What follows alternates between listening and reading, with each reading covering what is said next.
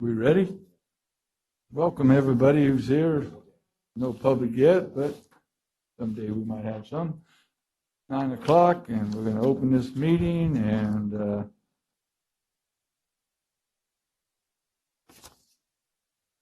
is there any additions to the agenda? Mr. Chairman, there is 2 additions to the agenda. The first is for the board to consider a resolution of the board ratifying and extending the declaration of local emergency related to the Fork Fire. I don't know. Okay. Want to consider that one first? Okay, somebody want to make I a... move that we take up this item, finding that the item arose after the posting of the agenda. Second. Who's second? David. High goes as the winner. Roll call, please. Oh, a public comment? Roll call, please. Supervisor Frazier? Yes. Supervisor Rogers? Yes. Supervisor Gonzalez? Yes. Supervisor Portress? Yes. Chairman Wheeler? Yes. Vote passes 5-0. I move that David got the second because Rob said it after the seconding of the.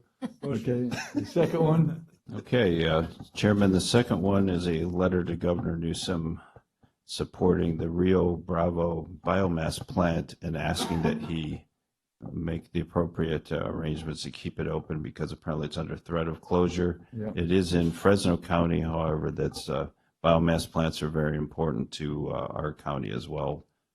And we probably ship as much as any county does to it, Madera County. I move that we take up this item, finding that it arose after the posting of the agenda. Second. Any public comment? Roll call, please. Supervisor Frazier? Yes. Supervisor Gonzalez? Yes. Supervisor Rogers? Yes. Supervisor Portress? Yes. Chairman Wheeler? Yes. Vote passes 5-0. Okay, thank you. Do we want to go ahead and approve those now or wait till the regular session?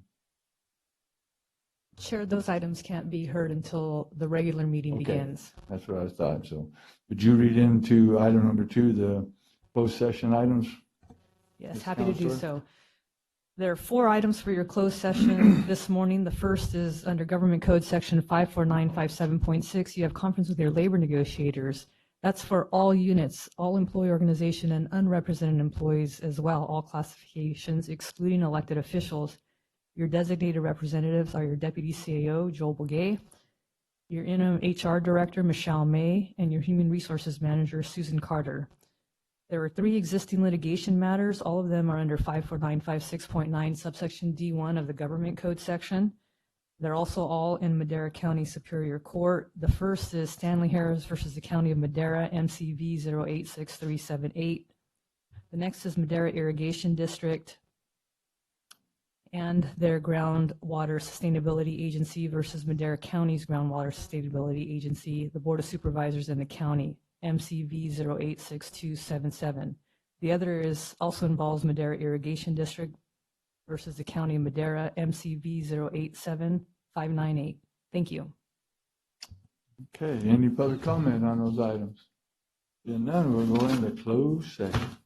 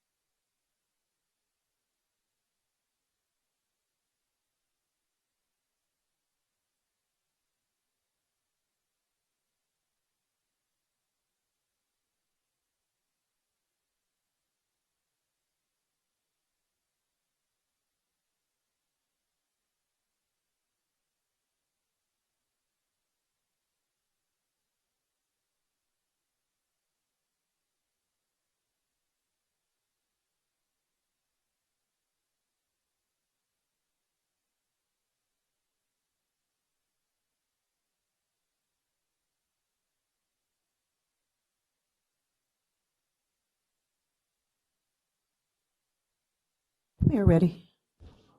Ready?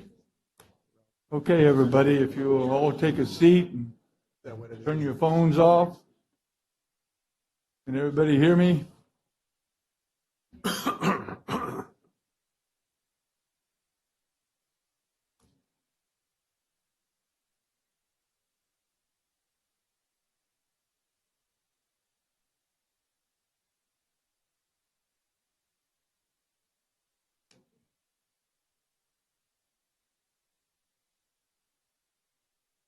A couple of seats up here.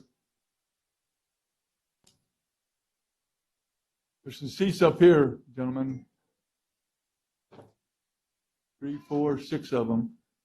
And then this whole front row. We got this whole front row. Come on up here.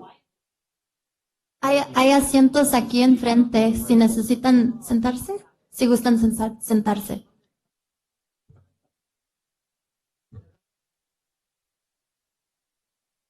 Huh? Okay, we're going to get this meeting started. There's seats up here. Sir.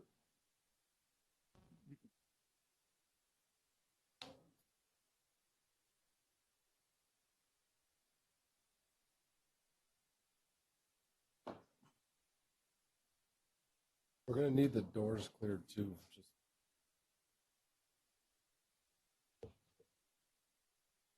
Few more up here and some over here. We can't block the doors. Come on through. Fire marshal. We can't block the doors. Come on.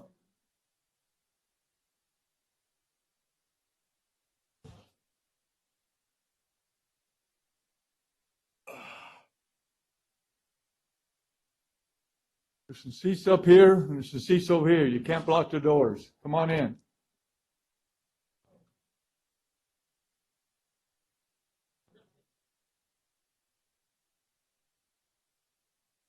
Thank you.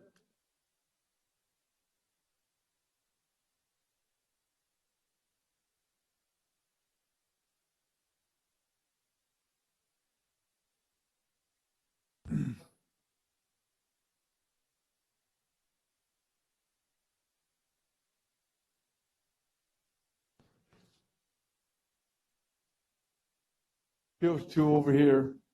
3.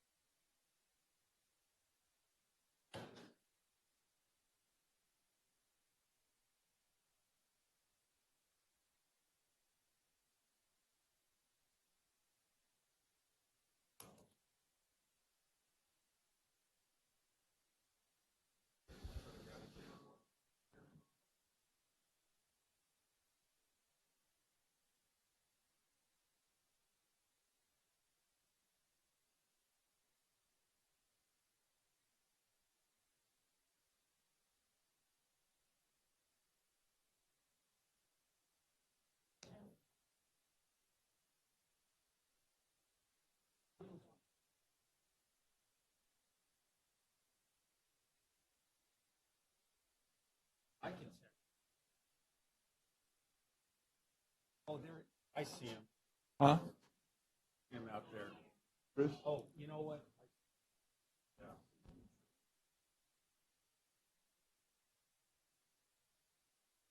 Kids, you can't block the road there. You can't block the thing.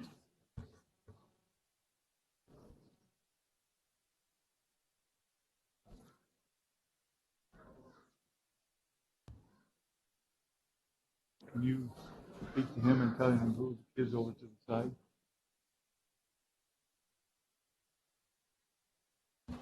Oh, I guess they're going to come up there. Carla.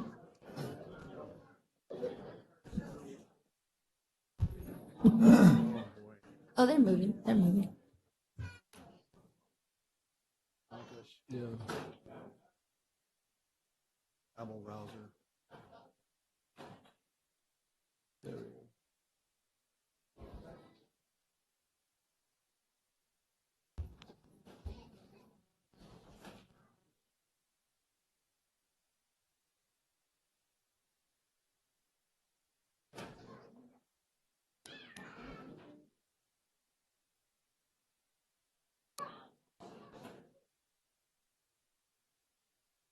If we get any more, they're going to have to go out in the lobby.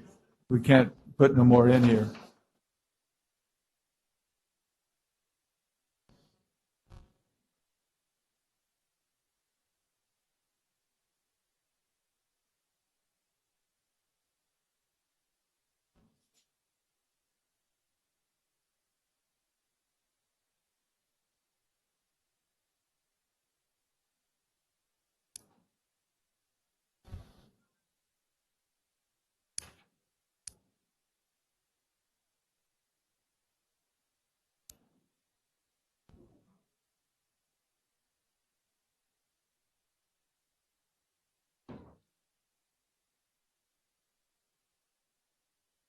Okay, we're ready?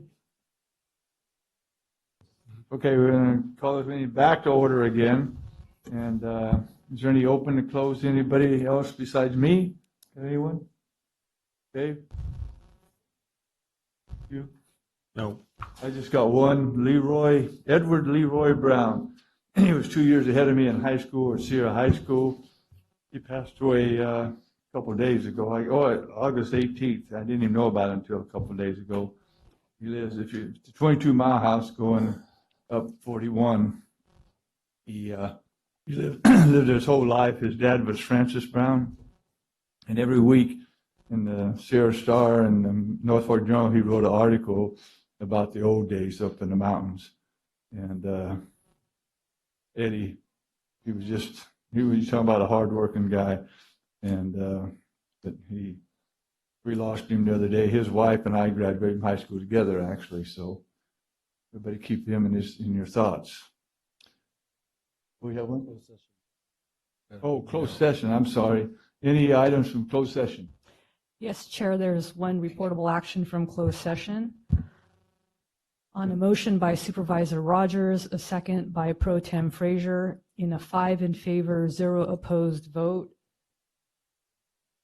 the board agreed to approve a settlement agreement and mutual general release between Stanley Harris and the County of Madera related to approximately 8 causes of action against the county concerning labor and employment matters.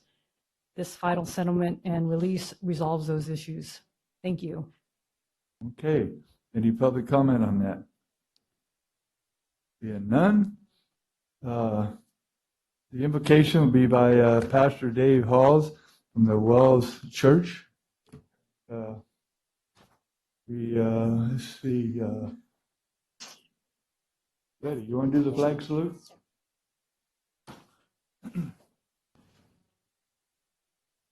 Thank you, Dave.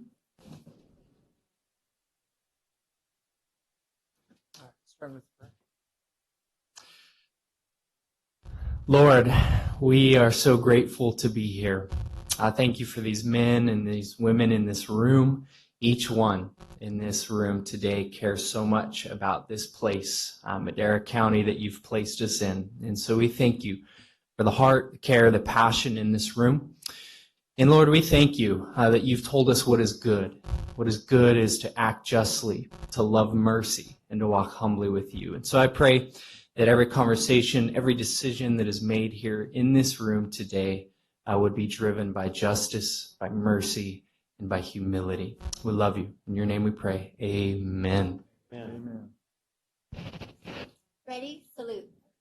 Pledge allegiance to the flag of the United States of America and to the republic for which it stands, one nation under God, indivisible, with liberty and justice for all. Thank you, Pastor Dave, and thank you, Letty. Okay, we'll move to item number 4, public comment. You want to read that in? The first 15 minutes of each regular session are set aside for members of the public to address the board on any matter under the jurisdiction of the board, but not appearing on the agenda. The board will not take any action on any items presented under public comment. Speakers are limited to 3 minutes. Anyone addressing the board is asked to print their name clearly on the speaker sheet at the podium and state their name and county of residence for the record. Any public comment from anybody?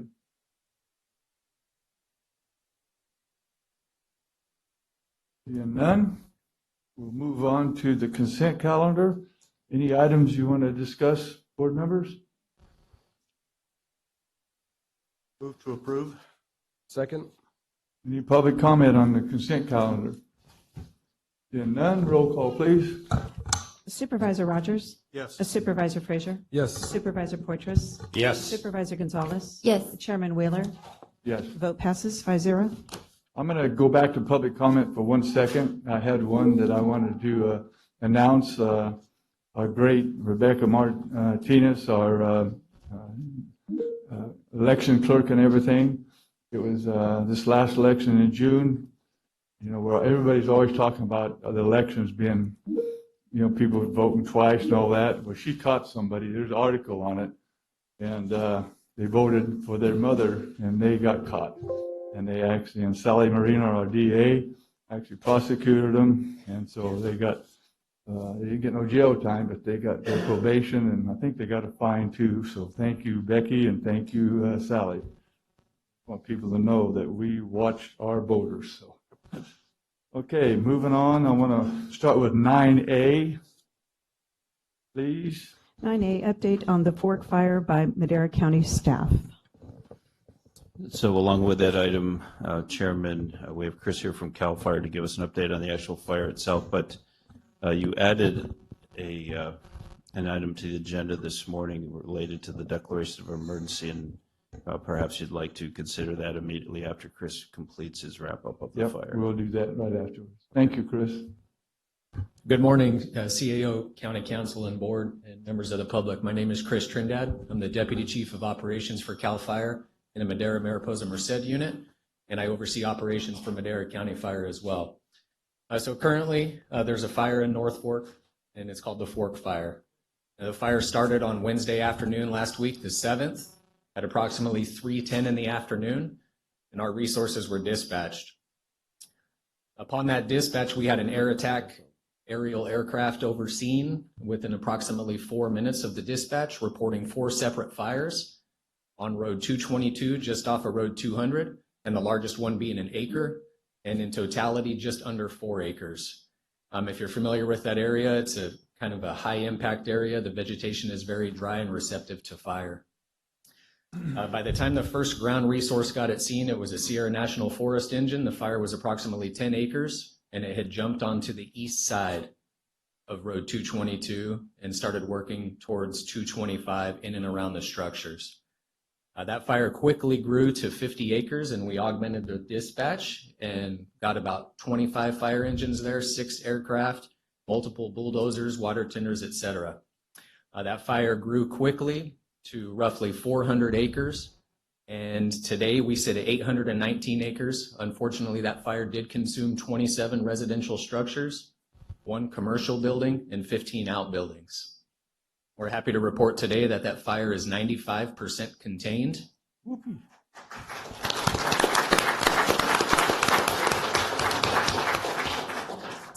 Our resources will be there just for a couple more days, ensuring that some suppression repair from the damage we caused actually fighting the fire is fixed. And just a couple more days of mop up and everything will be returned to a normal state. Okay. Thank you. And just for the record, we did have resources throughout the state respond to our incident, from as far south as San Bernardino and from CAL FIRE, from San Benito Monterey units, and then we had local resources as far south as Bakersfield on the local government side. And total personnel was about 750 people that came to that within the first 24 hours to help this community and county. Thank you. Thank you. Thank you for what you do. Yeah. Thank you, Chris. Without CAL FIRE jumping in like they did, that could have been 10 times more disastrous. They kept it right at the base of the town in North Fork, and it went south and east from there, and burned a lot of my friends' homes down, and it's pretty bad, I'll tell you. And it was caused by man, naturally, and we don't, either a car, or truck, or something. Who knows, if they're dragging a chain or what have you, and it said 4 fires along there. And I toured it all last week, and thank you, CAL FIRE. And it's just amazing how devastating a fire can be. So thank you again. And Forest Service, they were there too. So, okay, we got a letter a declaration of emergency. And can we read that in the thing? I think the clerk has both copies of that, and should anybody from the public wish to get a copy of the resolution, we can make that available to them. But what the consideration request for action is to accept the declaration of emergency from Sheriff Pogue, which is signed by Under Sheriff McMakin, and as the law requires, you need to determine if you're going to adopt or not adopt that declaration of emergency. Move to approve. I'll second. Any public comment on it? Being none, roll call, please. Supervisor Rogers? Yes. Supervisor Gonzalez? Yes. Supervisor Frazier? Yes. Supervisor Poitras? Yes. Chairman Wheeler? Yes, Vote passes 5-0. thank you very much. Item 6A.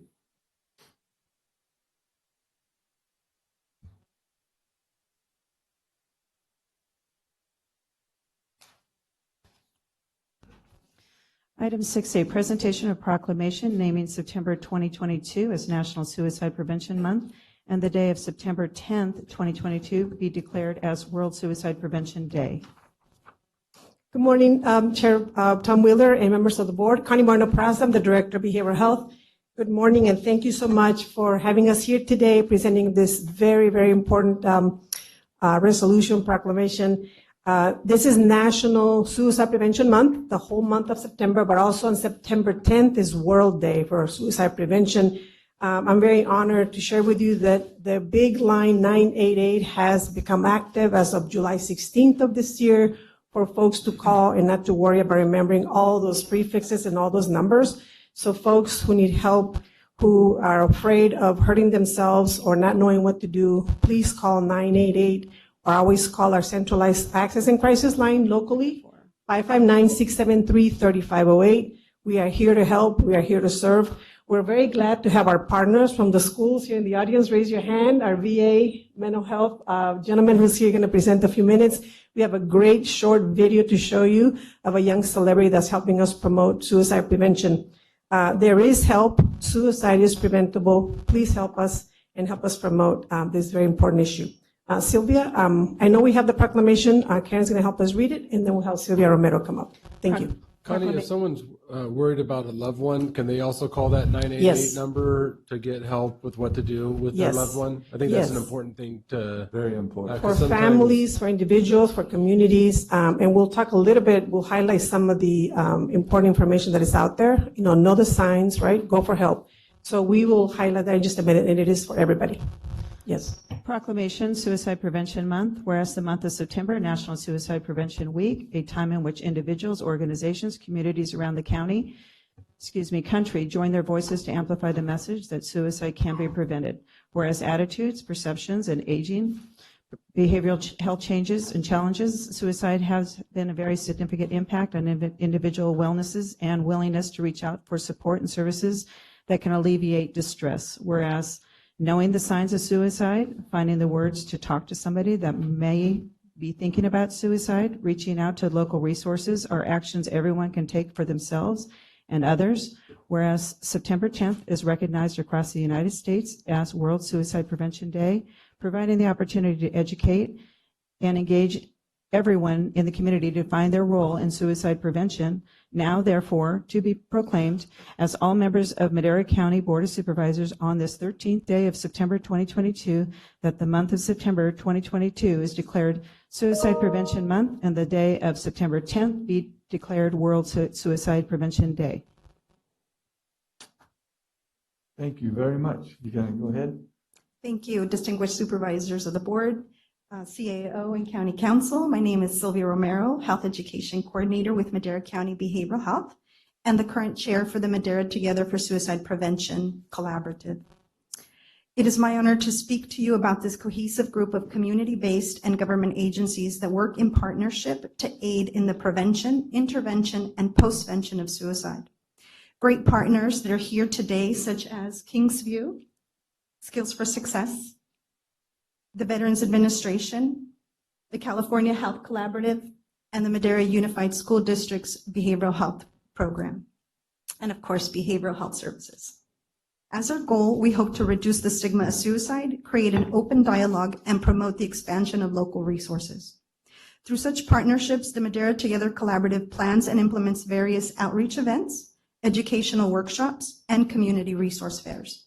This year, we have set an ambitious schedule of activities throughout the county, including 9 high school lunchtime awareness events throughout the county, a 4-part mental health educational series for parents, a community outreach newsletter highlighting local resources and efforts, which you have copies of in your little goodie bag that will be passed out, a community carnival and wellness fair at Monroe Elementary scheduled for the 21st of October, and a media event and resource fair starring Jacob Smith Racing. And to give us more details on this event, I'd like to present to you Rebecca Reynolds, Program Manager at Kingsview.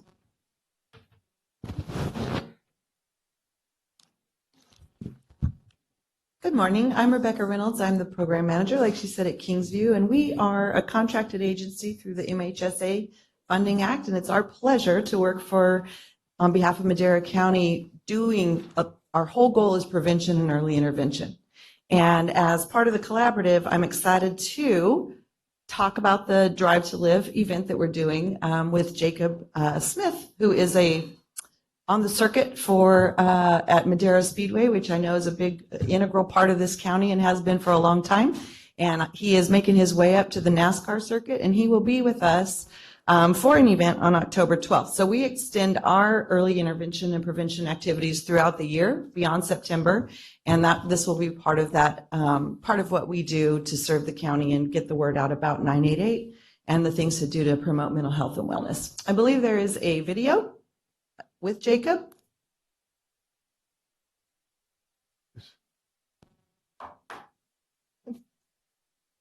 Angie will take care of it. Thank goodness. Yeah.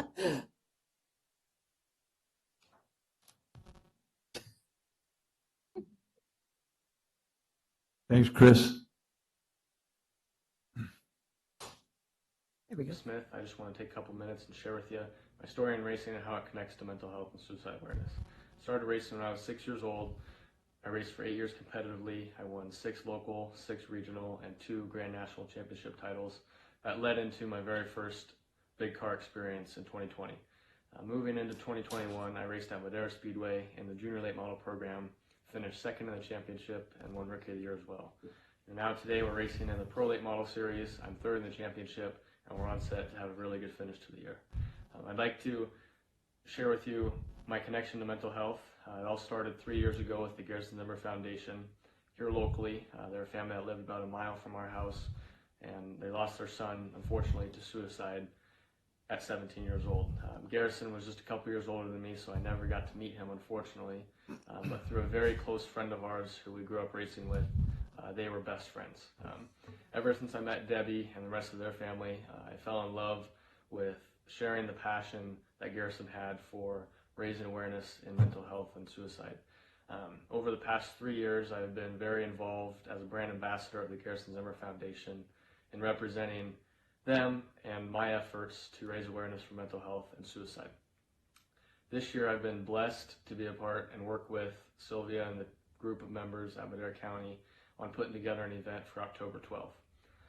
It's going to be an awesome public outreach event with a ton of community partners a part of it, and I'm really looking forward to the positive outcome that it's going to have. Like I said, I'm very passionate for raising awareness for mental health and suicide, and I'm really looking forward to more future events and leaving my mark in the cities that I race in. So you have the flyer in your packet, and we'd love to invite you to come out and join us on October 12th. Thank you so much.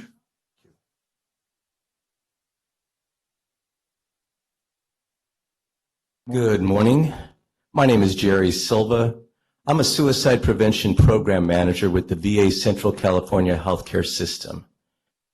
And this month, we're so proud that we've been honored to come on out and share just a minute with you all the importance of suicide prevention. Each year, the VA declares its Suicide Prevention Month in September. Each year, it puts out a theme. This year, it's Reach Out. So we're all about reaching out, the importance of collaborating with outstanding partnerships such as yourselves, as we all dedicate ourselves to the importance of suicide prevention. And just for a couple of quick minutes, I'm going to share briefly one of the programs that we do involving being proactive in the area of suicide prevention. About 4 years ago, the executive order was rolled out mandating all DODs and VAs in this country to get together and partner up in the spirit of mental health and suicide prevention, specifically in decreasing the number of veterans we lose every day to suicide. Our VA was the first VA in the country to put together a program where we partnered up with Lemoore Naval Air Station, where we now have a mental health clinician on site at the base interviewing and evaluating active duty members prior to them exiting military service.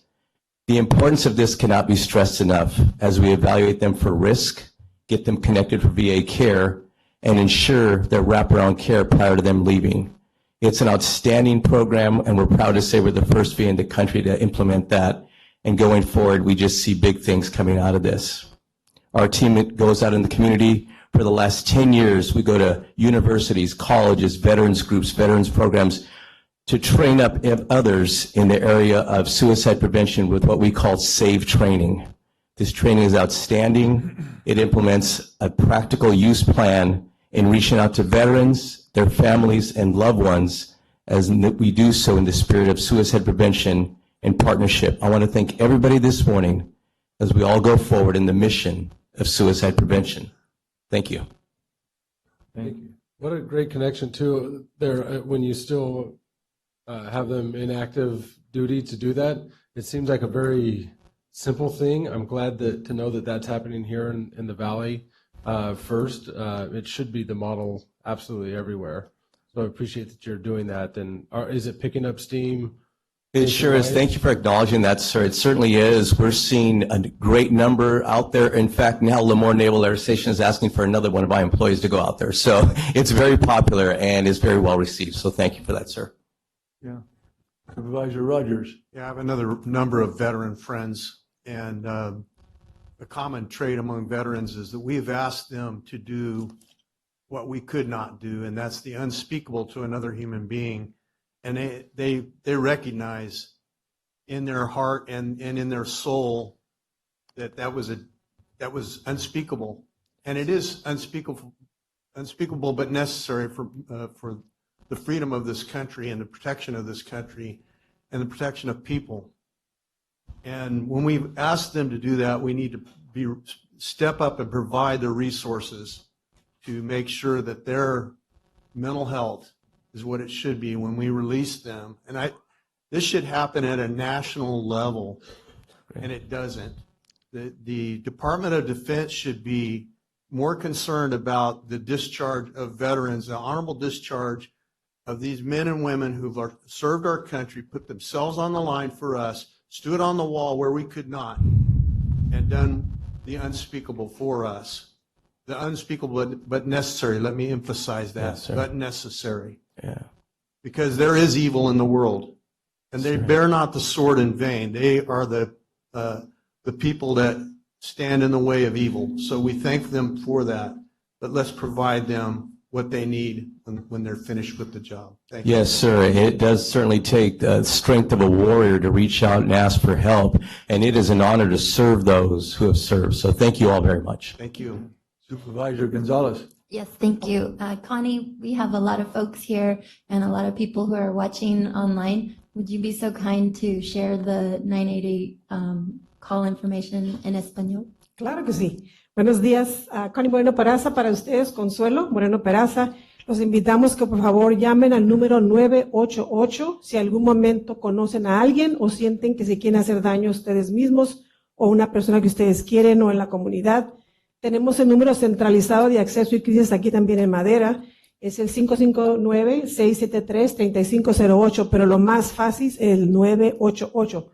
Por favor, aquí estamos para servirle. Llámenos. Tenemos gente bilingüe. Yo soy bilingüe. Les ayudamos con mucho gusto. Por favor, cuídense.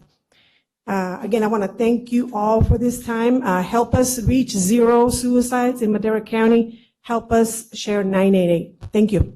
We're going to do we got a proclamation for you. Yes, we got a big group. I hope we fit. Come on, group. Got my Front process. here. No, just kidding. Back of the table, right?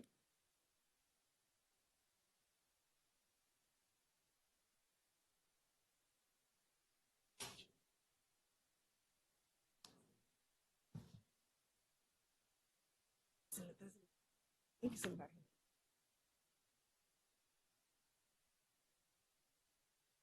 We'll be leaving pretty soon.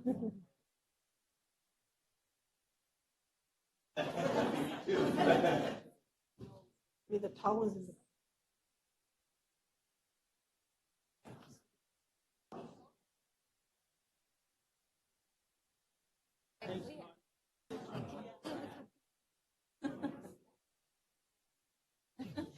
Come on.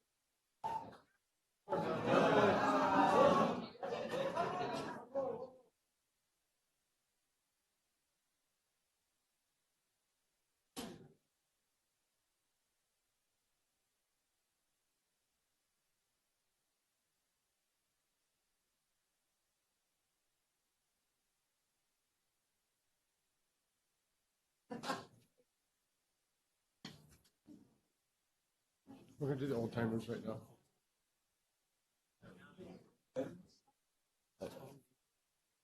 Just let them know. They'll do that. Yeah.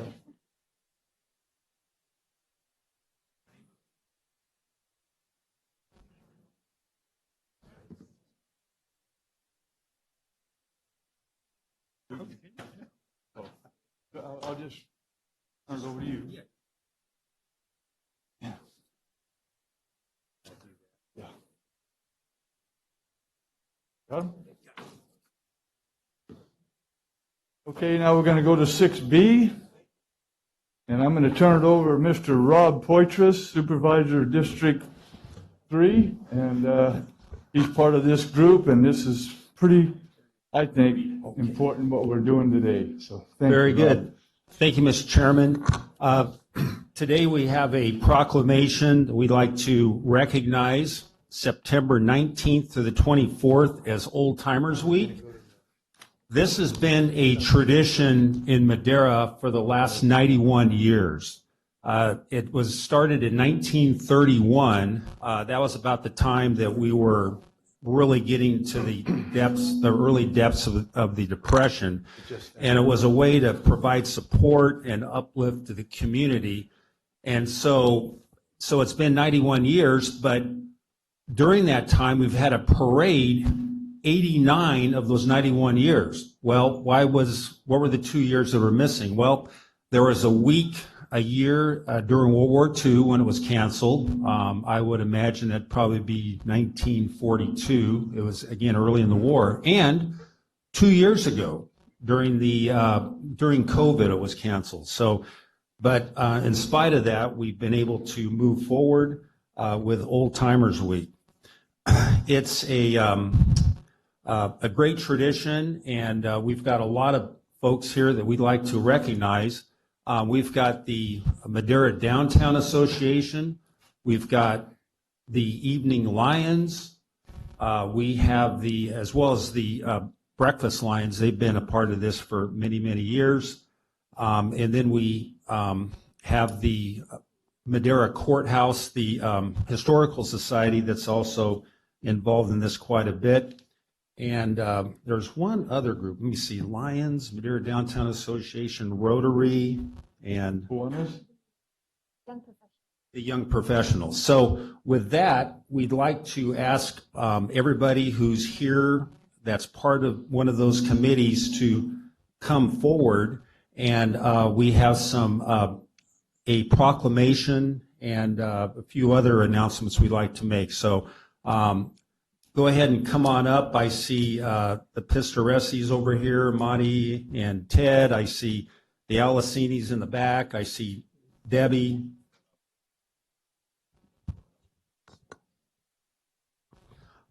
So don't be shy. Rotary, Lions, whoever's here for those events, come on up. And if there's any public comment after we get them all up here, it's time to come up and speak then too. All right, so what we like to do is to have you be right here in the front. Come up in so front everybody here. can see in the front, and I'm going to ask my colleagues to join me during this time.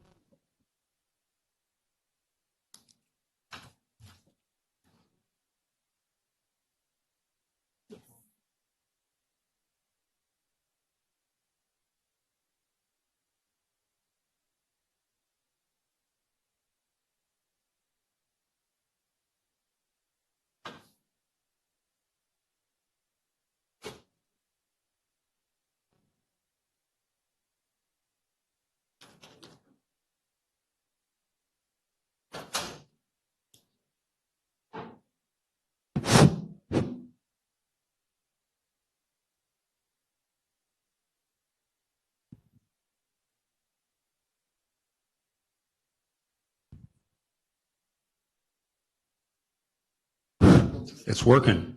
So as you can tell that this is a very distinguished group.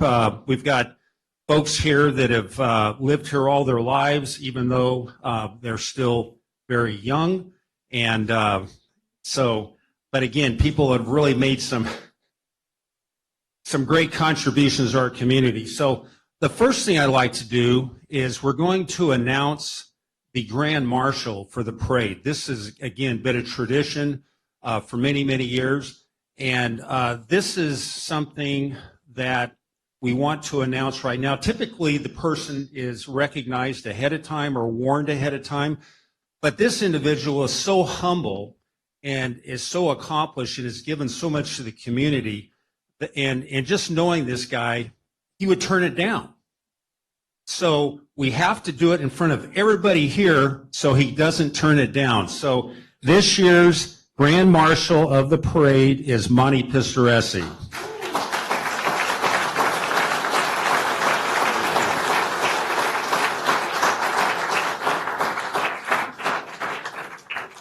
A few years ago, Monty was recognized as one of the Lifetime Achievement Award winners here in Madera, and it's incredible. It took 3 or 4 pages on this website to list all the accomplishments. So again, one of the greatest, one of the most humble people, and I know that he would say it's also his wife, Leona, and family that have made this all possible. So it's the Grand Marshals, I suppose. So very good.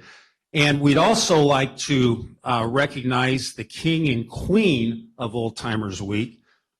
This couple, again, lifetime Maderans, just some great people. The King literally grew up on this corner over here where the La Quinta is. There was a house there where many, many of his family members were born and raised. I think they were all pretty much, every single one of them were born in that house. 117 years ago, the Barsotti family and Alicinis and so forth. And so we'd like to recognize Bill and Carla Alicini as the King and Queen of Old Timers Week.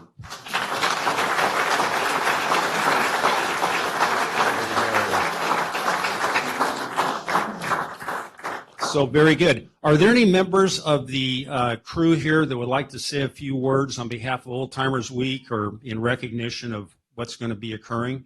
And the parade, the 24th. How many people here have never been to the Old Timers Parade? Oh, come on. Okay, thank you for being honest. I know that there's a few people. Good, thank you. We'll be there this year. It's a great event. It starts at 10 o'clock on the 24th in downtown Madera. And then we have all these events in the park afterwards. So you can't go wrong. It's a great thing, great time celebrating Old Timers Week. And with that, we have Debbie Bray. She'd like to say a few words. Here, Debbie. She's the executive director of the Madera District Chamber of Commerce. 31 years? 36 years, okay. And is still a youngster. I started out of kindergarten. Good morning, buenos dias. So as Robert said, the parade is this Saturday. It starts at 10 a.m., but 24th, sorry. I've got enough events. I'm ahead of schedule. But the parade does start at 10 a.m. That same day, there are booths in Courthouse Park. There'll be entertainment, food, lots of things you can purchase. But also this year, the night before, the Evening Lions are going to put on a dinner dance. And for all the information or tickets or entry into the parade, you can go to maderadowntown.com, maderachamber.com, or you can come to the chamber for more information as well, and also to purchase tickets to the dinner dance. So congratulations to the Alessinis and to Mr. Pistoresi. Well deserved. All right. Thank you. And time for photos. Come on up.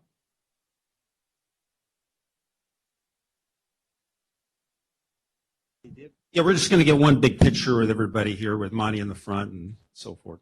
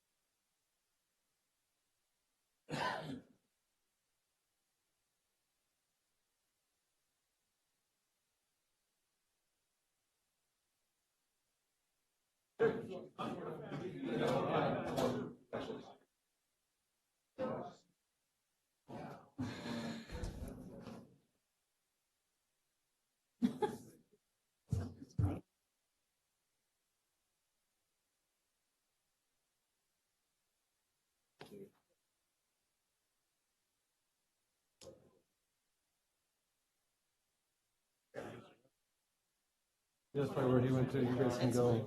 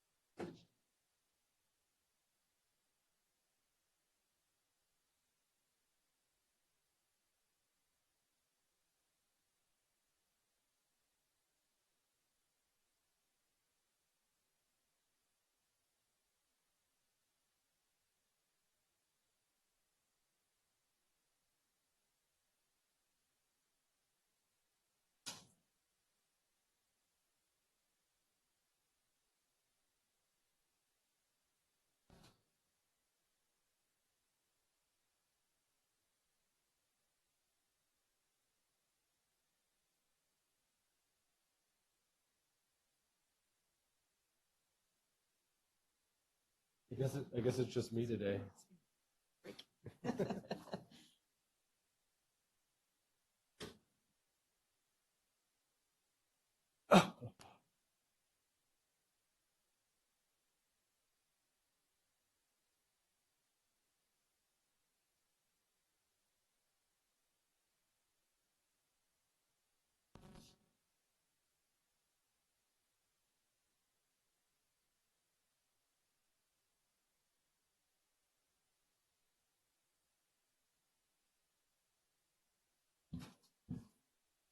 There's some more empty seats if you guys want to sit down. Can't block the doors there.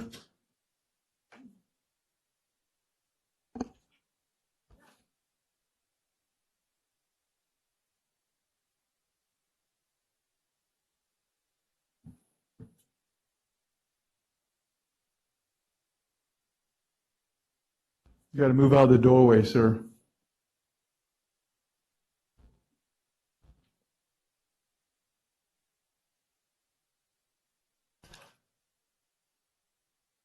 Okay.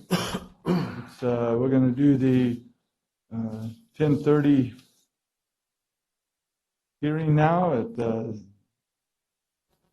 GSA Report 7A. 7A, presentation and update of Madera County Groundwater Sustainability Agency.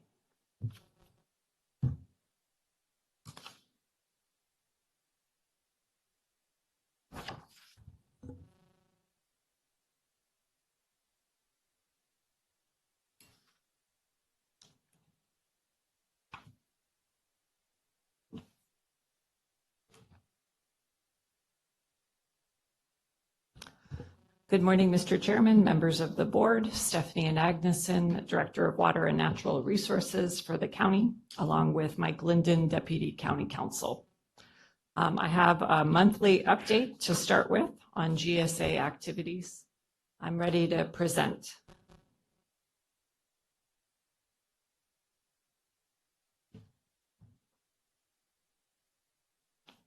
Thank you. It is weirdly pixelating, so not on the screen. I will talk through the items if that's okay, or do you want to troubleshoot? Okay. Okay. So we're going to reboot, and I will talk through the item at the same time if that is all right, That'll Mr. work. Chairman. Okay. So the first piece of our update is to discuss the status of groundwater sustainability plans. And I know we have a lot of folks I haven't seen as part of the process. So just to make sure everybody understands, you have to, if you are in a critically overdrafted subbasin where there is not enough water, we were required to turn in a groundwater sustainability plan by January 30th of 2020. So those are now under review by the state. You are required to follow your plan before it is approved. The Chowchilla and Delta Mendota. Yes, please. Can we get the doors not blocked, Jim? Yeah, thank you, buddy. There's 3 seats up here too. There's some seats up here, there's 3 here, couple in between. Thank you, Jim. Okay, sorry, Steph. No problem. So here's the outline of what's in this presentation. I was walking you through the status of the plans. These were required in places where there was not enough water that were considered critically overdrafted. They were turned in 2020. You are required to implement them even though they are in the approval process. The Chowchilla and the Delta Mendota plan were revised and were turned in. The Madera plan, we anticipate getting a letter sometime by the end of October telling us what might need to be addressed. So this is the same slide as last month, but I thought it was a good review for everybody. The status of the GSP fees. In the Madera subbasin, the county GSA fee of $246 per enrolled acre will appear on property tax bills. It'll say GSP fee on there, half in the fall and half in the spring. That is only on irrigated acres within the county GSA. That means acres that the county was made responsible for, not Madera Irrigation District, not Chowchilla Water District or Triangle T or Merced County or any of the other groundwater sustainability agencies. The fee in the Delta Mendota, which includes only one of 4 programs, is $138. It'll appear in the same way as a GSP fee on fall property tax bills. Penalties are on the agenda today and will be discussed as a later item. These are penalties for water used over an allocation.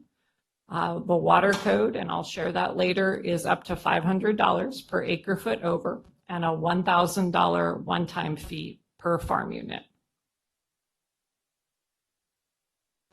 We have a project underway now that as a result of grower concerns about using satellite measurement. We're calling it the Verification Project, and it works with different growers who have pointed out discrepancies with their meters compared to IRAWatch. So this is a big project. It involves weekly site visits with a lot of data being collected.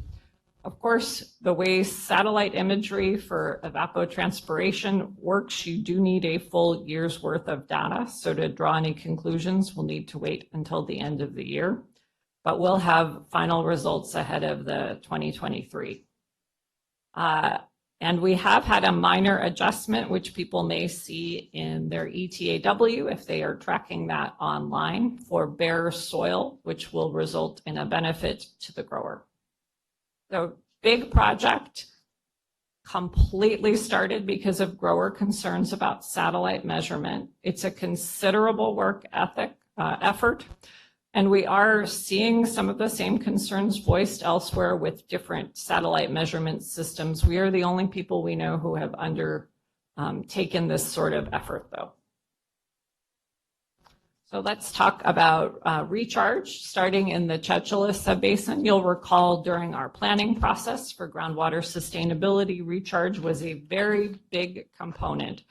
In Chowchilla, much of that involves taking water off the east side Chowchilla bypass and putting it on crops or in dedicated basins. So we have a $4.2 million grant in cooperation with Triangle T that includes planning, design, permitting, as well as construction of 4 turnouts to divert flood flows for 2,900 acres of farmland.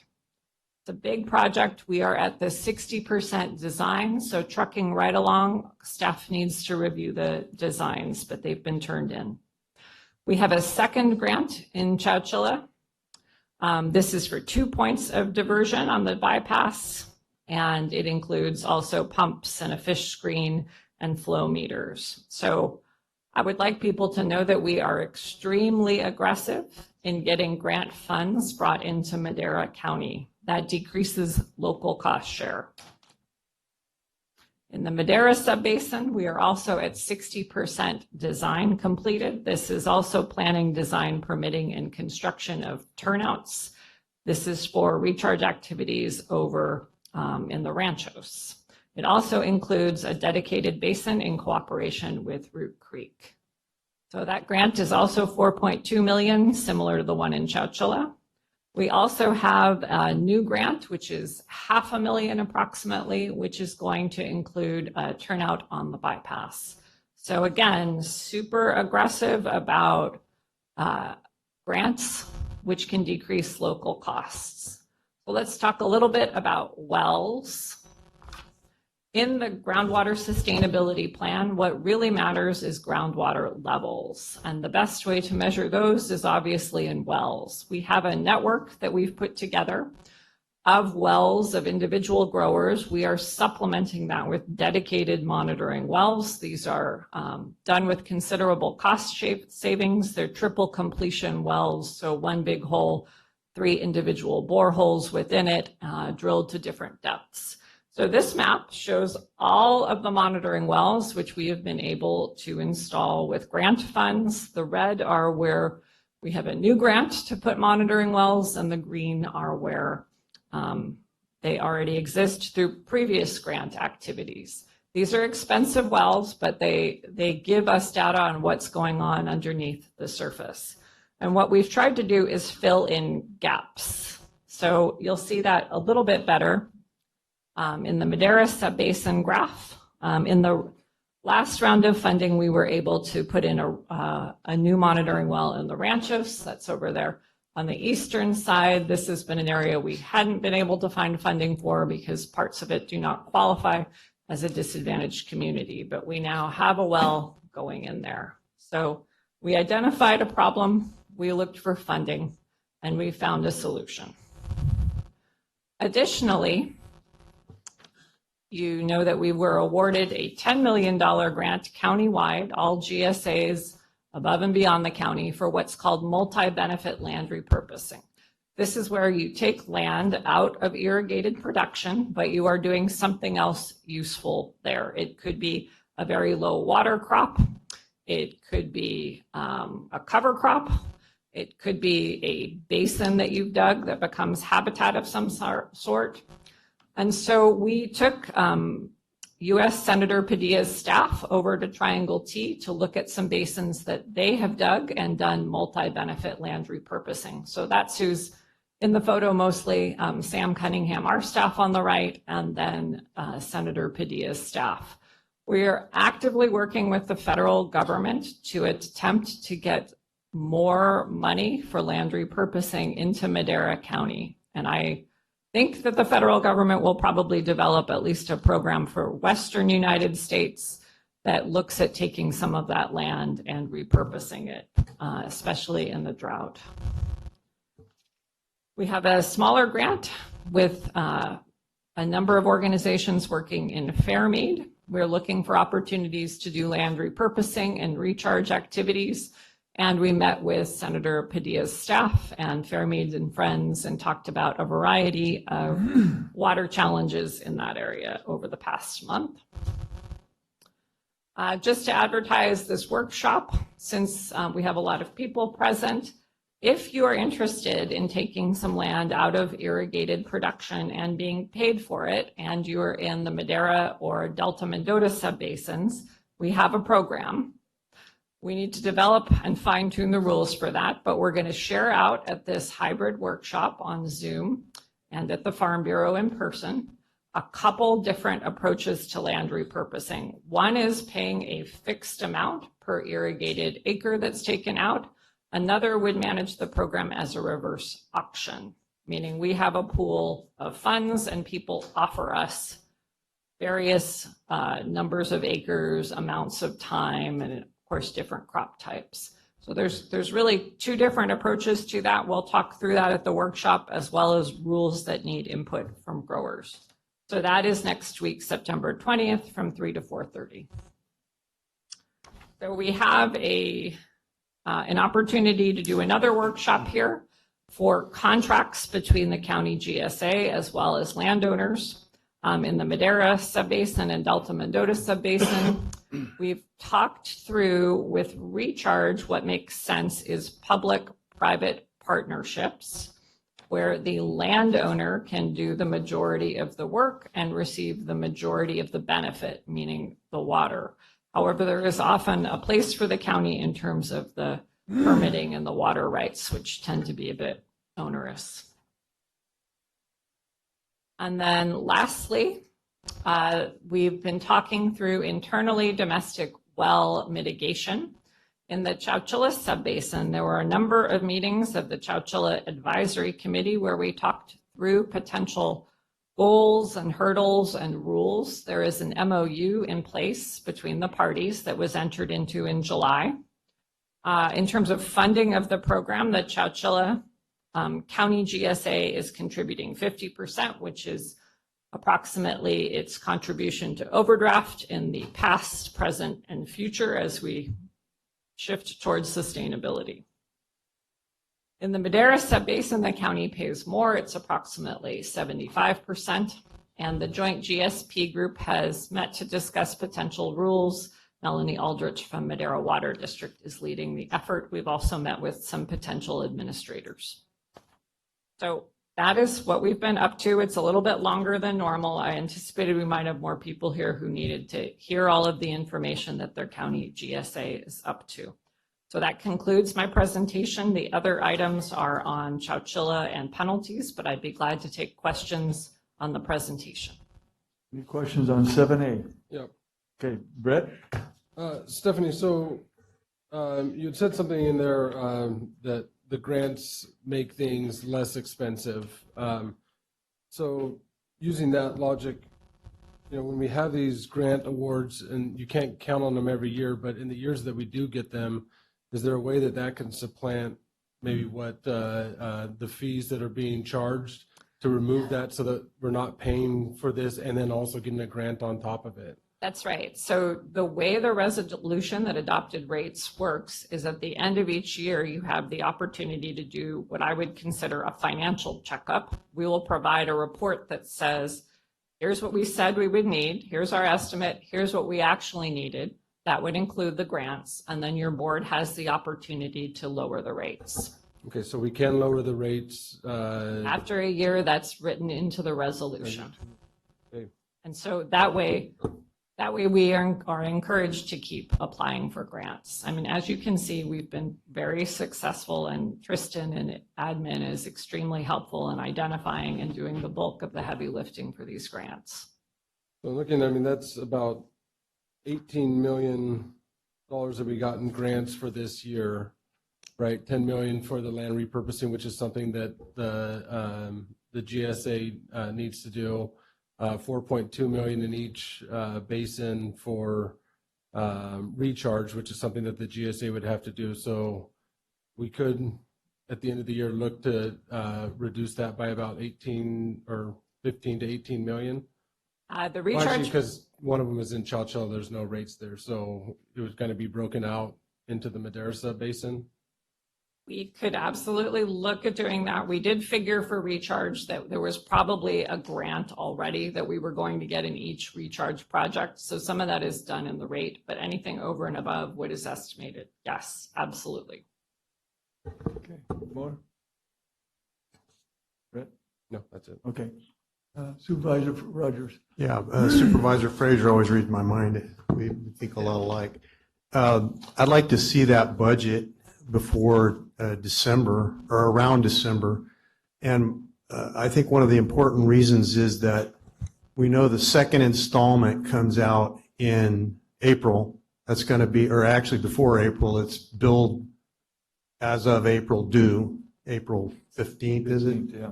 Or 10th? I can't remember. December 10th, April 10th, yeah. Anyway, that being said, it would be possible with that budget for us to reduce the rate and possibly forego or reduce that second installment. Yeah, I think that is possible. I think that we would have to figure out what timing makes sense, and that's probably a chat with the tax collector's office on what their process would look like. Right. Right. I think we need to really set our clock by that and absolutely try to develop that budget such that we can do that for our taxpayers, because this is life-changing and it's an important event, and we have to be conscious of that. Yes, and just to flag this for you, you will see the budget for the GSA coming to you as a board item. It has to be treated as a TOA, transfer of appropriations, because it was not in the public budget hearings that were at the beginning of June. So you will see the budget coming to you shortly, probably within a month. Okay, thank you. Jay Varney. Just for the boards, as a reminder, that your tax bill generally comes out, probably mid-November, which means it's prepared in October. It already has your April amount on that. So for the purposes of the GSA, the board may wish to adopt a different 12-month year so that we don't end up with any collision with the Treasurer Tax Collector's Office having to issue bills in a timely manner, nor do we want people to have a new bill, but yet we don't want to create any confusion between when we go, if there's a rebate or if there's a reduction in their taxes, however the board should choose to do that. We just want to make sure that the billing on the second floor is accurate so we don't create an additional burden for the community. I will reach out to Ms. Kennedy. Great. Any other questions from the board? Thank you. Any from the public on this? Sign your name on that, please, Ralph.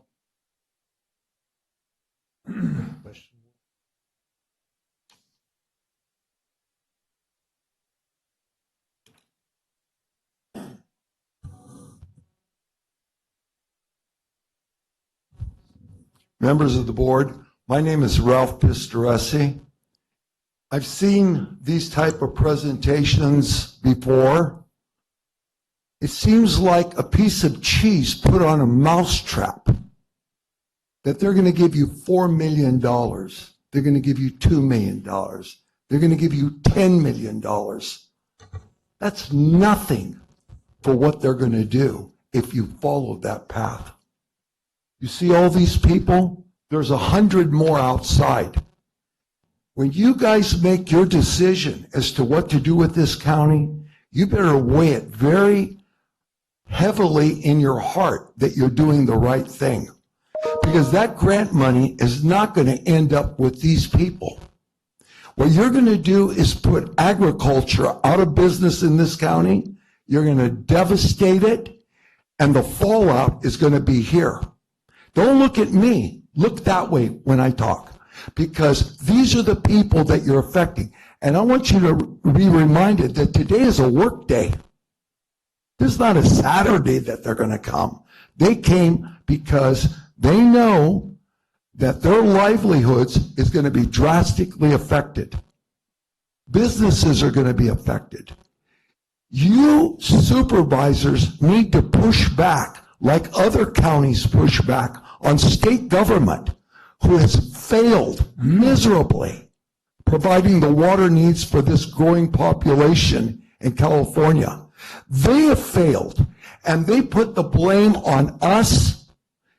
37 cities have dumped sewage into the river system. Between 55 and 85 million gallons a day each. And then if fish die, they blame the farmer because he put too much nitrogen on a crop. The finger is being pointed in the wrong direction.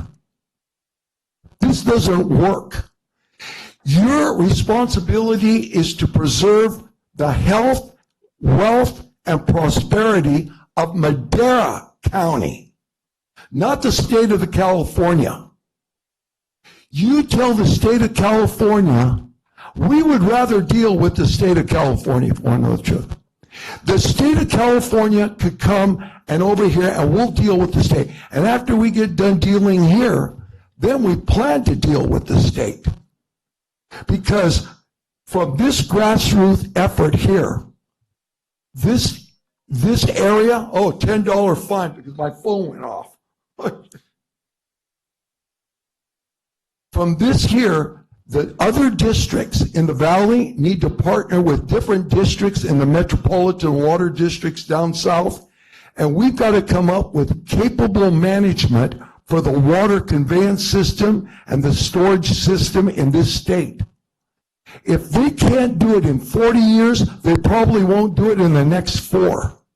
All of these bureaucracies that are created are just a way of taking money, taking jobs away, and making all the people poor. And this is going to have a tremendous effect on all population when you see what the price of food is going to do.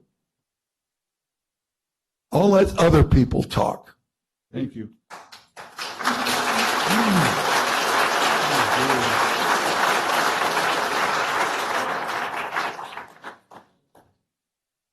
Get your name and address, and then if you don't mind signing that when you get done.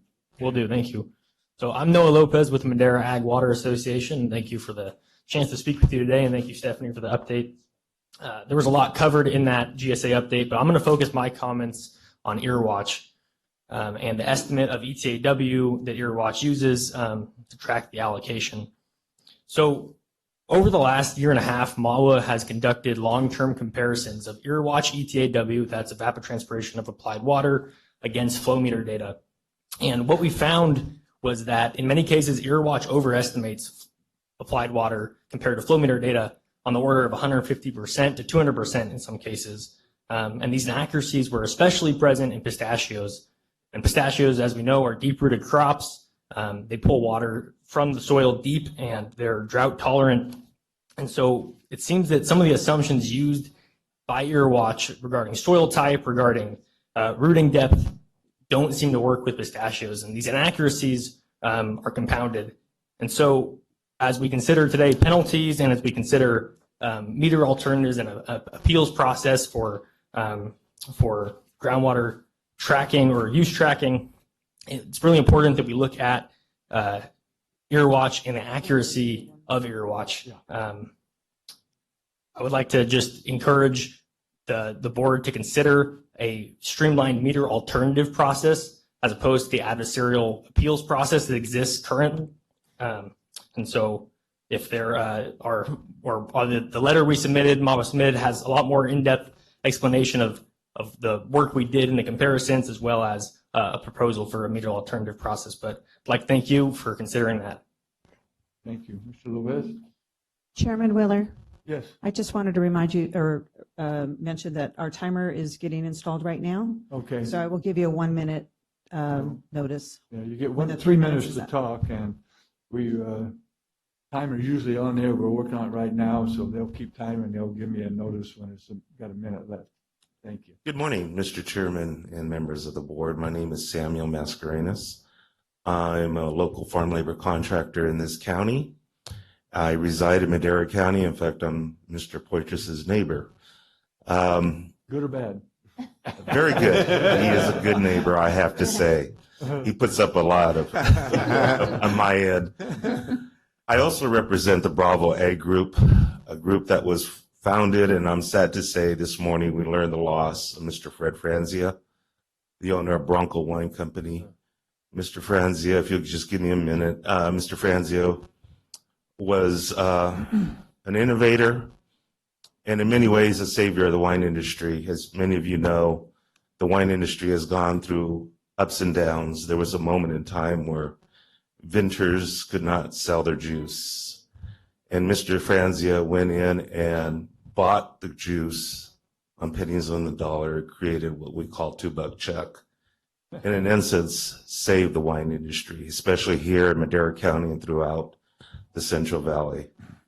Mr. Franzia was responsible for our group, Bravo Ag Group, a group of labor contractors who our emphasis is on compliance and safety for our farm workers. I am here to support the growers of Madera County. We all see a bumper sticker that says, "My job depends on ag." And my job does depend on ag.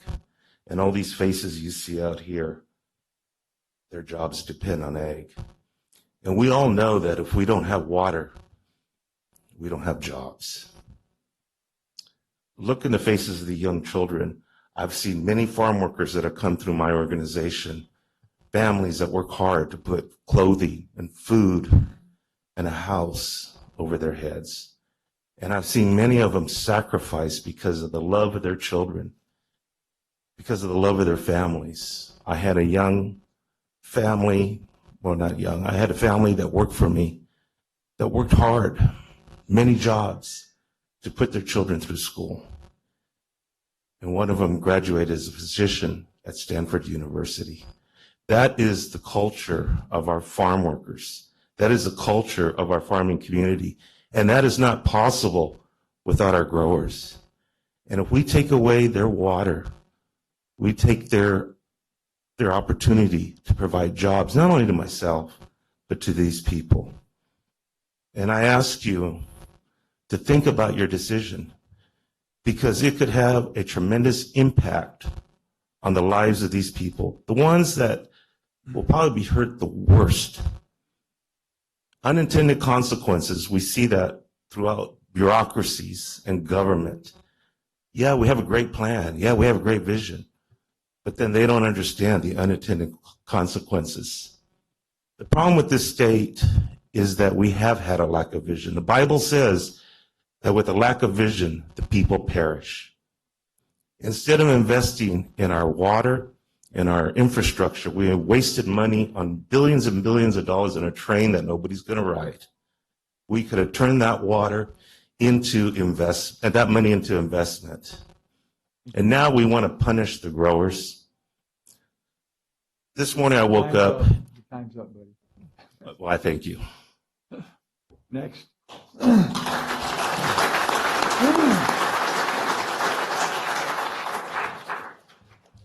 Morning. Good morning, Mr. Chairman and Supervisors. My name is Kevin Herman. I'm a longtime grower here in Madera County.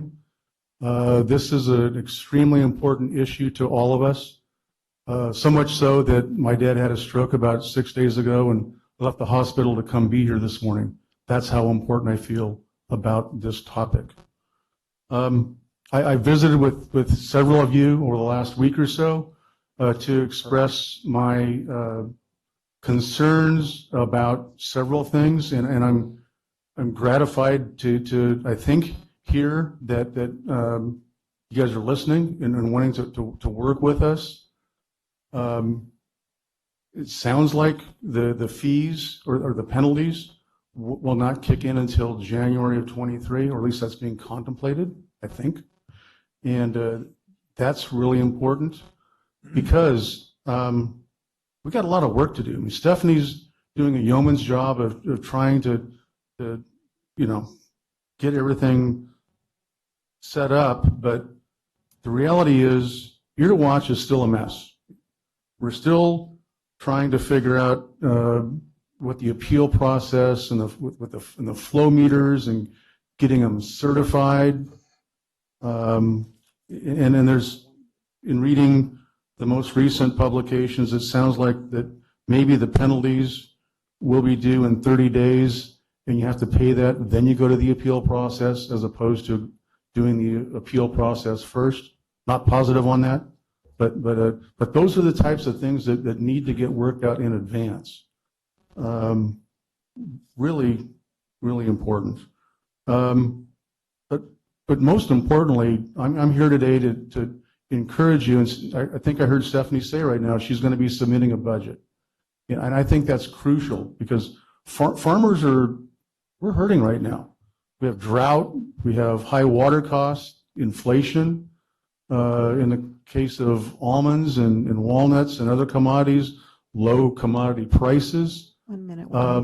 So if you really need that $2.46 an acre, then I'm willing to support that. But if Stephanie only needs a freckle of that on any given year, it's important that you only take the monies that you need now so that we can continue to get by and survive all the calamities we're dealing with.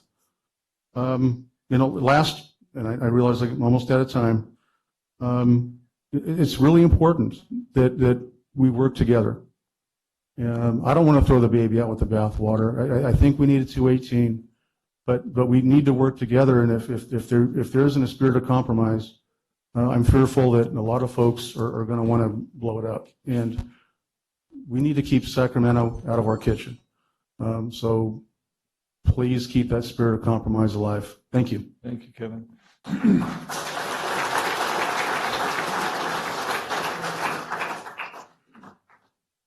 Good morning. My name is Ahmed Alamari. I'm a local businessman here in Madera County. Born and raised in Madera, attended Madera High, went to Alpha, went to TJ, so I'm born and bred Madera. I'm not a farmer. I don't farm.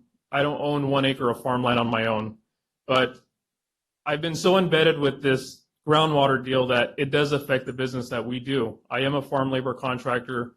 I do own a supply company that caters to farmers. We do rent portable restrooms to farmers, and then our family owns a convenience store that cashes checks for the farm workers. And I can safely say that if you took a consensus of everybody in here, you will see that there is a grave concern for our future. We just built a 103,000 square foot warehouse on Granada that we expect to open hopefully in 2 months here in the city of Madera. And now I'm concerned if I should sell that business just because of the issues that I see that are going on. First and foremost, government is always supposed to be a representation of the people. It is very clear that these penalties that are being proposed will negatively affect us, and we do not need that right now. I am very confident, and it has been shown in the past, that farmers do come together to resolve problems. It's always been done. It's going to be done in the future. So I highly urge you guys to understand the gravity of the decision you guys are about to make. The futures that you guys hold in your hands it has no cost to it. So, given the current circumstance of what we're in, you can see in Washington that they're predicting a recession in 2023, the second quarter. How on earth are these farmers going to be able to afford the penalty in the economic condition that they're facing right now? So I know for a fact, I mean, just between the labor contracting company, the convenience store, and the supply company, we do in total about $250 million, give or take a year in revenue. So given that number, probably over half of that is here done in the county. So going forward, I'm gravely concerned about my ability to be sustainable in this county. And I know that is a very, very large concern amongst other businesses in this county that don't know what's going on, just because they're not informed as I have been recently informed by my clients and by my customers. So the last thing I do want to talk about is kind of what Ralph touched upon is if we can't unite locally, there is no way we're going to be able to proceed at the state level. Thank you. You had a minute.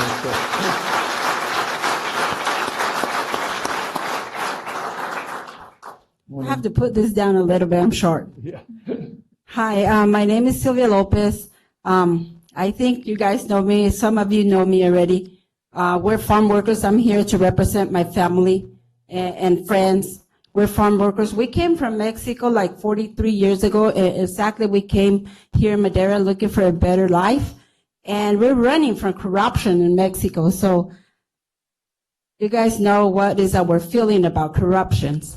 I'm here today because I'm coming to I don't want you guys to think that I'm supporting the growers or they're my friends. They don't need to be my friends or support them to know that I feed my family from them. If they don't risk themselves to do their investment and to offer jobs, how are we going to eat? I'm a farm worker. It's my family. We all farm workers. We feed our family from there. So I'm here to talk to you guys and please help the growers. And helping them is helping farm workers like us. That we sacrifice our family. Today, we're supposed to go to work, but we came here to make our voice be here for you guys. And hopefully you guys, when you guys make your decision, please think in us, think in our family. We fought with the UFW for 8 years. And if we get united, I know we're going to win this fight. Okay? Thank you.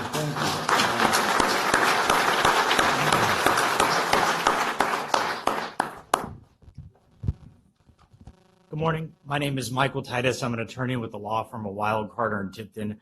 I don't know if the board or if the county is aware, but our firm filed a invalidation action on the rates that are being imposed on the Madera and Delta Mendota sub-basin landowners.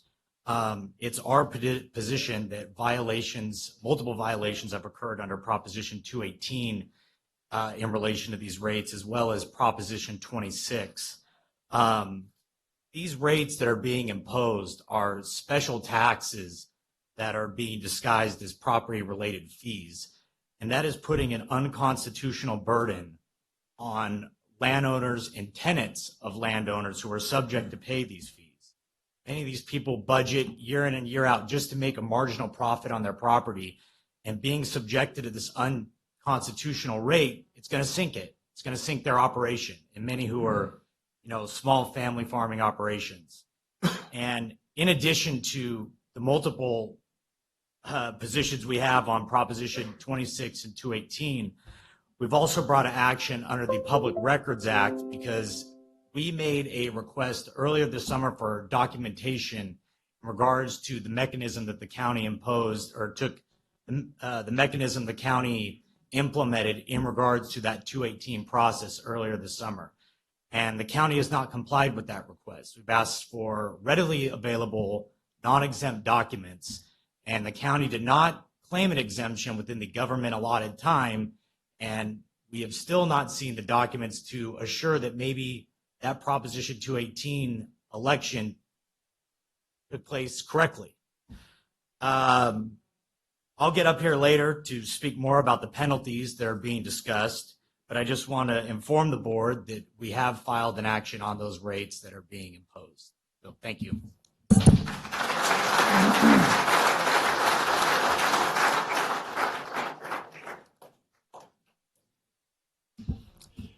Good morning. I'm Jim Maxwell, Agriland Farming. And the Crystal Tower Award recipient. Thank you. Congratulations. Thank you. We farm well over 100 farms in Madera County. The attendees here, these are our people. These are the people that make Madera, right here in this room and outside.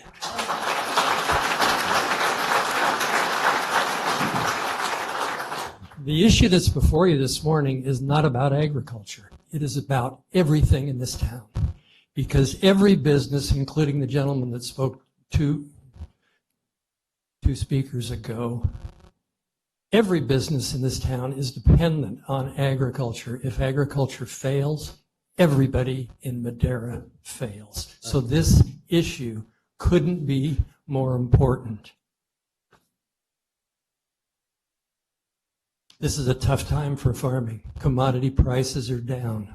Almond growers can't break even. Walnut growers can't break even. They can't pay all their farming costs with the revenue they're receiving. Then they have a property tax bill, and many of them have a mortgage payment. The idea of paying another $246 is a backbreaker. I'm here to ask you to look at the times, look at the ag economy, look at these people who took the day off to be here because it's so important, and adjust the fee to the money that you absolutely need. Can we pay $246? Sometime in the future, yes, we will be able to when commodity prices come up, when we're not in the midst of a drought, but we can't do it right now. We farm in 8 counties. We farm amidst many GSAs.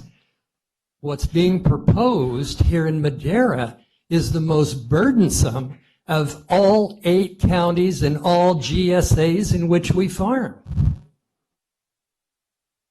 We have encouraged public-private partnerships with Madera County on a number of fronts in the past and successfully done so.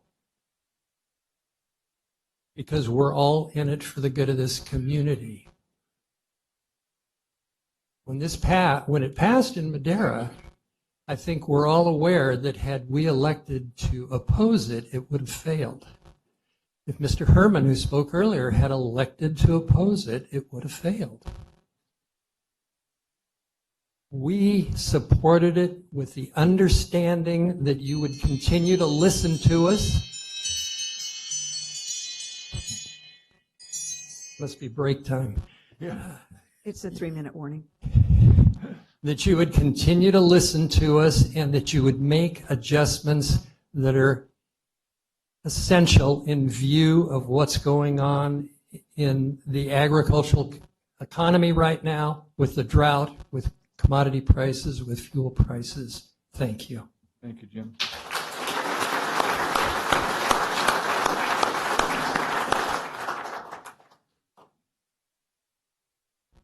Good morning. My name is Wayne Cedarquist. I'm a farmer here in Madera also, and I happen to be in pistachios. I'd like to speak a little bit to the monitoring and measuring of our irrigation use.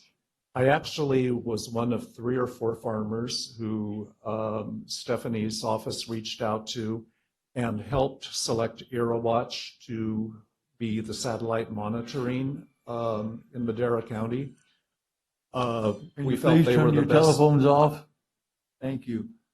We felt they were the best of the options that were offered.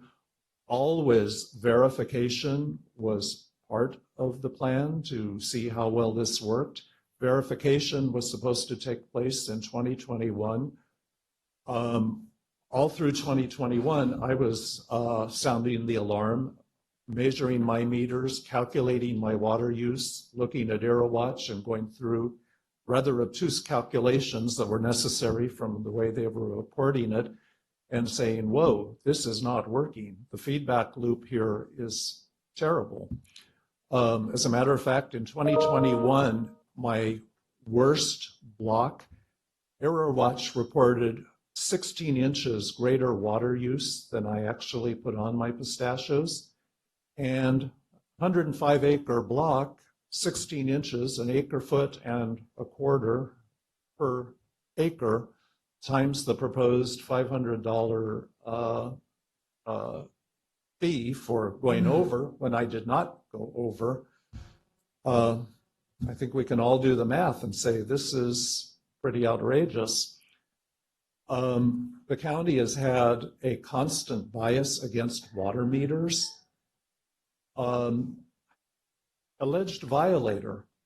I'm staying within the allocation this year, but I know with AeroWatch, I am going to fail to be within the allocation. As a matter of fact, I ran the calculations. I read off of AeroWatch what they said my water use was on August 30th and compared it to my meters, all of which are in the county's verification program, and all of which the Davis engineering people, the Fresno State water technology people have said, yeah, your meters are properly installed. They've tested the flow. They've said, yeah, they're right on. 25% over as of August 30th. I know from my experience in 2021, looking at how AeroWatch measured water, they kept showing tremendous water use through the end of November practically. They showed, if I remember right, a foot of water use after harvest when I had almost cut water off completely.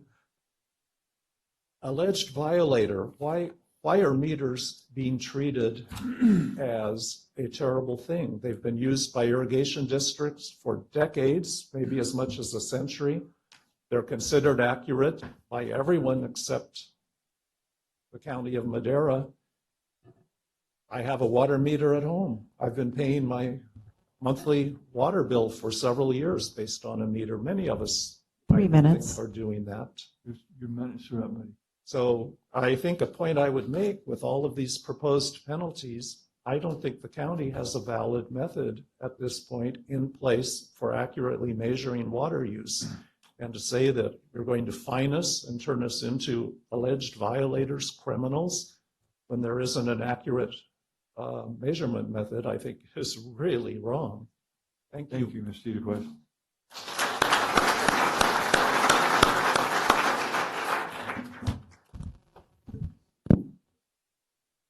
Good morning, Christina Beckstead, Executive Director of Madera County Farm Bureau. Thank you for the opportunity today. Thank you to staff for all of your diligent efforts through this process, but a few comments on behalf of the Farm Bureau and the growers in the room, as well as our membership that isn't here today. I echo the sentiments of many of my members that have already provided comments today. But as we look forward and look at the penalties and the fees that are already being imposed and the penalties that may be imposed, it's important to reiterate the deficiencies that are currently in place, especially with AeroWatch. It was something that was tried, and as Mr. Cedarquist just mentioned, there was a panel of growers that helped choose that option, but it's not working as efficiently as I think the growers would like it to be seen. Many of my growers have come to me and said that it is either over or underestimating those numbers. And it's important that we move forward, right? We tried something, let's try something new or add to it. And I think that on behalf of the growers, because there is a bit of a disconnect as well as it relates to ET and ETAW, applied water, what all this means, right? There is still a disconnect between that. But it's very important that at least some sort of measurement tool be allowed that is a volumetric rate or a volumetric tool, if you will, because many growers know what they apply, right? So they know what's going through their irrigation system based on a flow meter or some other measurement tool. And when you take into consideration actual applied versus ET, those numbers are significantly different. So reading those reports, despite whatever the explanation may be when you receive them, can be a little off-putting to our growers. And at the same time, when you look at these satellite imagery programs, whatever program it may be, they don't always take into account various variables, including soil health or soil quality, as well as deficit irrigation. I've had several growers that have told me they didn't apply water during a certain period of time this year, and yet they had a measurement that they did use water. And why is that? Because it's deficit irrigation. It's water that was put into the ground the year prior and hasn't it's now counting towards what their total is this year. So it's important to at least allow for a tool that allows them to provide a different measurement to the county and to the GSA for that purpose, because the only way that that is afforded to them now is through an appeals process, which, as we will see in the penalty phase, is probably time is an issue within that because of the delays of going through the process. Secondly, as far as the collection of fees goes, the fees have already been approved. We will see what transpires of the litigation that is currently en route, but Article 13, Section 6 indicates that fees, I'm sorry? Time's up. Hurry up, Let her finish. Collection of fees, Article 13, Section 6(4) indicates that fees or charges based on potential or future use of service are not permitted. Therefore, projects that are ready to be implemented should be removed, i.e. Sites Reservoir or any projects that are still in the works and haven't quite yet been developed. So I think moving forward, as we look at, when we recognize that that $123 is already on the tax roll for the November statement, that there should be some consideration once the budget is reviewed for the upcoming year to eliminate anything where there will not be an expenditure moving forward for the second installment. Thank you.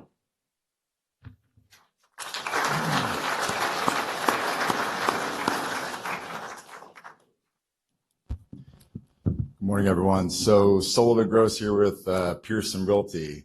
So I wasn't intending to speak today, but one thing I want to bring to your attention is what is this doing to land values in your county?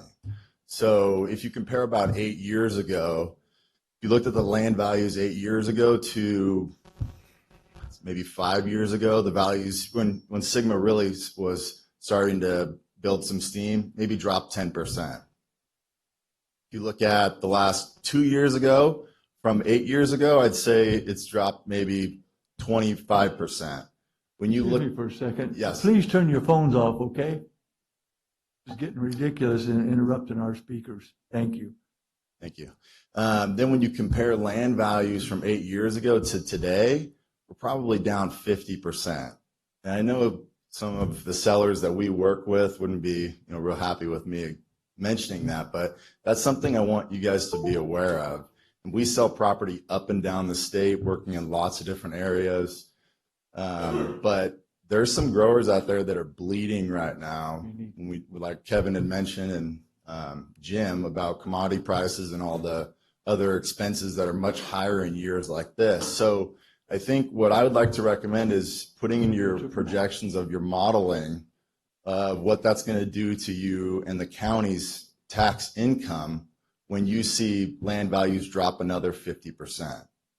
With the drastic suggestions on some of these charges, some of these growers are going to have no choice. And then when you look at a buyer's perspective, when they are going to have to tackle all these additional fees to try and continue to farm on this extremely fertile soil, they're not going to want to move forward when they have to have all these additional charges. So that's my suggestion. Thank you for listening. Thank you.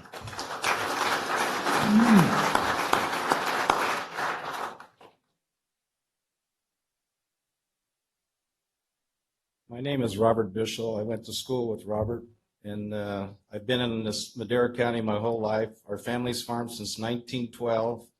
We prepared for such a time as this. We put in all the wells.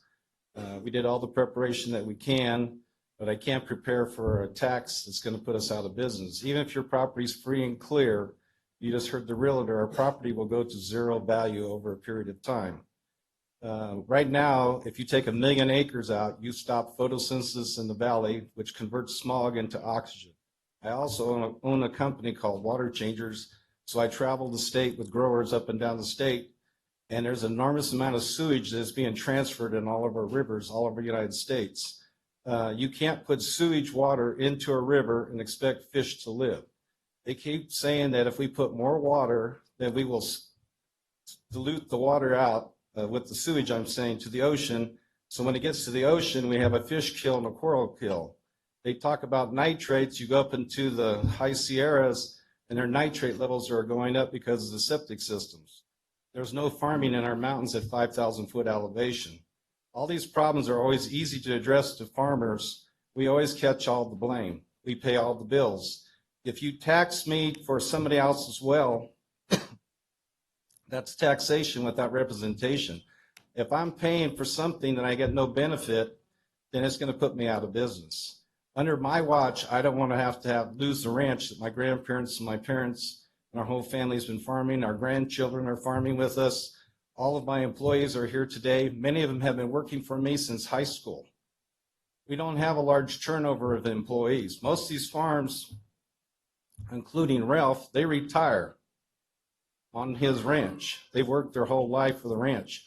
There's a reason why you don't have turnover on certain ranches. We care about the people who are in this room. The large corporation, they're just a number. They don't care if they're gone tomorrow. We do. We live in this community. We want everybody to make the right decision. I know you guys all believe in God, and the Bill of Rights and Constitution, excuse me, I get very nervous talking in front of people. The Bill of Rights and the Constitution gives you the right to tell the state no.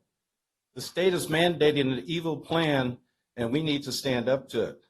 You take a chain with 100 links, now we're right to the stake. There is no more chain, there's no more backing up. When you don't know what to do, you're supposed to stand, and once you know what you're supposed to do, you're supposed to advance. Everything that you vote on has to be for the common good of everybody in this room. When you have pollution in the rivers, for example, you can test the dissolved oxygen. When you hear about turbidity, they can't pump, they can't run the pumps. That's because the turbidity is from the pollution from the cities, dumping the sewage, treated and untreated.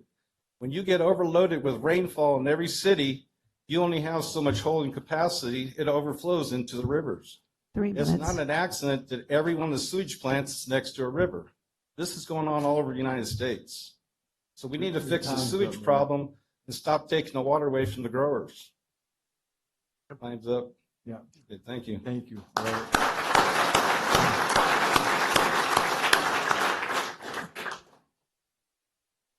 Morning. Hi, good morning. My name is Oswaldo Valencia. I'm a farm labor contractor. I'm a farm worker. I'm a small farmer in Madera County. I'm a father, and some of the kids you see here, these kids are depending on your vote, on your decision.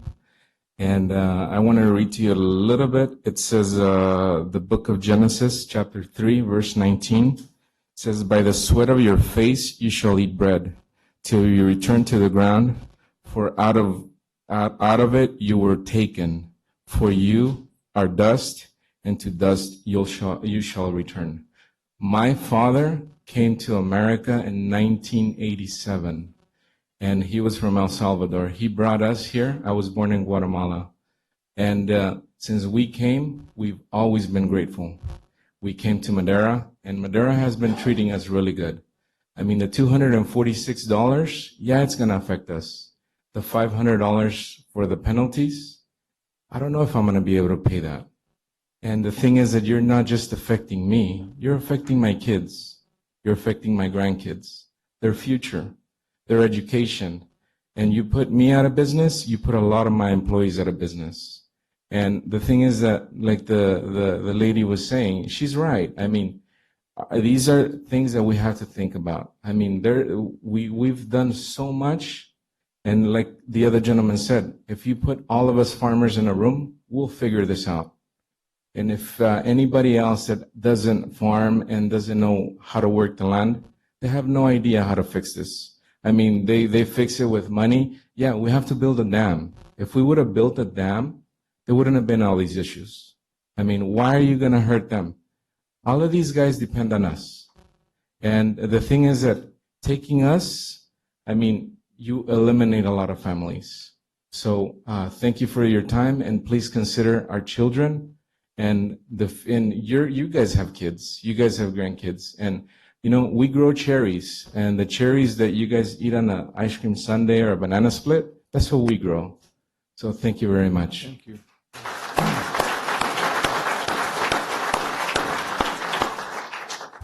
Hello, my name is Gaston Signeri. I represent the California Agricultural Labor Association, also the Fresno Hispanic Foundation. I am not from Madera, okay? And you can tell by my accent, I am an immigrant too. In fact, I work in insurance, but we represent, CAL represents 60 farm labor contractors in the community in the Central Valley. And we already seeing a lot of issues for these farm labor contractors to find jobs. You know, in the West Side, they have a lot of land that is not going to be produced.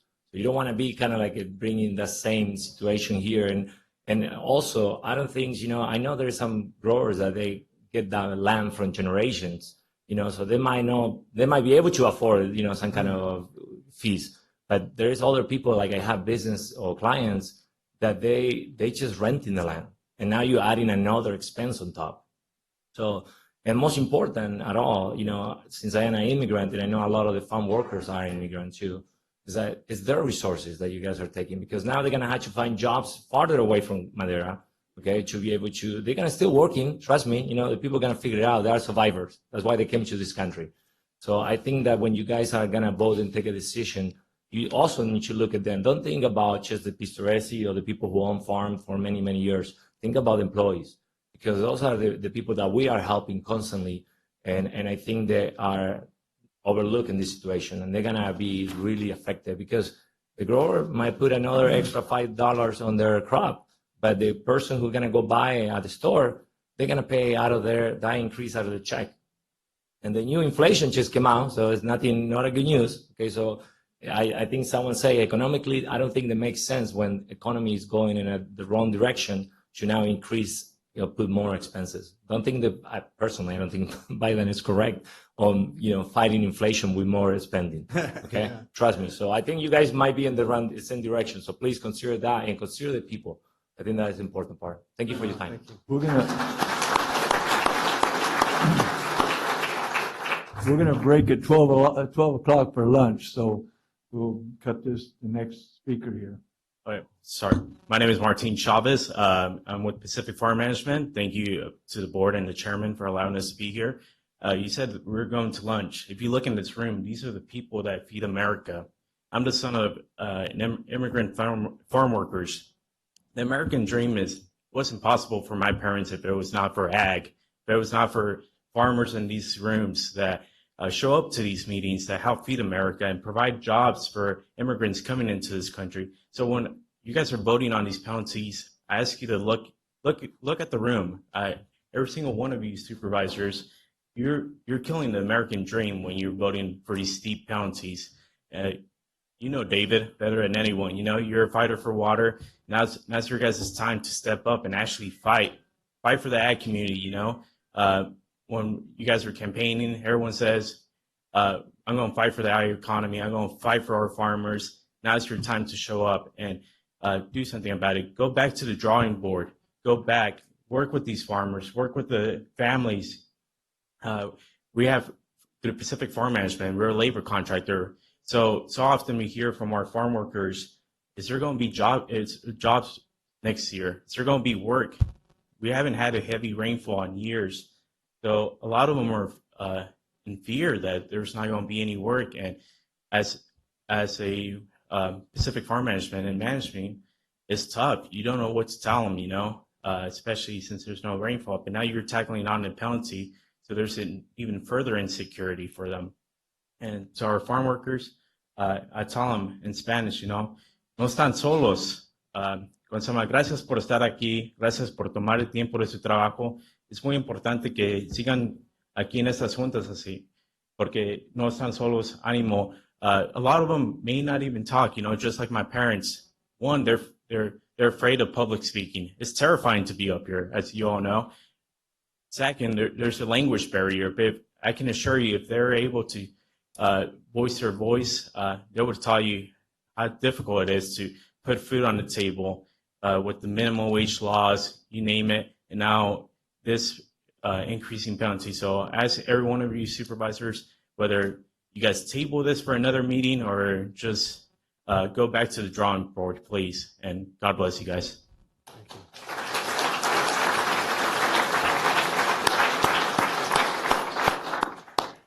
Okay, we're going to go for lunch and we'll come back at 1:15. Chair, if I can.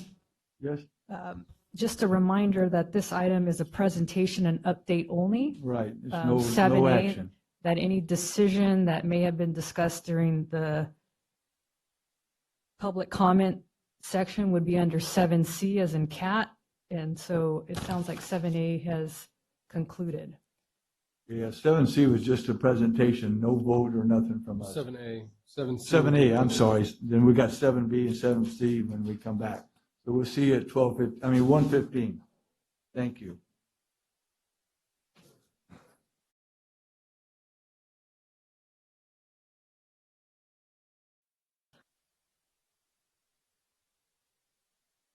We're ready. We're ready? Good. Welcome back, everybody. We're ready to get started here again. And we had, I didn't get a chance to ask for if there was anybody to speak. Dave, you've been walking along? Huh? Hey, you need help?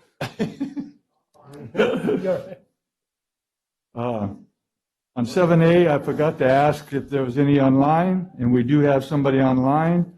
So we'll start that up right now and get that online person. Good afternoon. This is Jack Rice with the Madera Ag Water. Can you hear me okay? Yes. Thank you very much for opening it back up for me. I appreciate it. I want to begin by recognizing that implementing SGMA is extremely difficult.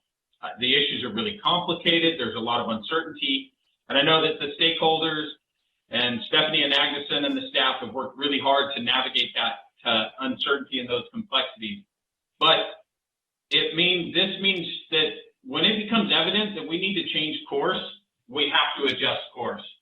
And today, I think we are hearing from a lot of farmers and members of the community that a course adjustment's needed, specifically related to the issues in the item 7A, the status of the fees. The fact is there's just a significant lack of support for the fees. What this really means is there's a lack of support for implementing the GSPs and the way it's identified in the rate study. We need to have that support if you're going to be successful to successfully implement the groundwater sustainability plan locally.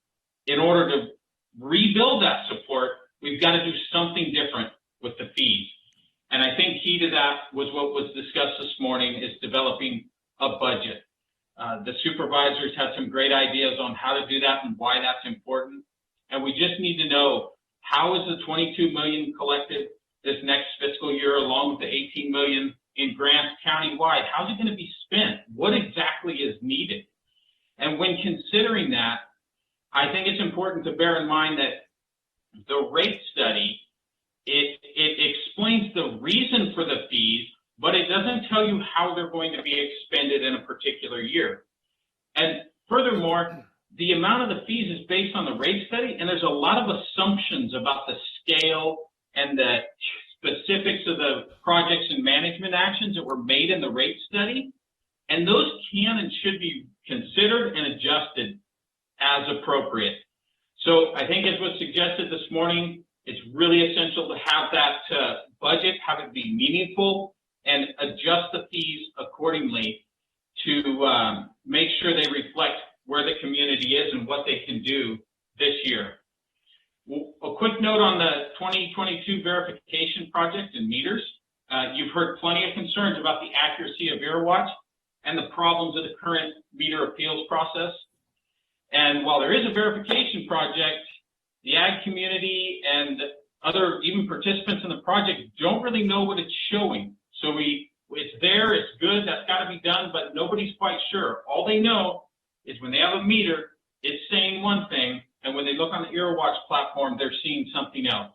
And it's imperative that this groundwater measurement program be revised to really convert what's an adversarial process into a more streamlined meter alternative. I'll have some more comments on that relative to the penalties because I think it's more relevant. With that, thank you very much for your time and for opening it back up for me. Okay, is any other ones online? No more. Okay. Board members, we'll close that up. So any comments from the board members? We'll have an opportunity to comment more on this same stuff during the other two agenda items. So I'm going to save my comments for then. Okay. Brett? Same. You okay? Same. Steph, did you want to, Rob, you okay? Steph, you want to say anything on that one? Sure, just a few things. Just to circle back, there is a budget in the rate study. It's called a financial plan. It's in Chapter 7. It's been there and published since April. We are going to take that, which is a fairly complicated table, and translate it into county budget language, which is simpler. But I do want to assure the board that you can't do a rate study without a budget. So that's just called a financial plan. I also would like to assure everybody here that Madera County understands that ag is the driving force in the economy here. I think we also understand that we are trapped in a bit of a race to the bottom of the aquifer. And your board has shown leadership to develop an allocation as one of the mechanisms of decreasing demand. This does not mean the end of agriculture, the end of water, or any of that, but it does mean managing differently. Right. Thank you. Okay. Okay, 7B. Presentation and update of the County Groundwater Sustainability Agency, Chowchilla Basin. Thank you, Clerk of the Board, Mr. Chairman, members of the board, Stephanie and Agneson, Director of Water and Natural Resources. We have a short presentation on the Chowchilla Subbasin only County GSA.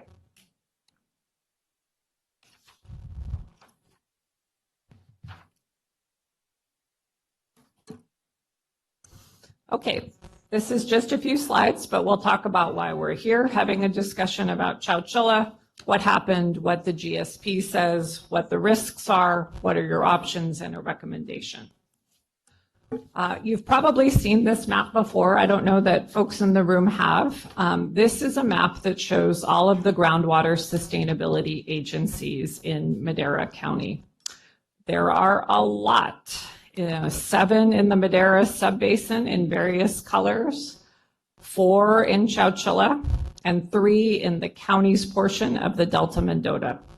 The way groundwater sustainability agencies formed in 2016, well, 15, 16, and 17, typically was they were public agencies that either joined together to form a larger GSA or they formed their own.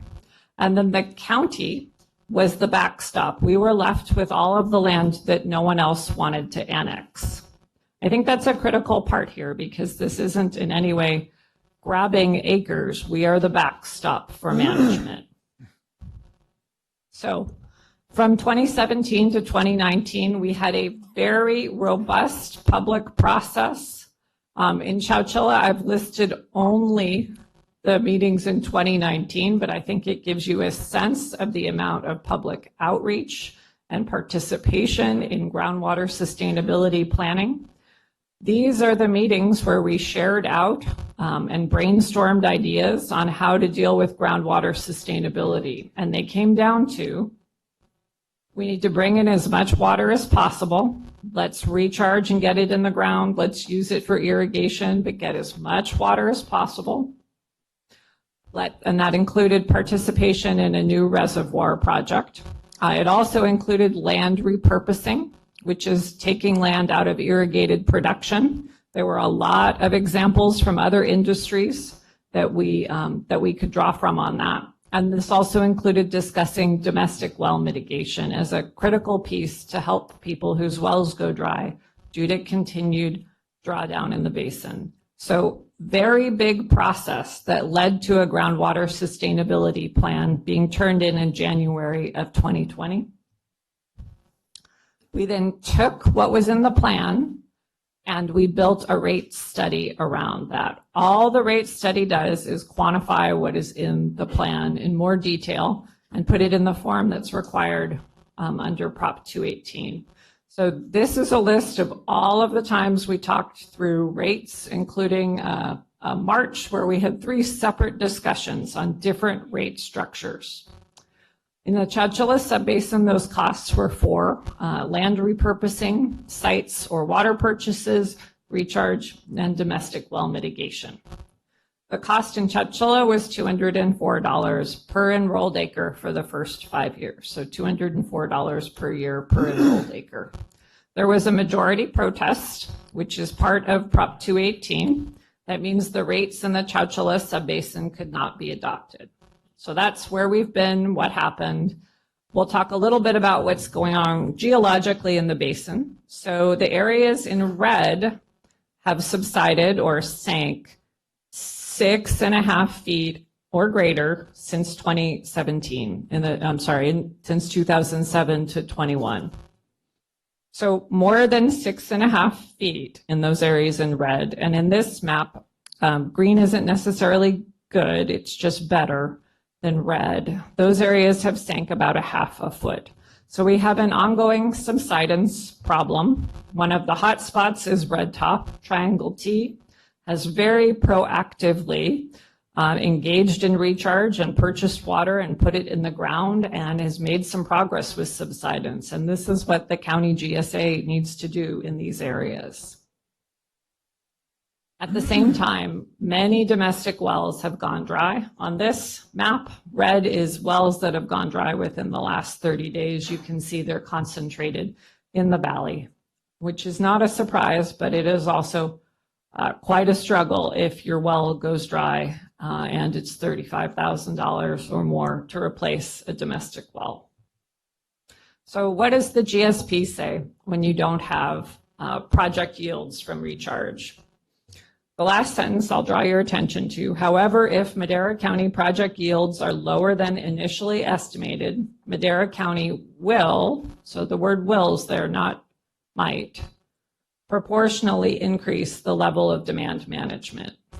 So what that means is that the allocation would need to decrease, or another way of demand management would be taking a ton of acres out of production. So what are the risks right now? I mean, I see my job pretty clearly in keeping the state out. I think that local management of water resources is more efficient. I think it's more accurate.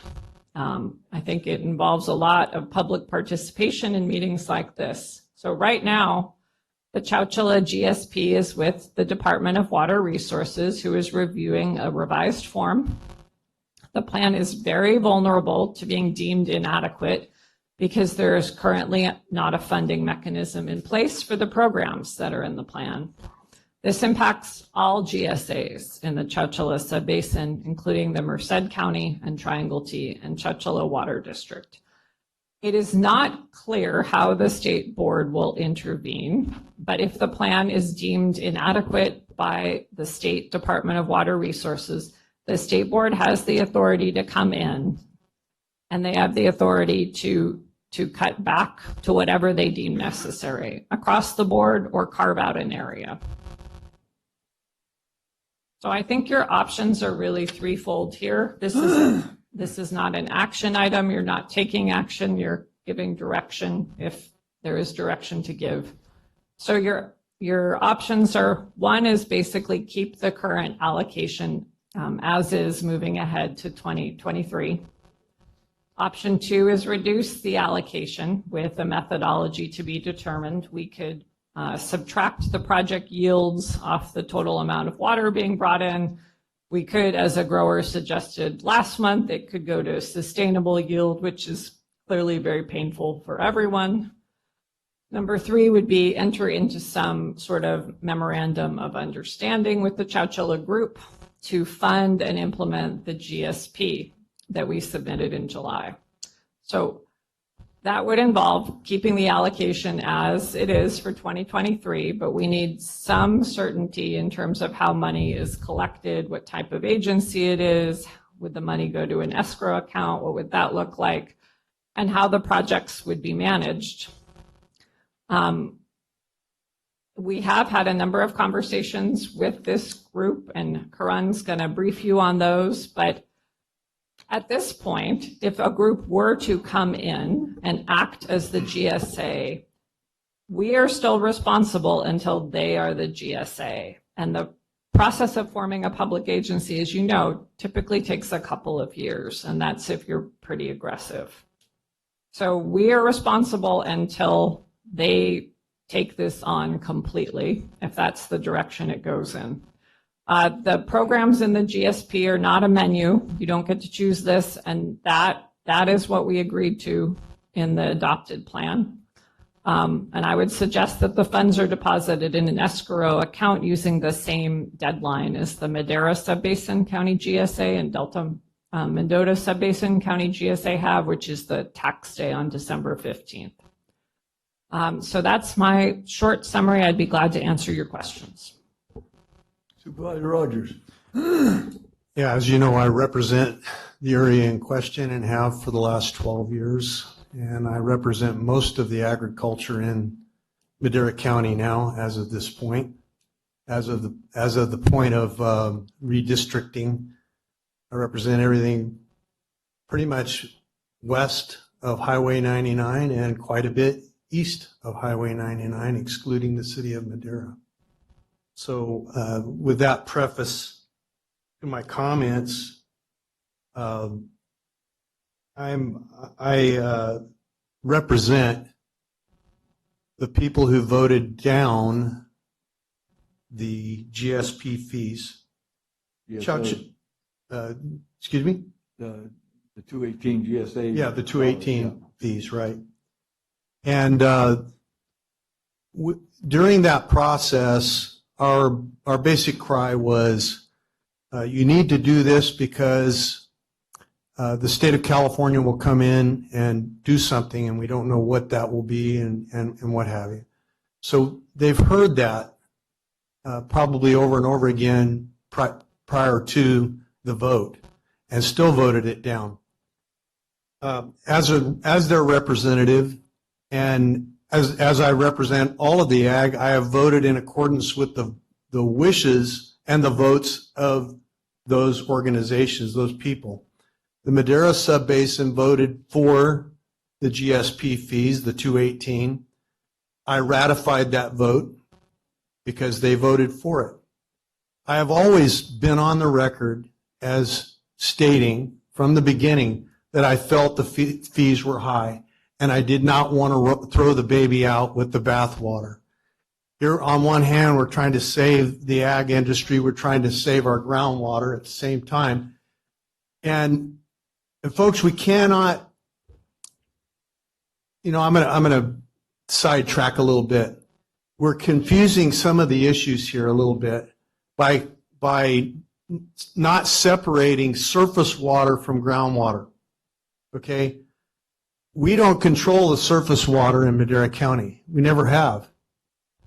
That is controlled by the federal government and by the state of California. If you want to get to the root of the problem, the reason our groundwater is depleting, there's two reasons. One is the state is limiting the allocations of surface water, and two, we have not had an adequate cleaning of the watershed. Therefore, we've had less watershed because the forests are so overgrown, they're sucking up the water, and that's what goes into our groundwater. That's what supplies the groundwater. And Tom and I have been fighting that battle for years together, and the rest of this board as well. But ever since I've been on this board, Tom and I, that's been our battle cry. Clean the watershed, allow logging to come back, and bring back the water. All of that being said, remember, someone said here earlier today, we've got to work together. That is true. We've got to work together. And some of you said there's no pushback. I just want to know where you were in 2010 when I was in Sacramento. I want to know where you were in 2014 when I was all the way through, since up to this date. Every year I've been in Sacramento. One year I got the mic shut off on me because I was told they didn't want to hear anymore, alleviating my constitutional rights and the rights of the people to be heard. But you've got to make the trip to Sacramento too. You got to fight that fight. You got to vote. You got to encourage other people to vote. This is a fight we have to fight together. And it begins in Sacramento. That's where the problem has started. When you alleviate ground or surface water delivery, farmers have to resort to pumping groundwater. That's the problem. Okay, so anyway, back to the subject at hand. I believe that as the people have spoken, and Chowchilla spoke loud and clear, they didn't want it, they would take their chances with the state, and that's fine. And I say we ought to give them the opportunity to develop the agency they're working toward, to develop an MOU with them, and to give them time to do that. They're going to need time to do that. And they need to coalesce around an entity that could represent them at this point, because they're going to have to be a voice to us as the leading agency in the GSP right now, responsible agency, I should say, for the GSP. They're going to have to be a voice to us as to how they want to accomplish this. The allocations were based on the plan, based on the groundwater sustainability plan. Without the plan, you have no allocation that is accurate. You can't just willy-nilly work this thing out. You have to have a definite goal in mind to save the groundwater. If we don't save groundwater, we don't save farming, folks. We don't save anything. We have nothing. We have a ghost town if we don't save the groundwater. There's a difference between surface water and groundwater. You can't just pump now until ad infinitum without repercussion.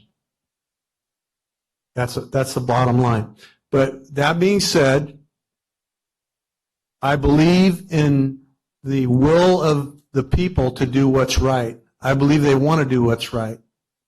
I think we need to give them the opportunity to do exactly that thing. And if the state wants to come in, they voted to take that chance. They knew that when they voted.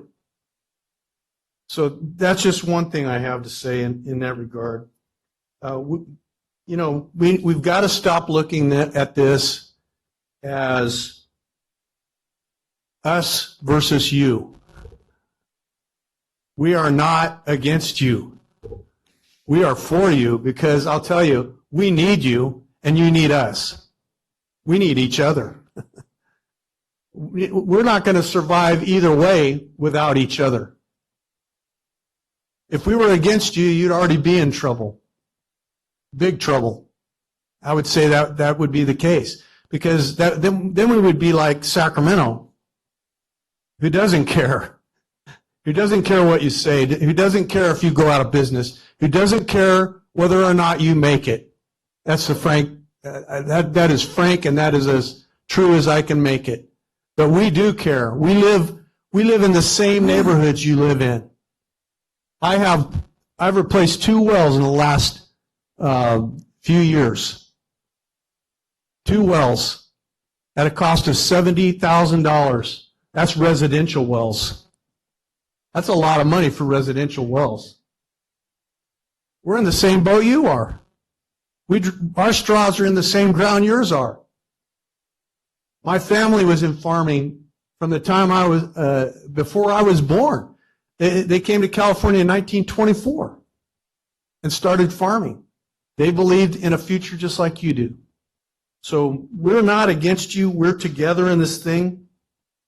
And we need to work together, because we're dependent on the water, and especially groundwater. We can't keep pumping like we have in the past. It has to be managed. Where that is, I don't know at this point.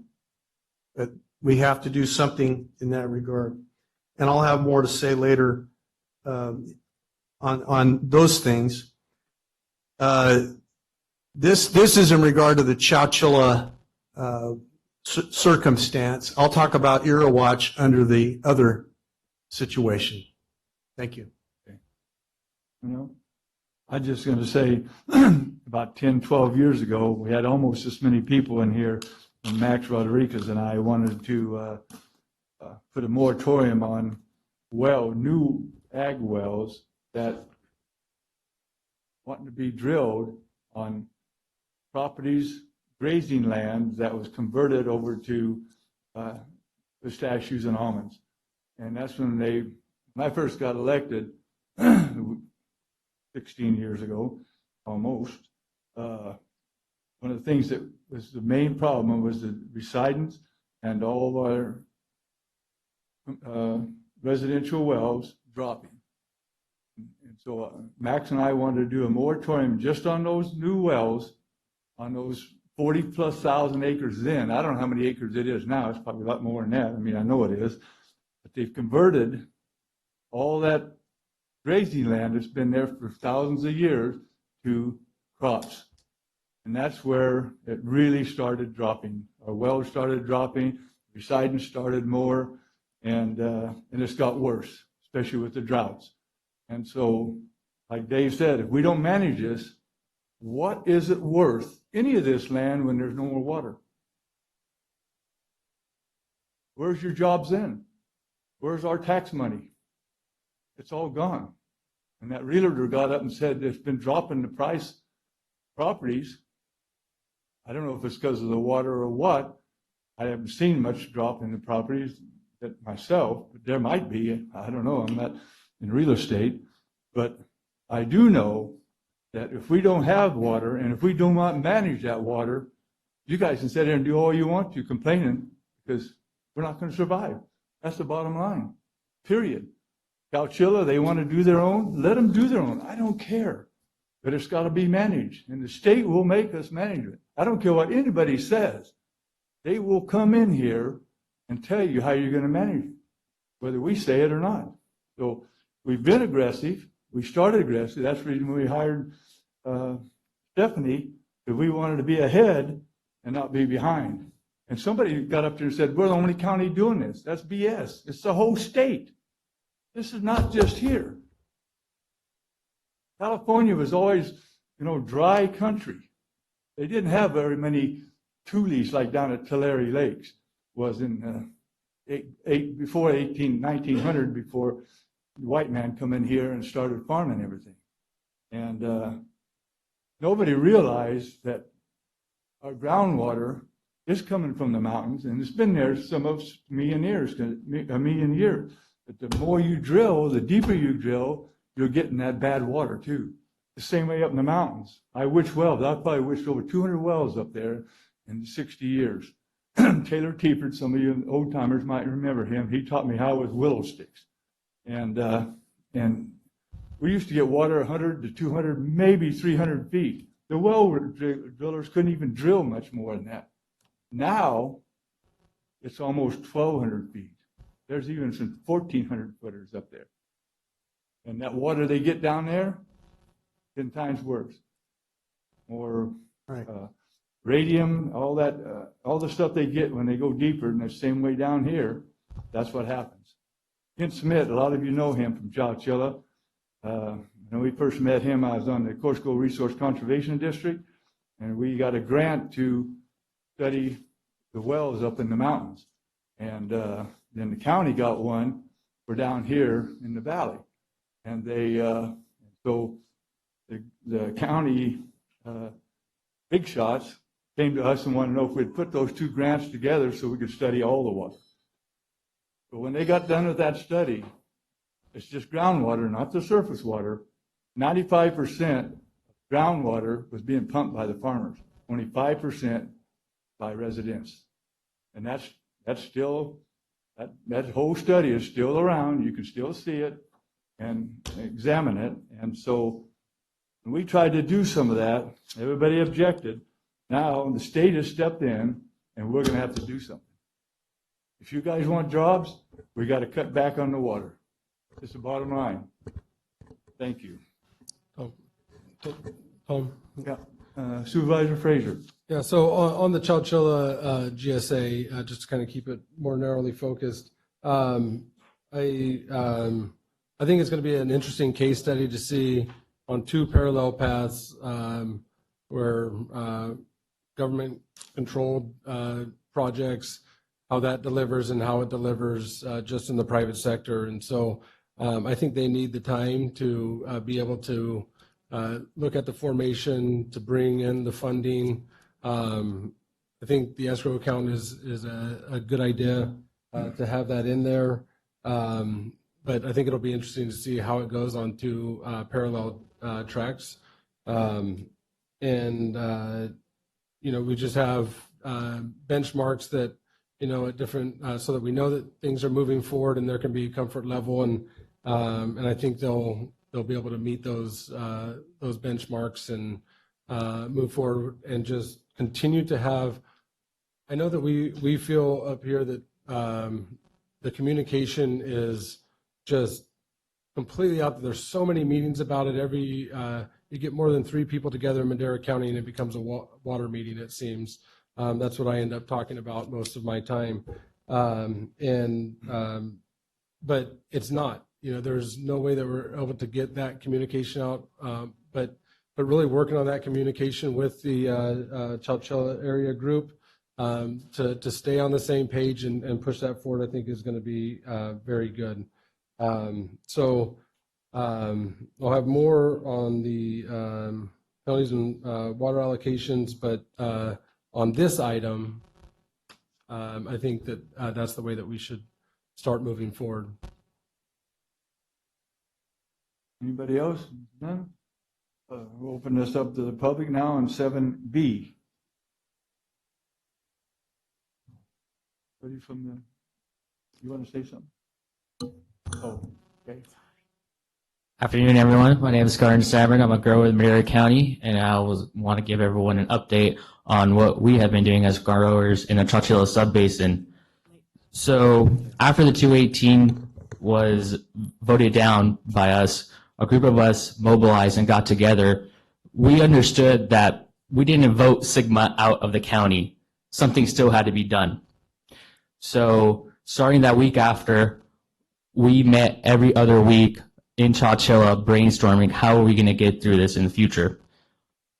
Also, we knew that we were going to need the county's help. So on the weeks we didn't meet up as a group together up there, a smaller group of us met with Stephanie, Doug Welch, and Job Davids up on the 3rd floor, giving them updates on what was happening with us and asking for feedback on any of our ideas.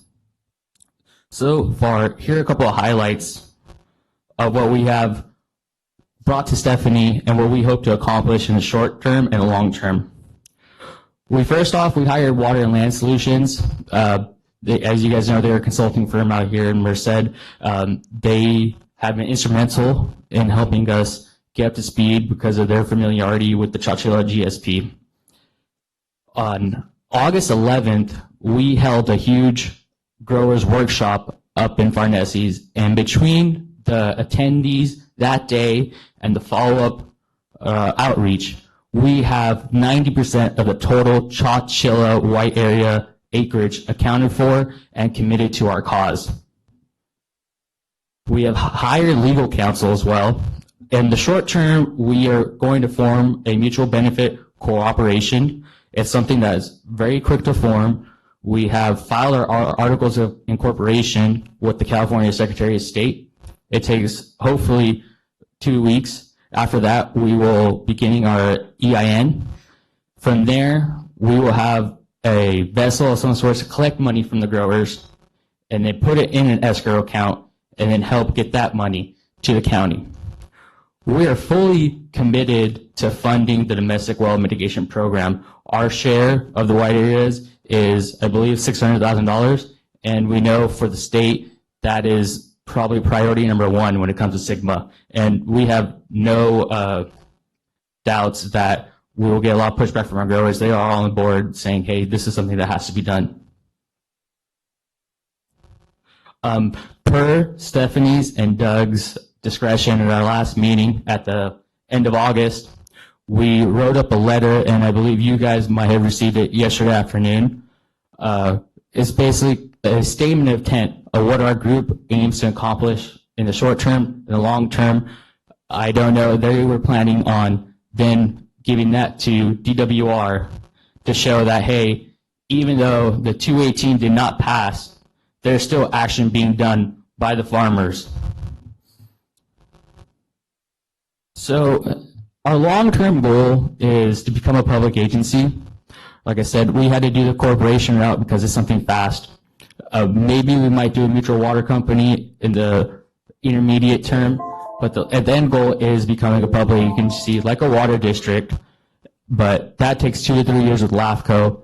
Once we're a public agency, we want to take back the controls of the GSA. From there, it will be farmers directing SIGBA in the Chowchilla Subbasin, what mostly everybody wants. We are working on our bylaws as a corporation. From there, we will look to work with Stephanie and Doug and forming an MOU on how we will continue to act in the next 2-3 years. We understand that we are really late to the party, but that's why we're really acting really quickly to getting this done. Time is against our side a little bit, but like I said, in the last 3 months, we've been working really hard. We had, at the meeting of Fernesi's, we have 80% of the growers show up, and that was in the beginning of harvest. So if you have any other questions, I'm here. I'm glad you're doing that. Thank you. Okay, any other? Give me your name again. Garden Salmon. Yeah. I'm sorry. I'm really hard of hearing. I just want to applaud you and the group. I've met with several from the group, and they give me their intent and similar scenario as to what you listed there. But I applaud you because I believe that people can accomplish what needs to be accomplished far better than government can do it. That's my belief. And I think it's great that you're taking control of your future, and I want to encourage you to move with all haste. Looks like they're doing that. So. Thank you. Any other public comment on? Thank you. I know that it came up to the 3 minutes. I just want to make sure was that everything that you had? If not, Yeah, I'm okay, just up perfect. if you guys have any questions. Yeah. I know we were a little late with the letter, but we were having issues. But what entity to form, and then we had that ironed down. You did send out a letter. Yeah, Yes. it's going to take time, and we're going to, as long as everything keeps working forward, I think that's all we all care we about. need to see. So appreciate you being here. All right. Thank you. Thank you. Any other on 7B?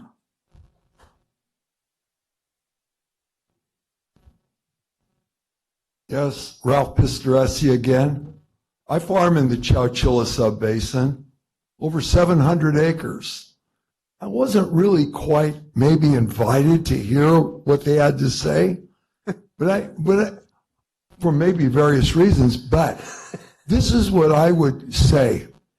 Is today when you're going to decide, is Madera County going to impose a $500 an acre penalty for what they consider overpumping? That's the next item. That's the next item to All right. discuss. All right. Okay. Well, I don't know everybody in the Chowchilla Subbasin, but for myself and for the people I know, they cannot well afford to spend that kind of money. Farming just doesn't have the wherewithal to do it. Yeah, save that for the next item. All right. Well, I believe this was for the Chowchilla Subbasin. Yes. And Stephanie pointed out that certain things need to be done. Prior, she has always pointed out that agriculture needs to be fundamentally changed. It requires a fundamental change. Well, the fundamental change cannot be the obliteration of the ag economy. For example, when this 218 went forward, it was my assumption that if you voted against it, you voted against it completely. Since then, they said, well, no, the 218 notification was only on the fee. Doesn't affect the penalty. All right? I think there was a little confusion going there. Because if it was just on the fee portion, there's no way that the fee could support all the projects that you proposed. So the proper engineering for the allocation of the money, not right. It doesn't add up. But we'll talk in a little bit when it comes to the thing, because in this thing, what you have to realize is the 218 has to give back to the people that are paying it, a beneficial benefit. All right? And I can tell you right now that your action so far has not produced a beneficial benefit. In contrary, what it has done by $270 an acre every year needing to be paid to whatever organization it is, you've committed an ongoing burden. And Mr. Poitras is a banker over here. If you have an ongoing burden of $270 an acre at 6% money, how much have you devalued property? I'll tell you, $4,500 an acre. So from the moment that you pass that, land values in the white areas, in Chowchilla or Madera, doesn't matter, dropped $4,500 an acre. If you impose a $1,000 an acre penalty, however you figure it, per year on that land, if it's going to be farmed, that's close to $1,300 a year. You've devalued the property over $21,000 an acre. You've made the property worthless. And when you do that, you completely turn over all the financial, the economic, the financing that makes agriculture work. You put it on its head. I'll talk next time. Okay. Thank you, Rob.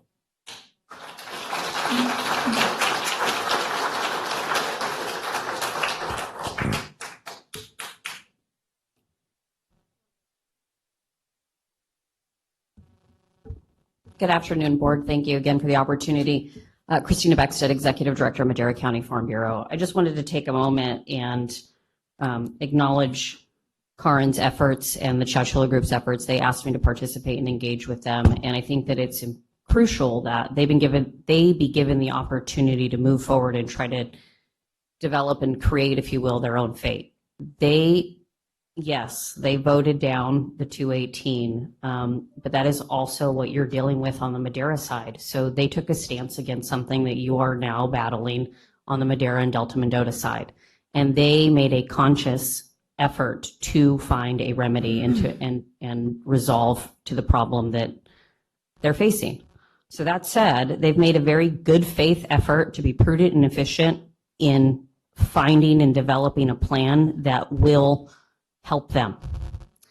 That said, I also wanted to provide a comment to Chair Wheeler's comments earlier.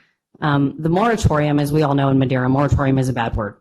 I agree. And I think that in Madera County, it was met with a lot of contention in that it was focused at agriculture. We as a county need to consider all of our water needs. And focusing on one industry that it drives the economy in Madera is not a fair stance. And that is why it was met with so much contention back in 2010.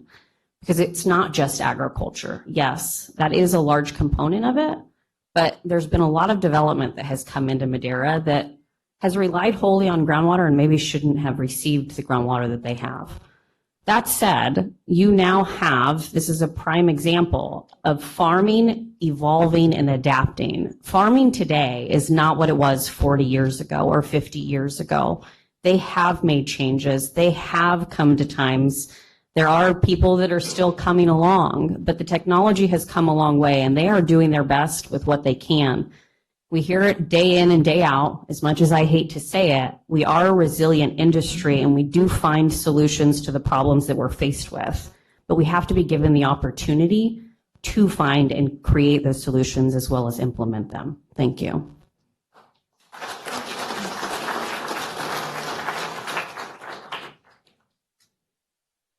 Good afternoon, Board. My name is Devin Avilas with Agri-Rural Cooperative here in Madera County. Just one comment I want to make. I support Chowchilla growers and what they're doing. But those of us in the Madera Subbasin who have voted for the fees, one thing I want to caution the Board on is this. Time is of the essence. We've been working on this for a long time. I'm sorry that they're late to the party, but I want you as the board to watch this closely, because there is nothing saying that the state won't come in into Chowchilla and Madera. Right now, I don't know if they'll unpack that. So I know it's 2 years to open this organization, but I don't think we have that much time. So you guys, I think we have to be very cautious about what we do, because as you said, you do not want the state coming in. We, the Madera Subbasin, does not want the state coming in. So I think we just have to give them the time, but I don't think 2 years. I think they have to step up and catch up. Thank you for your time. Thank you.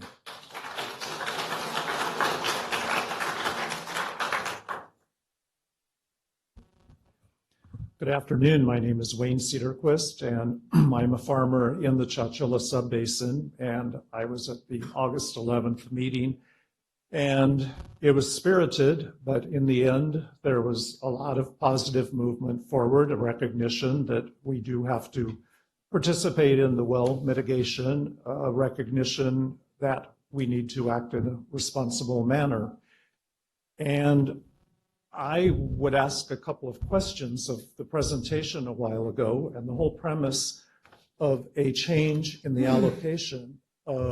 Before the election, this was presented as we have sustainable yield and we have transitional water that is going away by 2040.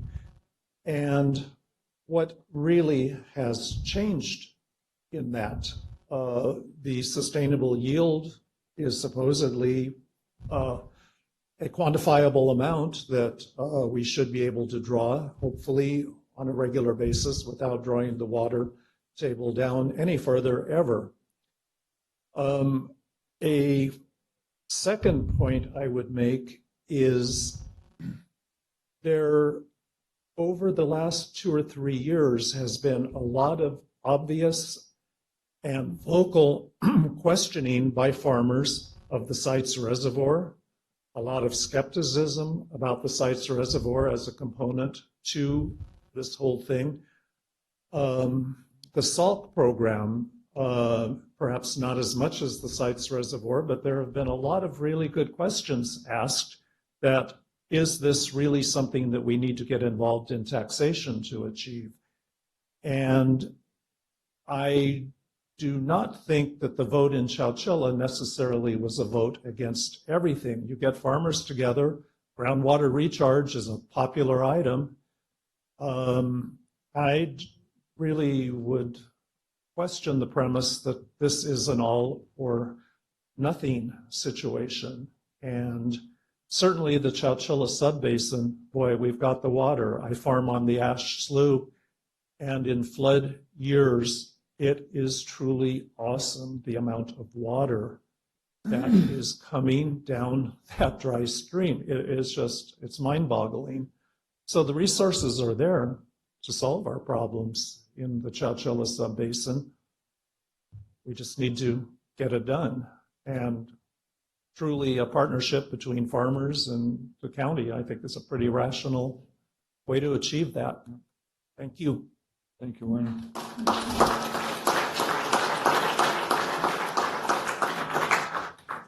Any other comments from 7B? Any online? Okay, 7C. Hold on 7B, I think it's important to note, and to the last two, that just because there isn't a fee in Chowchilla does not mean that the GSP still does not say that there's going to have to be demand reduction. So there will still be demand reduction in Chowchilla year over year, correct? Yes. Yeah, so that doesn't go away. It just doesn't have, the fundamental difference is that there's not the funding there to pay for any projects, specifically the well mitigation that's for sure required. Is that correct? So as of today's date, there is no funding, but what I was hearing from the board was that we need to pursue an MOU for them to take on the projects and self-assess in some way. And without Sites Reservoir, or the assumption of the water that could come from there, what would the demand reduction line look like without that water coming in? I do not know off the top of my head. I think that I'll just want to know that for, It's 10,000 acre feet. yeah, It's 10,000 total, but in Chowchilla, it would only be 3,000. So Yeah, it's not a 3,000. ton It's not a of huge water. representation of the, I think that, Wait. oh yeah, go ahead. And I'm sorry. Wait your time. No, I just wanted to add that I think there's been a good faith effort in the Chowchilla with the Chowchilla group. I think we should allow them to organize and help guide them because this is not easy. This is something that the county has been working on since before Stephanie came on. But I really appreciate the good faith effort, and as a matter of good stewardship, I think that we should do that same thing for the Chowchilla group. Awesome. Rogers. Well said, Letty. And thank you to my colleagues for recognizing that Americans are in charge of their own destiny. That this is really, really a good thing today, folks, that government and people are working together. We're in the same, you are who we work for. We're in the same realm, and we want you to succeed. And when you take charge of your destiny, you can succeed. And that's what this is all about. So we look forward to working with you closely. And remember, I think this is an important concept that the more surface water we bring in, the less problem we have under our feet. We've got to get on Sacramento. We've got to get on the federal government. You guys have influence. We've got to bring in surface water. Use it. And the more we bring in, the less problem we have under our feet. It's doable. We just have to have the political will. That's all. There's plenty of water out there. It's how it's being allocated. Thank you. 7C. 7C, penalties in 2023 for exceeding water allocations as listed on the agenda. Thank you. I'm ready to project the presentation. Mr. Chairman, members of the board, Stephanie and Agneson still. All right. This is a short presentation where we'll review water code. When we've discussed this before, we'll talk through an appeals process and a recommendation, and I'm sure you'll have questions. So here is the water code, which we reviewed. There's really 3 options for a penalty. I think we should probably take one step back. The Sustainable Groundwater Management Act basically assumes that we are using allocations. That is why it includes penalties within it. So one type of penalty is $500 per acre foot over the allocation. Another penalty is a civil penalty of $1,000 one time. That would be by farm unit in our lingo. And the other is slightly more complicated to implement, but $100 a day for every day after a 30-day notice period. So those are your 3 options that the water code gives you. So we have been discussing penalties quite a bit, and in response to grower concerns, tried to bring penalties into the discussion of rates, although they are really on separate tracks and legally require different processes.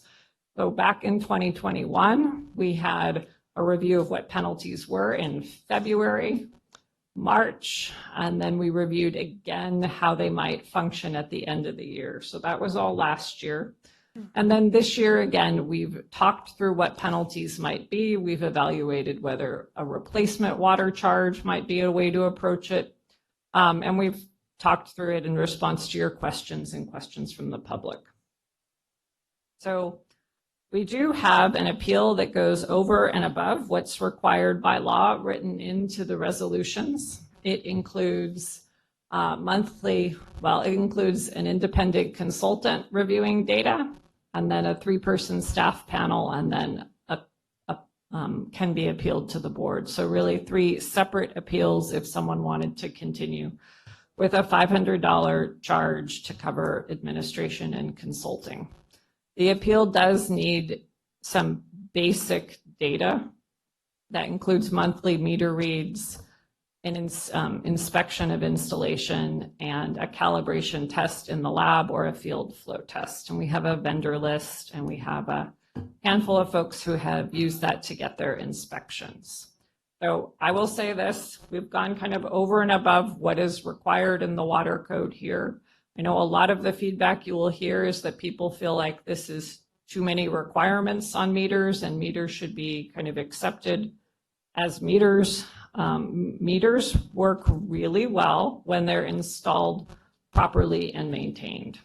And we are not talking about the GSA's meters, right? We're not a water utility at this point with meters. These are people's personal meters, which vary in make and model and age and installation quality and maintenance. So there is a very wide range, and that's why there are some basic things that we need in order for people to go through an appeal process and have someone look at that data and see if it makes sense.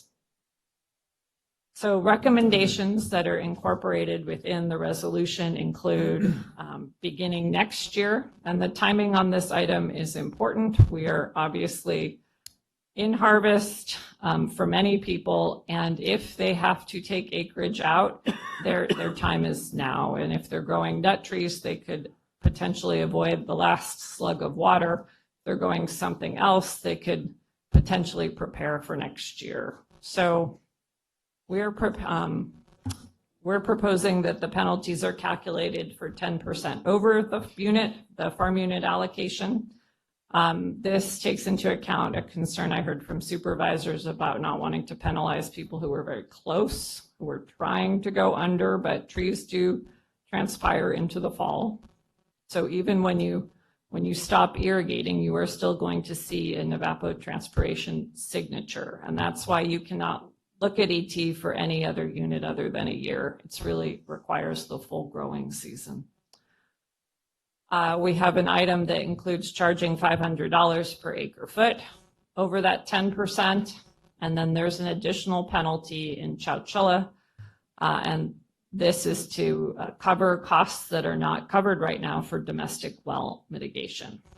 I'd also propose sending mock bills at the end of 2022. This would probably be in January of 23, so that people have a sense of what penalties they might get if they didn't change behavior.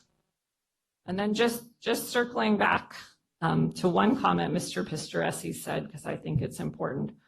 I have said that SGMA changes everything. The Sustainable Groundwater Management Act was a very, very big deal in water management and in agriculture in the Central Valley. I think we all know that, but I do know that sometimes that message doesn't necessarily get out. So, but you didn't say it was required to change everything. And change is hard. That goes without saying. Yeah. Change is really hard. There are some minor editorial changes that were incorporated after the posting of the agenda, and Mike Linden, Deputy County Counsel, was going to review those, and then we can take your questions. Good afternoon, Chairman Wheeler, members of the board. Mike Linden, Deputy County Counsel. Just want to point out really quick some minor changes that were made to the resolutions, all three of them, and they're in the actual resolution portion. One is under section 3B. There was a time period that was initially set for someone to make, had to do with the first level where we're having our consultant take a look at the dispute, and then if the matter wanted to be brought up further to our administrative panel. So we changed 15 days to 20 days. 20 days, I think, being more proper in relation to SGMA, and that is 3B. And then the same thing for 3C, when somebody wants to go appeal it from the administrative panel to your board, which SGMA requires. SGMA requires that your board or somebody subject to a penalty who wants to dispute it, they have access to your board. And so once again, we changed, it said 10 days, we changed it back to 20 days. And this is in 3C, it's page 8, I think, of all three of the resolutions. And then we had some clarifying language in section 4 having to do with, okay, say the matter was completed with your board and therefore, let's say the penalties still were due, the party would have 30 days from that point to pay the penalties, just the same as if they decided not even to dispute the matter, it would also be 30 days. So anyway, just wanted to point those changes out to you. Any questions on that? Brett? Thank you. Yeah, so a couple things. So we set our water allocation based on the ETAW from 2020. So actual what was actually pumped that year. So with just the demand reduction, it would have been no different than what you were pumping in 2020, right? Other than other than it's an average and crop types make a big difference and people are giving different crops different amounts of water. Yeah, so that's where we set it, and we were actually sued because one agency didn't think that we had done enough, that it should have been even lower than that. And we are fighting that lawsuit right now, which is a portion of where the fees have to go to fight lawsuits as well. To go through this, and I'm glad that we're starting it in 2023. It's hard to find, even though, again, to the communication point, we think that everybody knows about it, but there are a lot that don't, and it's hard for me to say, yeah, we're going to set a fine for something that you did 5 months ago that you can't do anything to change it right now. So I'm glad that we're starting it, or it looks like that we're starting at January 1st, 2023. As we're coming into this, I think if we can ladder in the fees starting in January 1st, 2023, first year is 100, second year 200, 300, 400, then 500 in year 5 is how I would recommend doing that. Also, another question I had on the 7A, we were talking about the penalties at $500 an acre foot over the allocation. So that's 500, because we also talk about ETAW, and then now we're in acre foot. So how do we calculate that? What is that in ETAW? So the allocations are translated in Eurowatch into acre feet. Okay. So everybody sees it in acre feet. Okay, it's in acre feet, not in ETAW there. Well, it's in inches of ETAW, and then it's translated into So acre you feet. see both of those? Yeah. Okay. Those are the questions, and that's my recommendation, is laddering it in 100, 200, 300, 400, then 500 in the 5th year. Supervisor Rogers, our machine ain't working right now, so he Right. doesn't get to punch it. Working now? Is it fine? Mine's not working at all. Mine's not either. Yeah. Anyway, I realize that in context of the GSP, we have to have penalties to enforce the rules.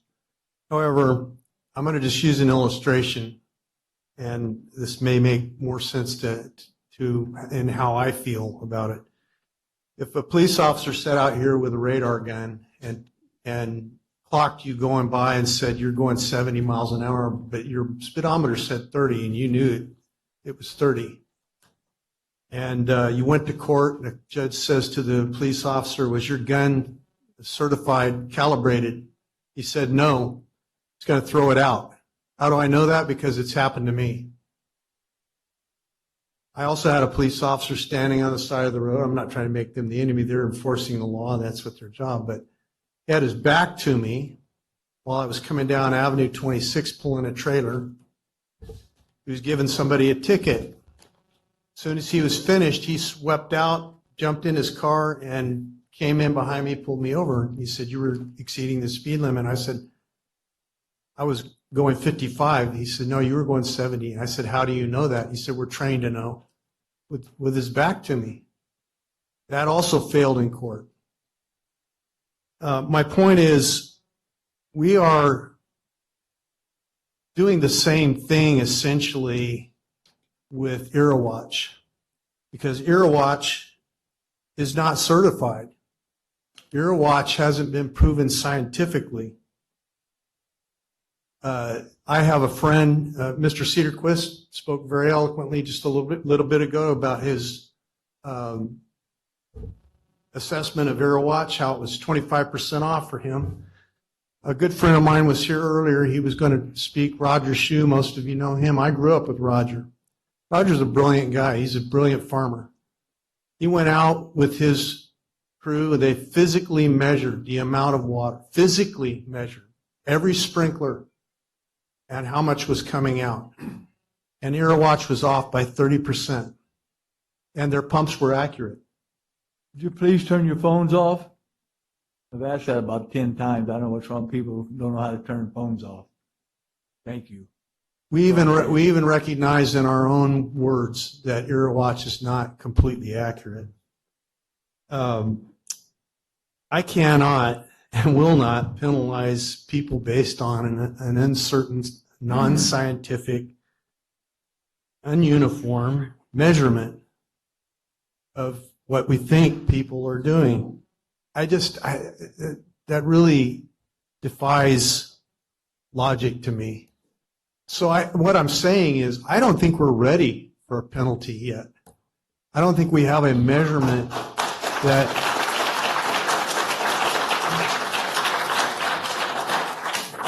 I don't think we have a way of saying this person did that, and making that equal. So it just doesn't seem to me that we're there, and we need to get there before we. And I know we're moving along at a pace, but perhaps we've outrun our supply chain here, like some armies do. We've got to catch up with ourselves on this. This is critical. If we don't get this right, we wipe people out without reason, without necessary. There are people who don't have the resources to defend themselves or the wherewithal to defend themselves. Every person that got up here today said, it's terrifying to stand up here and speak publicly. I don't know what that feels like because I never have been terrified to speak publicly, but I know that's true. My wife tells me that all the time. She's a public school teacher. She tells me it's terrifying to speak publicly. So they don't have the wherewithal. Some of them don't have the means. In addition to that, we have provided 4 vendors for meter certification, 2 of which I called and said they would not do it because of the liability. So there's 2 of them that are saying, no, I'm not going to do it. I'm not going to provide a certification on your meter. That puts us in a little bit of a quandary, time-wise and the ability to get this thing worked out so that it's fair and scientific. We cannot do it on a half-baked principle, if you understand my meaning. The AirWatch, as far as I'm concerned, it's junk to me. AirWatch is junk. It tells you some things, but it's not accurate. It's not accurate. I'm looking for accuracy. If I want to go out and shoot my gun, I dial that thing in till it hits the bullseye. I want to hit a bullseye if we're going to make somebody pay a price for missing it. Okay? That's how I feel about it. Thank you.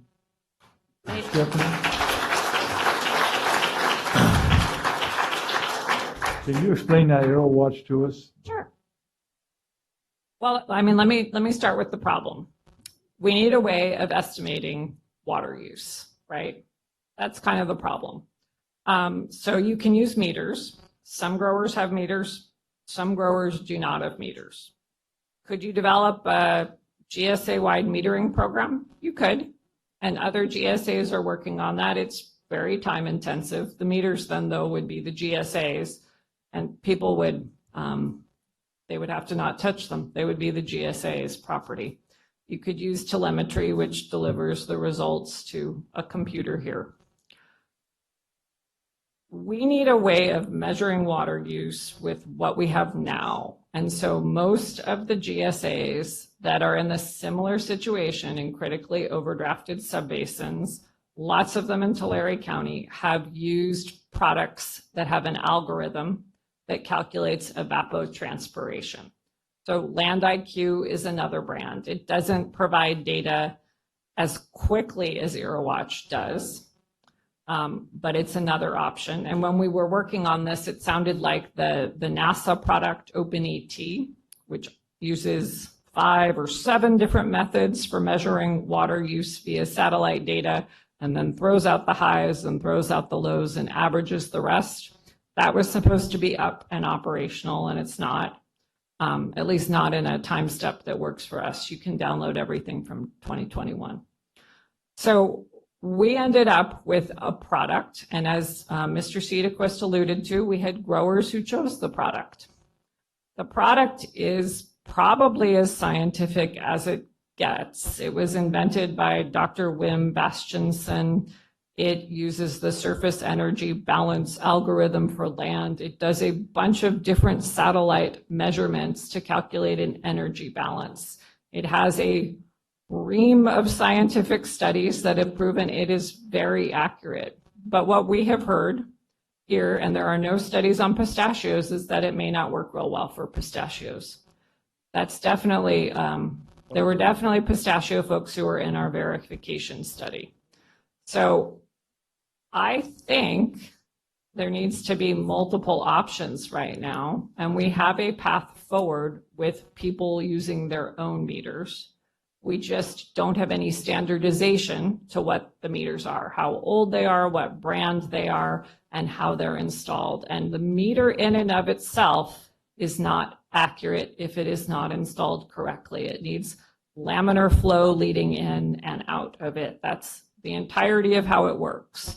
If you wedge it between elbows or in some strange locations that we've seen, that's just not going to give you anything accurate. So when people say they've measured with the meter and the meter's different than EraWatch, I think, okay, that's possible. Let's dig into it. We've also found that EraWatch, which is measuring evapotranspiration, cannot account for lateral flow. So if you are next to somewhere that's getting some water and it's seeping onto your property and the trees are sucking that up, that water is being counted in the ET, which I think makes perfect sense. The trees are using that water. It was just surface water that seeped. So I think that explains a little bit of why we're having a conversation about satellite measurement. And I've talked to other water managers in other parts of the valley, and they're having the same conversation. So it's not a Madera County thing. It's not really an EraWatch thing. It's the fact that we are in a very paradigm shifting moment in history, and we're adapting as we go. The other reason that I think meters can be problematic is that if someone were to own his own well drilling rig and have an unknown well, that person might be inclined to use that well rather than the one that is metered that we know about. So I don't know that there's a great answer here. I mean, I think eventually shifting towards meters that are GSA owned would make me comfortable. But I think there's a time when you need to use what you have. And that's why we have a product, and we only hear from the people who don't like it typically. And we have an option to use meters. Can I just want to say that this didn't come from a guy who doesn't believe that we need to do something too. And Mr. Cedarquist also in the same boat. This doesn't come from people who are anti-GSA, who are anti-GSP, who don't believe we need to conserve.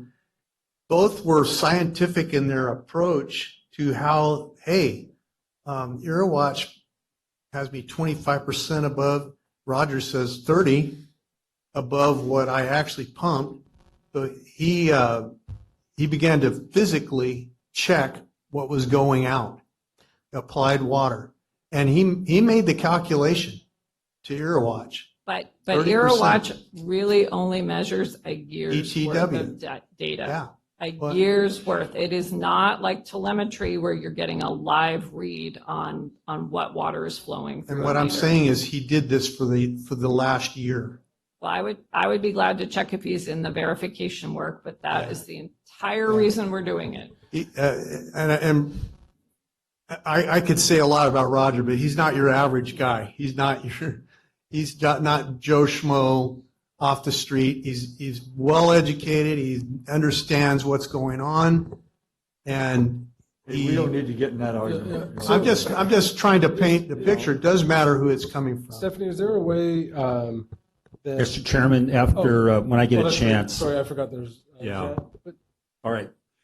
Stephanie, I had a question. I forgot. I looked at the queue. In regards to, say, 2022 and the allocations that were determined for each grower for each parcel.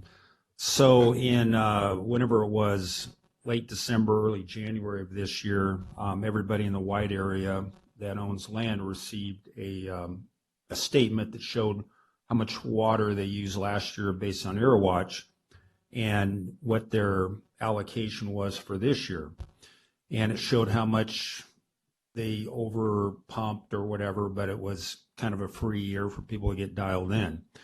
Okay, so for those people who then took that data and made appropriate adjustments so they would not exceed their allocations, say through 2022, is there going to be any kind of benefit for that person who made those attempts and actually dropped irrigation, maybe took acres out in order to comply, versus the person who did nothing and just pumped and pumped and pumped and so forth, and will not be facing a penalty this year? Will it show up next year in a lower allocation available for those who overpumped this year? And also for those who played by the rules, were they basically a chump for playing by the rules, or is there going to be some kind of benefit that they did? I think the benefit is if you're under your allocation, that water rolls over for next year. So you'll have more water for next year, and if you're under again, that water will roll over. If you're under, and if you're over, what will that do for next year's allocation? We don't have a mechanism for adjusting that. Okay. So basically, for somebody that just farmed willy-nilly 2022 and just kind of ignored any kind of allocations, there's not going to be any kind of penalty or any type of thing in regards to that. And the reason this thing was supposed to be implemented in 2020, and now we're in year 3 of our plan, and it's anyway, it's just kind of disappointing because some people who complied took a real economic loss. We're hearing people talk about losing jobs. Well, those people who complied and played by the rules are also taking a loss to a certain extent, and I can testify to that because I'm one. Right. So I know you took acres out. So the water that is unused would roll over to next year. I mean, I think your story is a story about why you need to adopt some sort of penalty. The penalty is hand in hand with the allocation. Otherwise, people aren't going to comply. I have some other comments later on, but go ahead. So can someone opt in at the beginning of the year to saying, I want to be done by my meter, and then get certified before the year starts, right? So you don't have to go through the appeal process after, but there's a time between now and January 1st that they say, I want my meter to be certified, show that it's installed correctly, where it needs to be, and calibrated. And those are that's what I want to be judged on. Is there a way to do that? Mm-hmm. Yes, there's the list of 4, and Supervisor Rogers, I'd love to talk about who those 2 folks are who wouldn't do the service, because we did some fairly intensive training with them, both in the meter installation and on how to do the flow test. So that would be an option prior to having to go through the appeal process and presenting well meter logs. I think you would still have to use the appeal process. That's how the resolution reads. No, what I'm saying is there a way to make the resolution say that someone can opt in to their flow meter and not IRAWatch at the beginning of the year and get all certified before the year Start next starts. year. I think you could do that. I mean, I think That's what you meant, right? Yeah, that's what I if mean. someone is using a meter, though, we need it inspected for installation. And that's what I mean, is And that the flow test. they get all that, what they would They have. could do that in the All fall. the list of things that they needed to do in an appeal process gets done prior to the year. And they say, this is how I'm going to be measured, not by your watch. And then it's their applied water. Makes the appeal process much easier. I think that's pretty doable. I think they would still need monthly meter reads. I know that's a pain in the butt, but if we're checking the data against anything, we need something rather than just one number at the end of the year. Yeah. Maybe quarterly meter reads. Most utilities use monthly. I recognize that, but as we're. Kind of like what we do some of our If we special only- districts. If we have 4 that are going out to sound and do all that, I don't know if they'll have enough time to get to all of them, but that's. Okay? Mhm. Yeah. Supervisor Rogers. Yeah, it seems like this whole system, and I'm not accusing anybody, I'm not pointing the finger at anybody, but it seems like the whole system is bent on an onerous idea that everybody's trying to cheat. And I don't think that's the case here.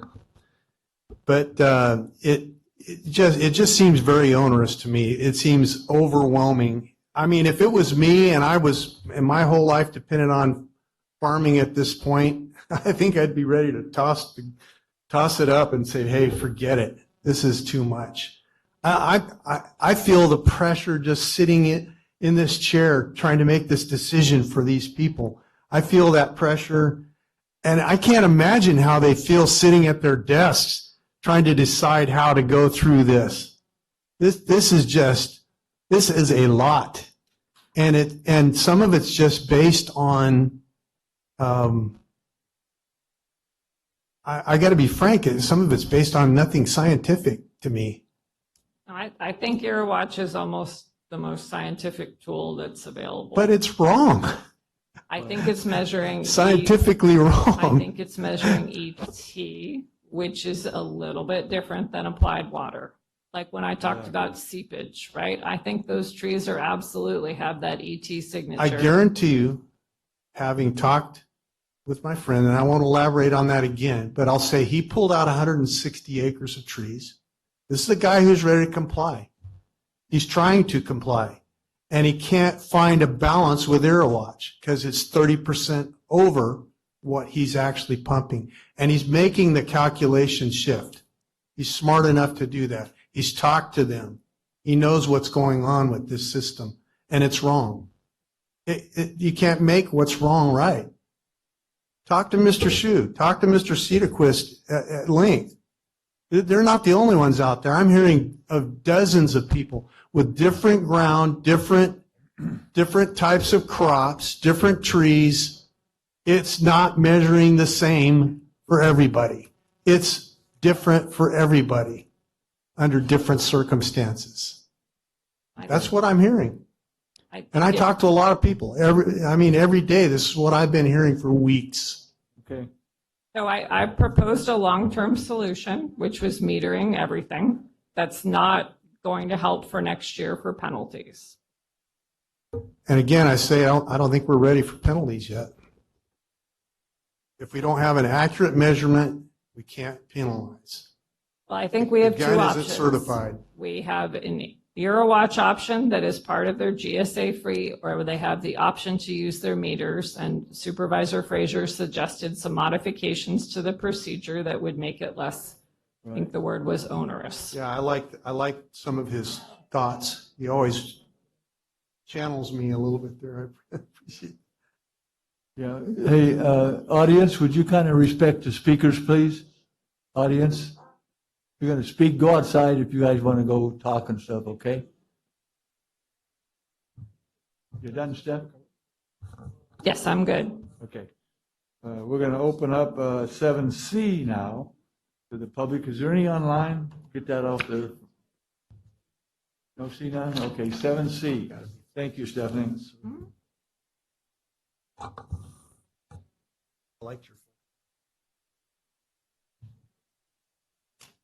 Your turn.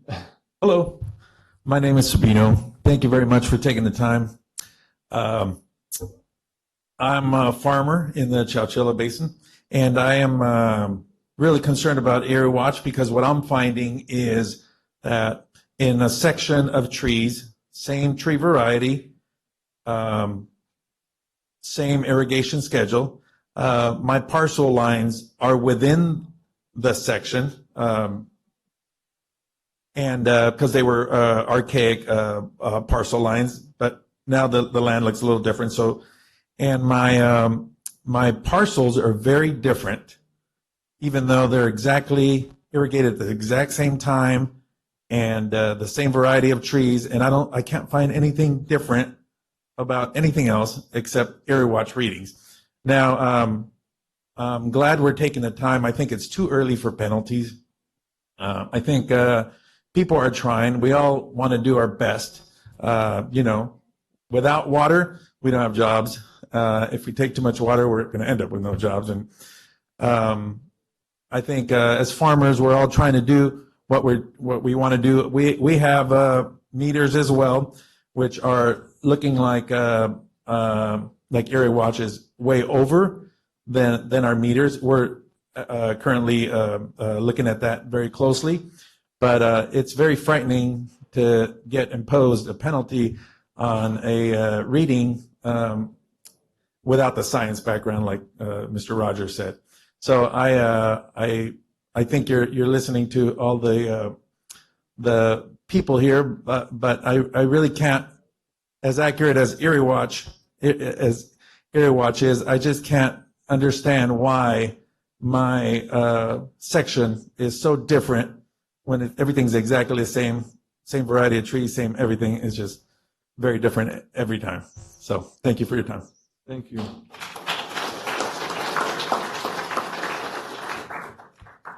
It's me, Sylvia Lopez. I'm here again.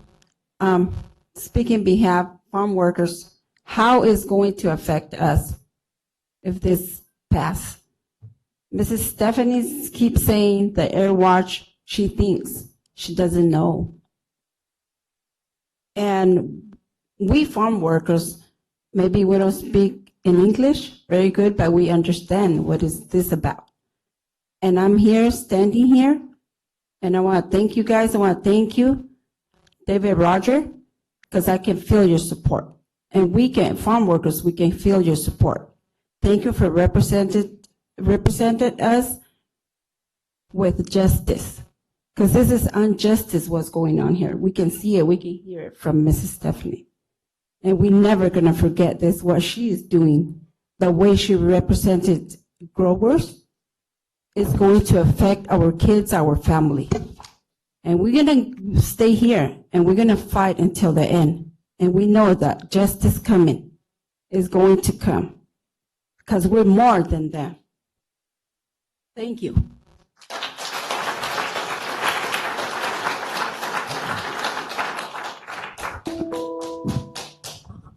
Good afternoon. To reintroduce myself, my name is Michael Titus. I'm an attorney with the law firm of Wild, Carter, Tipton, and Fresno. As I mentioned earlier, on behalf of our client, the Valley Groundwater Coalition, we filed an invalidation action in Madera County Superior Court to invalidate the actions that took place on the rates imposed on the Madera and Delta Mendota subbasins. We brought actions under Proposition 28, violations under Proposition 218, 26, as well as violations under the Public Records Act. Imposing penalties at this time is only going to further complicate the matter for landowners as well as those tenants of the landowners who are subject to having to pay those penalties. Like Supervisor Rogers said, there's too much ambiguity right now to impose penalties. You just heard the gentleman who spoke before me where there's a lot of vagueness. He's not getting any answers why his rates are so much different compared to somebody else. And as I alluded to earlier, farmers budget just enough each year to make a marginal profit, if any. And the county passed back in July or back in June, those resolutions for those rates in those two subbasins. So you put those two, what we believe are unconstitutional burdens on them, and now you want to impose penalties on them. It's essentially a death sentence. When there's no landowner, that means there's no farm. When there's no farm, the people who are here today are going to be out of a job. And the Central Valley is the breadbasket of the world. And Madera County is a very integral part of that. And if we continue to impose things like the penalties that are on the docket for today, there's going to be repercussions that occur that we're never going to be able to get back. So I respectfully request that this board do not impose any penalties today. Thank you.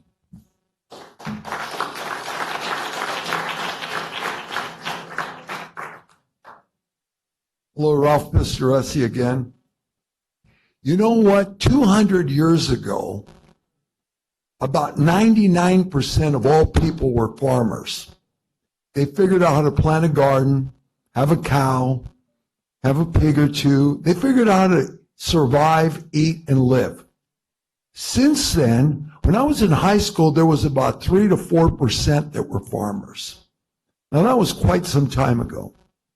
Right now, there are only 1% of the people that are farmers. 1 out of 100. And all those other 99 people depend on that 1% to supply them with food, fiber, clothing, and all the essentials that it takes for them to have a good life in this country. The 1% cannot farm without water. I don't care. They can't farm without water. You just can't do it. And when you farm, you have to know you have enough water to finish what you start. If you don't have enough water to finish what you start, there's no reason to even start in the first place. Now, I'm half Armenian and I'm half Italian. I'm going to talk to you from the Armenian side because we understand money. A farmer does not have a future, nor do any of these people have a future if you wipe them out in the present. Just to lower the fee here, lower the fee, that's just a way of saying, you know what, let me give you a blindfold before we shoot you. That's what it amounts to. We have to survive. And your action in the hope and the promise that they're going to give us a future is going to wipe us out in the present. This is an immediate and present danger that's happening to this county. Now I'm going to talk to you as an Italian. You know, we know how it works. We know what a shakedown is. What you guys are doing is participating in a government shakedown of the people. You know, back probably in the 20s, the mob would go over there. There'd be a poor guy trying to make a living in a store, and they'd go tell him, you know what? We want you to put money in an envelope and put it here for us to pick up every week. Now, they don't care if they made money or not. They want to know that that money's there. If that money wasn't there, what do? They burn the store, beat them up, punish them. Just like what you guys want to do to the farmers and to these people. It's a shakedown. It's a dirty shakedown. And if you say that the problem is in Sacramento, why are you listening and doing their bidding? If that's where the problem is, you've got to oppose them because you've got to do what's right, not what's convenient. Thank you, Ralph.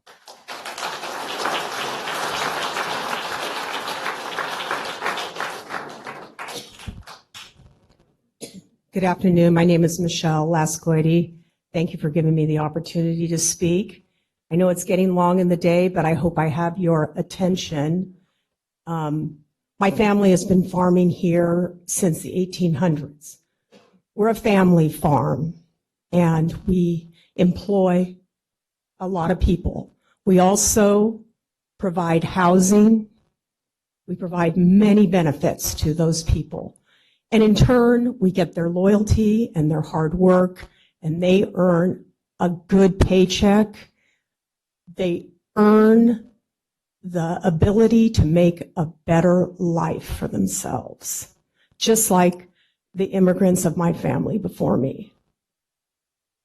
As I've stated to you before, the decisions that you are making by imposing this fee, which is in my opinion a tax of $246 an acre, will devastate the farming community in Madera. It will impact John M. Lascoity ranches as well. And my employees realize that and know that from my own voice. You may think that this has been a long time coming. I've heard Mr. Poitras express his disappointment many times that we're here in 2022 and we should have known. And when I look at all of the outreaches and all of the communication and such, I really never see organizations, companies, or people that are out there working every day, getting up at 4 o'clock in the morning and going out to earn a fair wage in agriculture. From my voice yesterday, they heard it from me. That is the background to my comments that I don't understand why Madera County chooses to run before they can barely walk. We should be looking at these decisions, and I certainly feel that you have been, from a very, very measured, slow point of view. Only a year and a half ago, I started to have to watch Earwatch. What? Earwatch. As Stephanie has said many times, you can't look at it on a monthly basis. It has to be for a whole year. Okay, so I start looking at it in April. Oh my God. So when the end of 2021 comes around, I look at it and think, oh, it's 39.5% different than my flow meters that I track. Okay, run around, very complicated activities, very complicated processes. It's not like coming in and writing a paragraph about something. It is complicated. So now we're here, it's September. Continued to look at it. It's still not tracking with my flow meters. And I've been hearing all along that I have to go through an appeals process to be able to use my flow meters, which I've been using all along to farm. I am absolutely certain they're not perfect. You probably know that there is zero in the world that bats 1,000. But you all are going to take data or a tool that many people have said isn't tracking with their flow meters, and you're going to use that as the basis for making me have to go through an appeals process to use my own economic tool on my ranch. And trust me, I'm not out there at midnight fussing around with it to make it slow down. I'm not. From an economic point of view, I am trying to successfully keep my family's ranch operating and provide for those families and people that work for us and my family. And so I would, again, ask you to reconsider the taxes that you have chosen to impose of $256 an acre, not even based on anything except an acre, not even volumetric, I mean, just economically, in my opinion, poor judgment. And if you don't have a solid tool upon which you can think you might be able to enforce something, you're walking on sand. You're walking on sand. Thank you for your patience. Thank you, Michelle.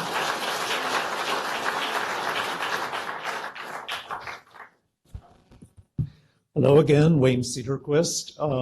I would like to share a few more AeroWatch experiences, and I must respectfully disagree with some of the things that Stephanie has said about them. 2021, I had 2 different ranches where I irrigate as one irrigation block, period. Pumps on, water's on, pumps off, water's off. Simple. Roadway, cutting through the middle of it, that AeroWatch divided into 2 separate fields. And I ended up with a 7-inch difference in applied water between the 2 fields that I know were irrigated as one set, period. As far as scientific and professional, I had a discussion with Wim online. Stephanie set up a Zoom call, and he swore up and down that wind did not affect anything whatsoever to do with AeroWatch readings. And the reason I asked him about wind is I have ranches that are in very wind-prone areas. I'm looking at the results and thinking, gee, this looks like wind could be causing this. Well, on researching further into CBAL, into satellite monitoring, I find out that wind, in fact, is a very big factor. As a matter of fact, a Davis PhD guy that Stephanie made arrangements for me to start to work with on one of my ranches, I've given him to do research, came to find where to put weather stations on several of my ranches. And he spent a long time finding places that were at least a quarter of a mile away from the edge of my fields, because wind is such an important issue in AeroWatch. My opinion, in satellite monitoring, I misspoke, satellite monitoring. My opinion is that Wim is a very good salesman, but I really do not have very much good to say at all about the scientific approach of much of what they're doing. Some of the things that they're offering just make no sense at all. To repeat, we have meters on every acre we own this year. We're using them to comply with Sigma. Every single acre we own is going to be in compliance this year. None of this 10% over, 10% leeway. No. We're going to be in 1%. We're going to be sure we stay under, because we are using water meters that are highly accurate. They are in the verification program. The verifiers have confirmed back to me, yeah, Wayne, your meters are good. If they're not, I'd like to know, because this is an important thing for us. This is how we're going to comply with Sigma going forward for the next how many years. I find it really distressful to be called a potential abuser. Just the whole attitude towards meters is so restrictive. A $500 fee to challenge, well, I'm already paying for AirWatch. It's included in the $24 per acre per year for administration. I'm being forced to pay for something that doesn't work, and then to challenge, to supplant it with accurate information, I have to pay $500 to do that, after paying several $1,000s this year to install meters, to have them certified. $500 per meter to have them certified. Where does it end? And I'm trying to do the right thing. I'm trying to get accurate information. I really want to commend the idea of let us do it at the beginning of a year. Let it be cut and dried. I'm going to use AeroWatch. I'm going to use meters. It's, for me, it's a no-brainer which choice I'm going to make. And we will have the certainty going forward. I think it will be a lot less trouble for Stephanie, because I think your department is going to be inundated at the end of this year with challenges, and it just seems like an incredibly awkward system. Thank you. Thank you.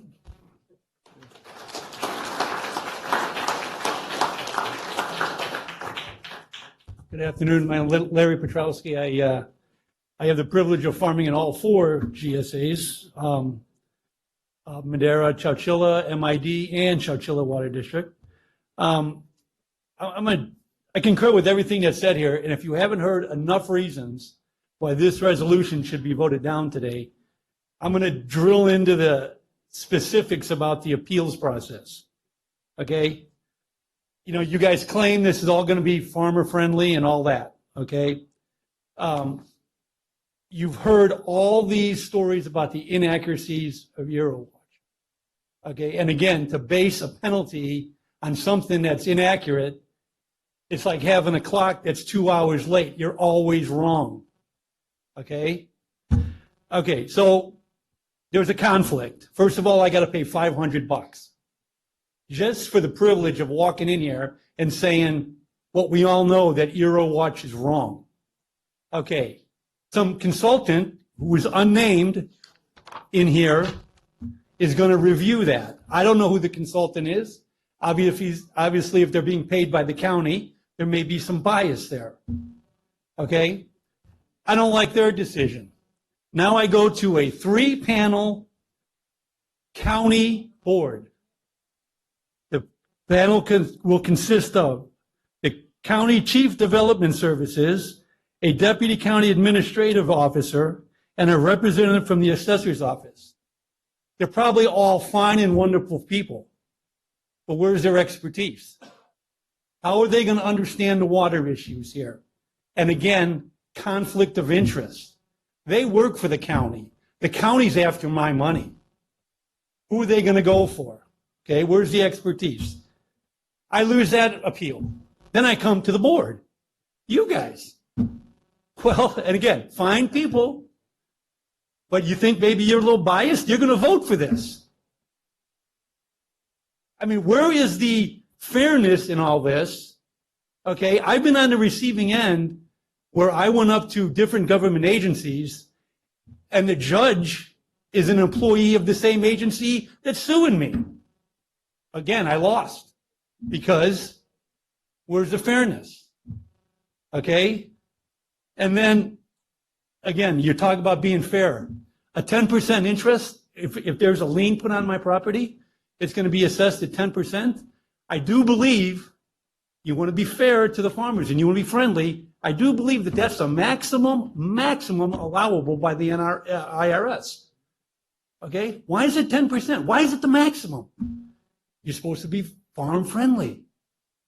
Okay? So that's why if this is going to be passed, I would really recommend this whole appeal process and the procedures associated with it get completely rewritten. We need grower representation on that board, and we need to know who these experts are going to be to understand this. And in closing, I'll just say, you know what, I agree with Mr. Rogers, okay? If we don't do something, we're going to have a dust bowl out here, but you know what? We'll have that high-speed rail going right through here that was voted on by this board. Thank you.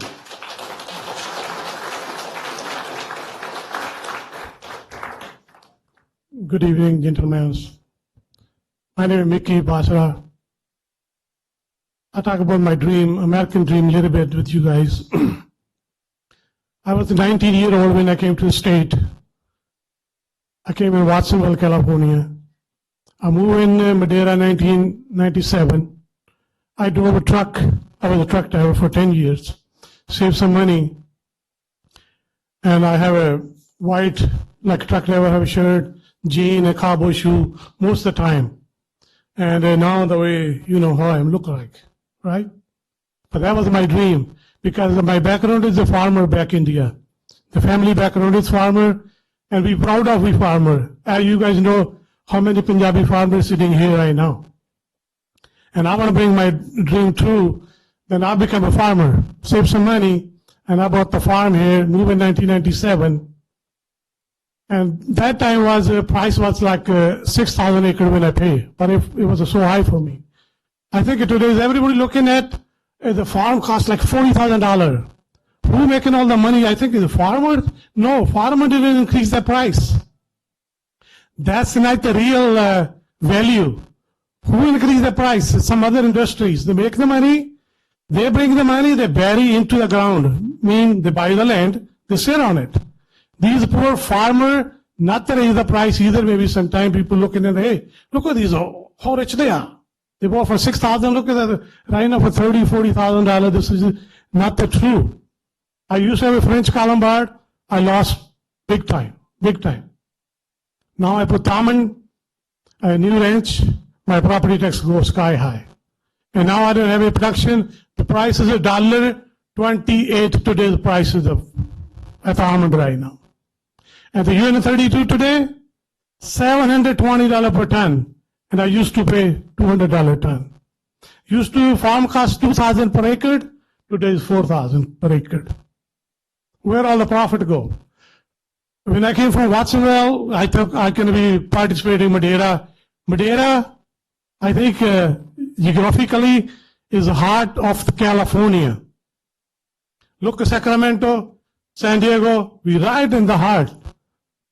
When heart failure, then what can happen? As you know, we gone. But I humbly request you, the way the tax going on, $246 plus $500, that's $800 for me only. That's for the year, like a 300 acre, $240,000. I don't think I can afford this right now. Or maybe later when our price go $4, then we can think about it. Then you can decide that. But it's not only you. I very respect to you, David. I agree with you. You know, India, what happened? The farmer all went to New Delhi.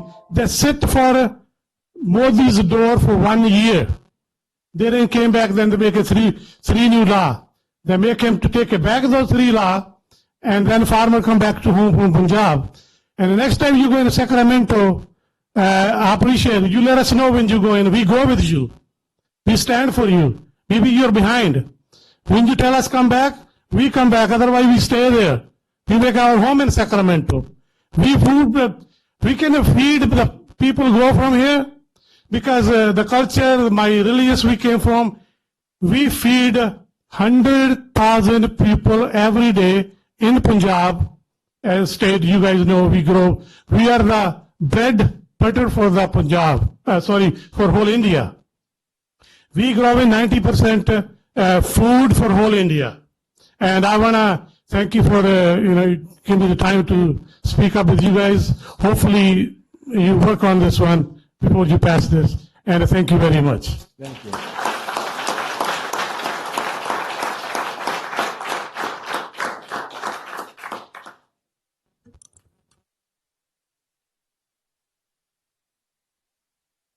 Christina Beckstead, Executive Director, Madera County Farm Bureau. I don't even know where to start. So I will just leave it at this, in that I agree with many of the comments that were provided today. I had the same concerns that Mr. Petrowski did.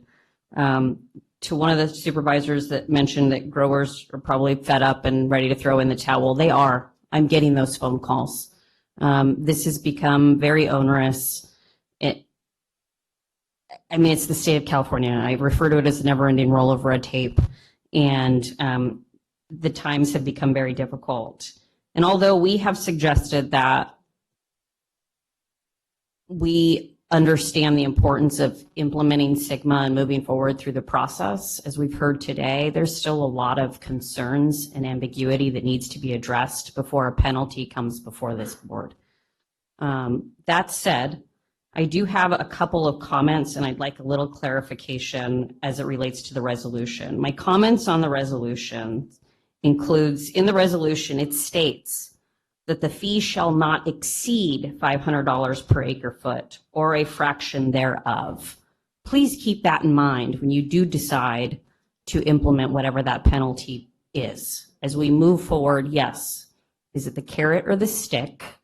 But we need to remember that $500 is the max. To Mr. Petrowski's comment earlier, we've kind of hit this. Everything has been the max. Can we find some middle ground and maybe not do that this time? 2, the phrase, or the term, I should say, alleged violator. Terrible term, right? Exceedances happen in whatever it might be, whether it's you've overdrawn your bank account, you've applied too many chemicals, you've used too much water. Can we find a different word other than, or a different term other than alleged violator, please? The $500 dispute, Mr. Petrowski raised this issue. The fact that you have to pay that when you're already paying for the implementation of a measurement tool is a little bit troublesome to me, as well as the fact that you're now having to pay for an appeal process for a tool that you're already paid for. So those are my concerns as it relates to the resolution right now. My points of clarification: one, I would like to know, as far as the appeals process, to Supervisor Fraser's question earlier and Stephanie's comments, if the $500 is paid to appeal the process and they are approved to use their meters for measurement, does that mean moving forward that they would provide that meter information on a regular basis and not have to pay another fee associated with it? Do they revert back to Earwatch and then have to go through the appeals process again the following year? How does that work? So some clarification related to that. And then two, I was under the impression that measurement was being taken on a water year basis, not a calendar year. So I would like to confirm, because we're talking about a penalty beginning as of January 1.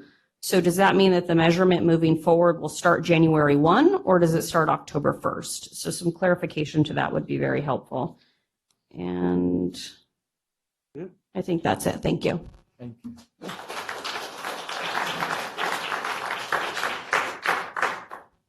Hi, I'm Ed Alamari again. I think everyone's pretty addressed some of the obvious issues that are going on today, and I'm hoping that that has influenced you guys to vote no on this penalty. But I'll attack it from a completely different perspective, from an economic perspective, which I think Stephanie is providing her details on, or the reason why it would lead to less water use. It's the Sustainable Groundwater Management Act. The key word is sustainable. We all understand what groundwater is, what the basins are, and so on and so forth.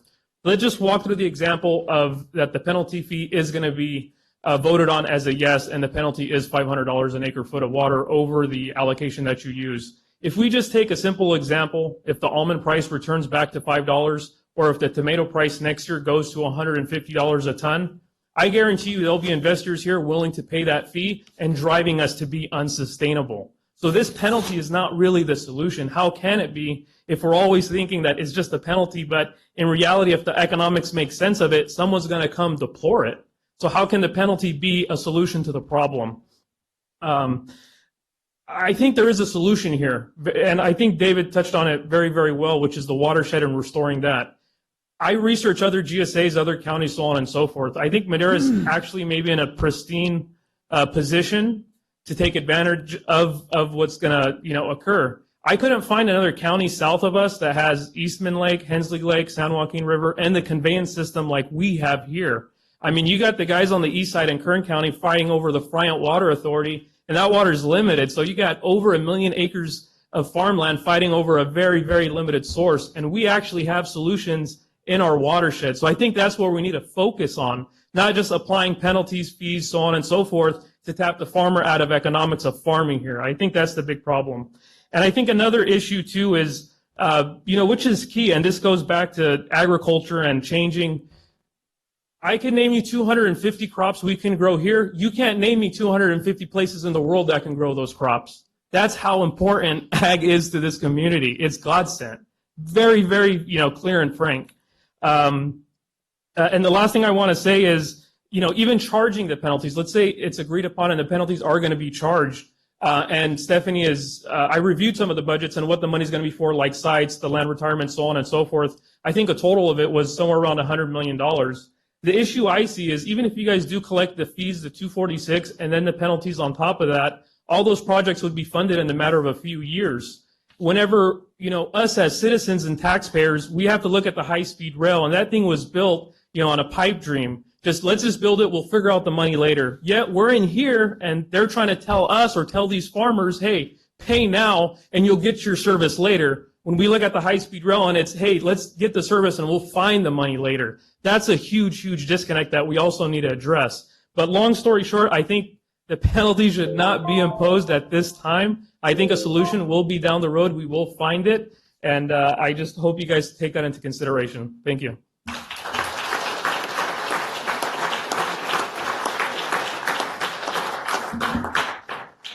Thank you, Board. Devin Avilas with Agri Cooperative. First and foremost, before I start, Stephanie, I want to thank you.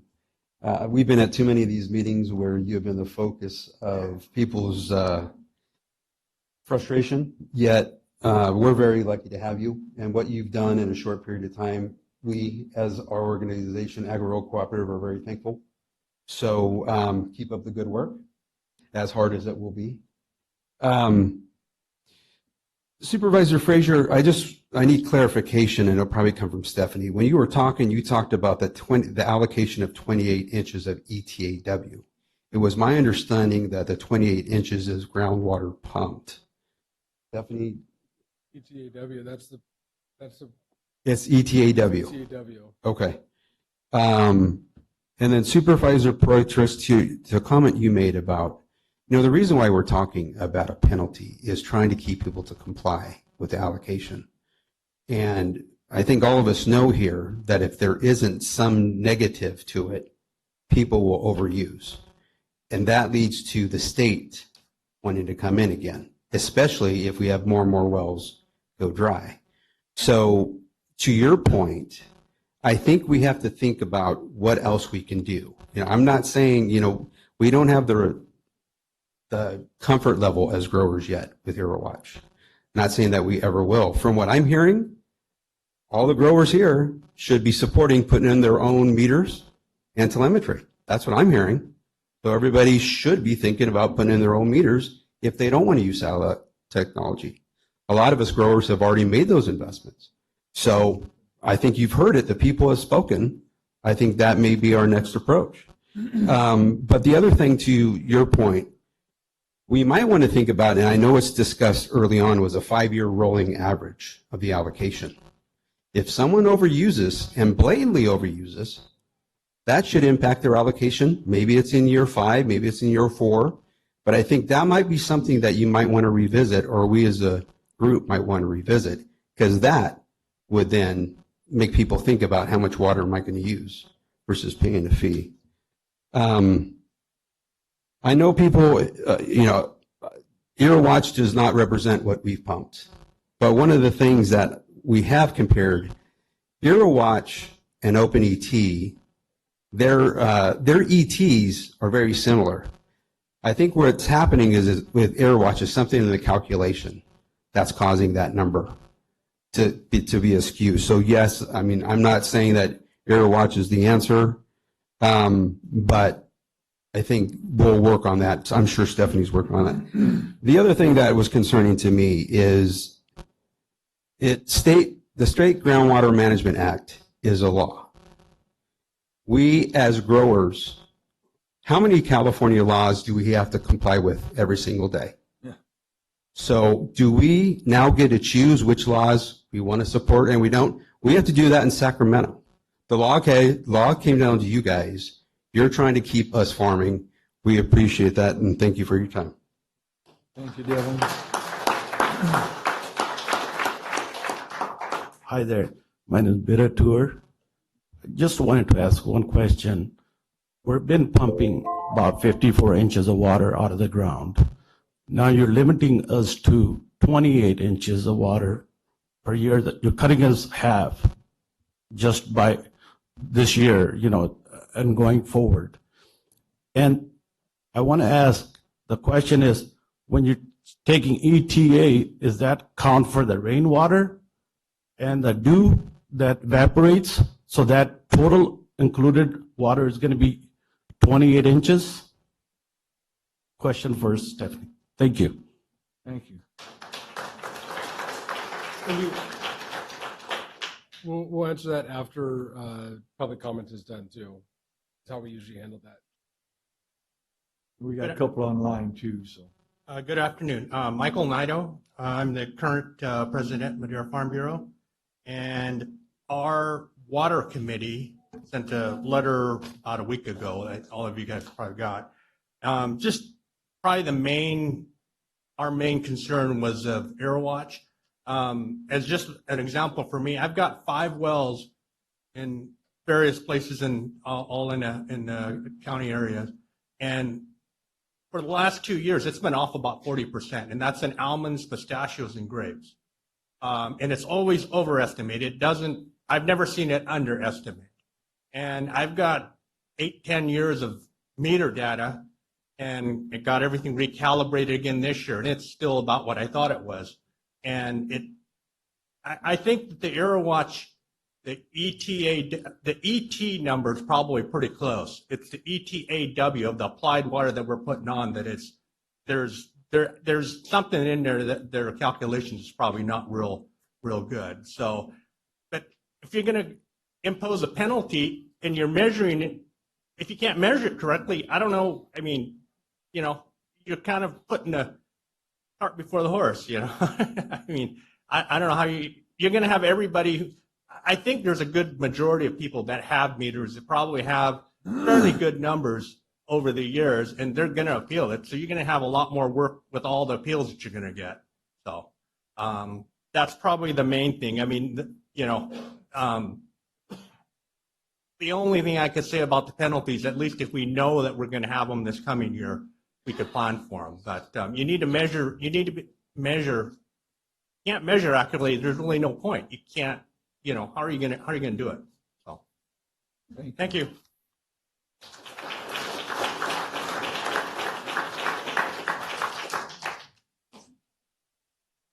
Okay. Oh. Gosh, I'm sorry I'm late for this. This is one of the most important things that I've been asked to attend in quite some time. These courthouses here in Madera have seen me for a lot of good reasons. Can you give us your name and address, please? Yeah, my name is Jack Machado. I was born at 175 North Park Drive in Madera, California. I've been a citizen of this town my entire life. I've been in the ag community, involved in the ag community from the age of 12 years old. Dino Petrucci and Raymond Petrucci got me involved in agriculture and took me on a better path. Over the years, I've watched this valley just deteriorate. Like I said, I've been in this courthouse for good things, bad things, and this has to be the worst.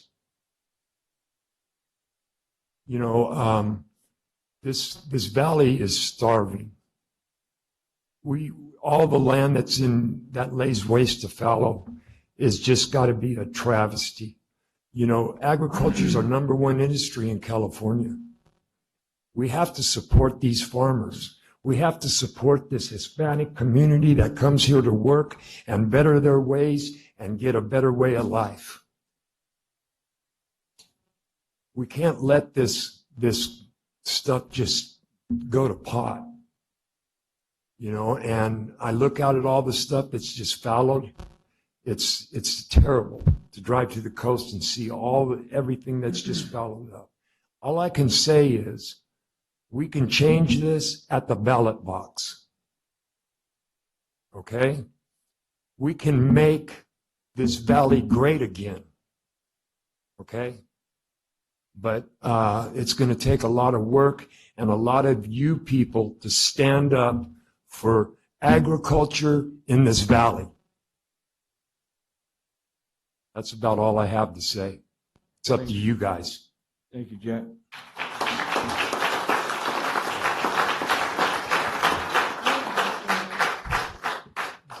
I'm going to do the two online ones. We got Jack Rice first, please. Good afternoon, Jack Rice with Madera Ag Water Association. Thanks again for the opportunity to speak. So most of it has all been said, but penalties are fundamentally dependent on accurate measurement, and the measurement system is inaccurate. That means the whole process is not going to work as it's designed.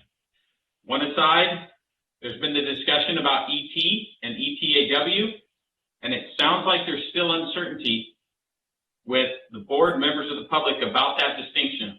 It's really key to fully understand what that difference is if you're going to take an action to implement penalties.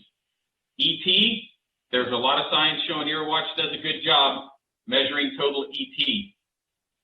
The math and the assumptions that EarWatch does to come up with a number that measures the allocation is ETAW. We did not see any science indicating the accuracy of that measurement. So just bear that in mind. Like, this is a really key point. A lot rides on this understanding. It's in the letter that we submitted in more detail, but this is a significant difference, and there isn't the science on that we're familiar with. Before implementing the penalty, there's a couple of things that need to be addressed. The first one's what I just mentioned, the accuracy of EarWatch. The meters may be imperfect, but I think most people in much water management in the West is more confident in meters than the ETAW estimate, which again is different than satellite ET. So we turn to the meter appeal process. So we have asked for a couple of years, and I'll be honest, this is probably one of the most frustrating issues that I've worked on in the past couple of years. We've asked for a couple of years to change this from an appeals process to an alternative, so that you have the option of using a meter or EarWatch.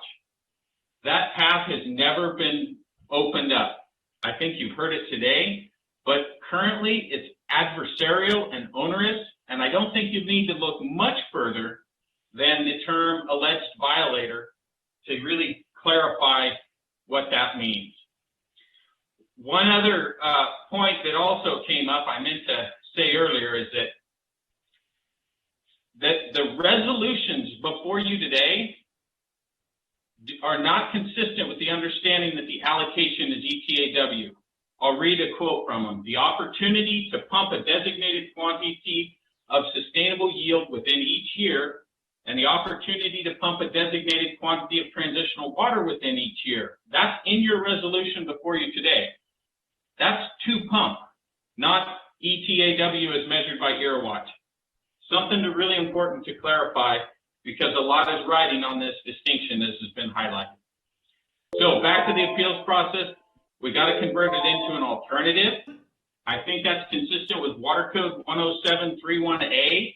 This code's been provided to the GSA several times. We've never really had the opportunity to hear an explanation for why it's not being followed, but that code provision provides in part, a governing body may make a determination fixing the amount of groundwater production from the groundwater extraction facility at an amount not to exceed the maximum production of the facility for purposes of levying a groundwater charge.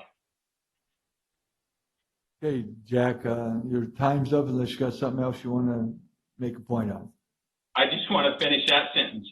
If this is in the code, if a water measuring device is permanently attached to the groundwater extraction facility, the record of production is disclosed by the water measuring device shall be presumed to be accurate unless the contrary established by the Groundwater Sustainability Agency after investigation. Current process is the exact inverse of that. Thank you for your time. Thank you, Jack.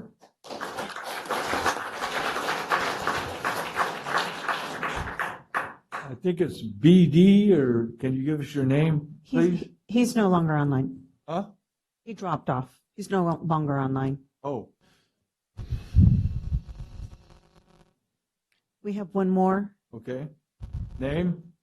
Hugh, can you hear us?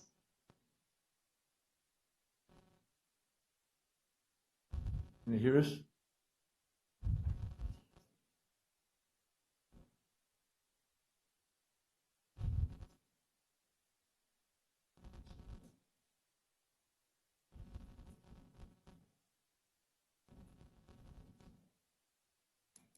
He's trying to unmute. Just one moment. Okay.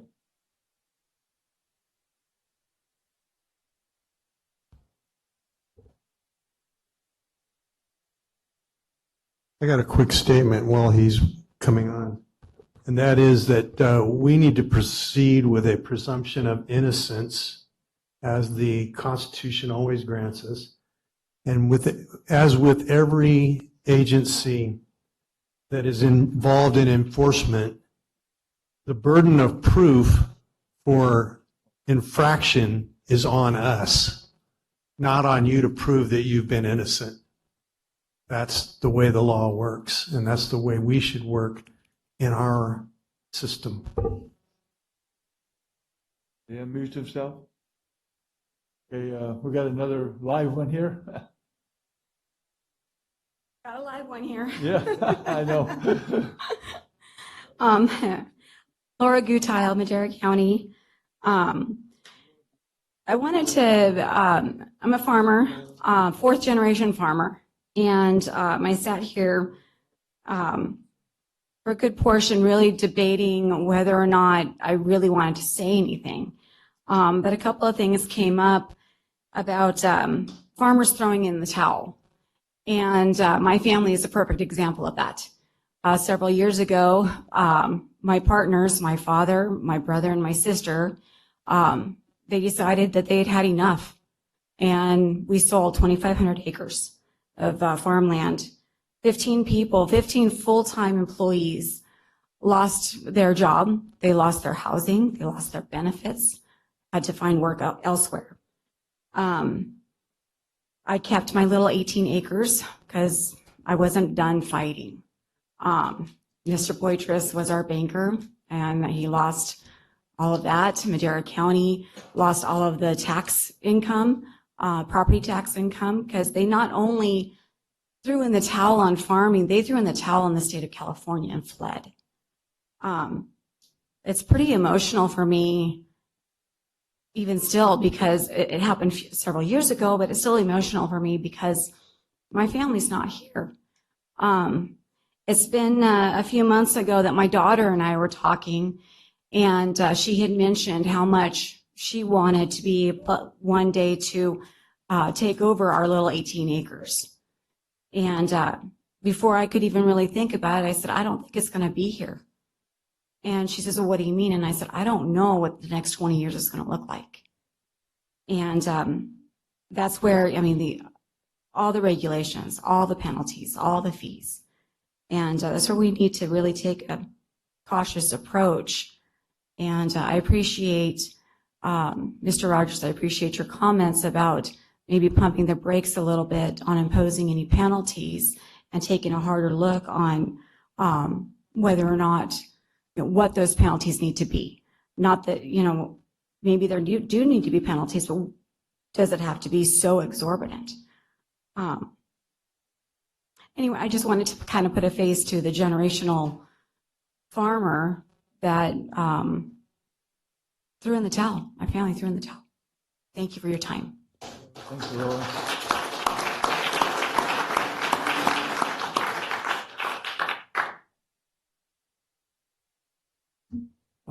Hi, Derek Corrosion. I'm probably the oldest one over here. I'm 87 years old, and I've seen a lot in my time.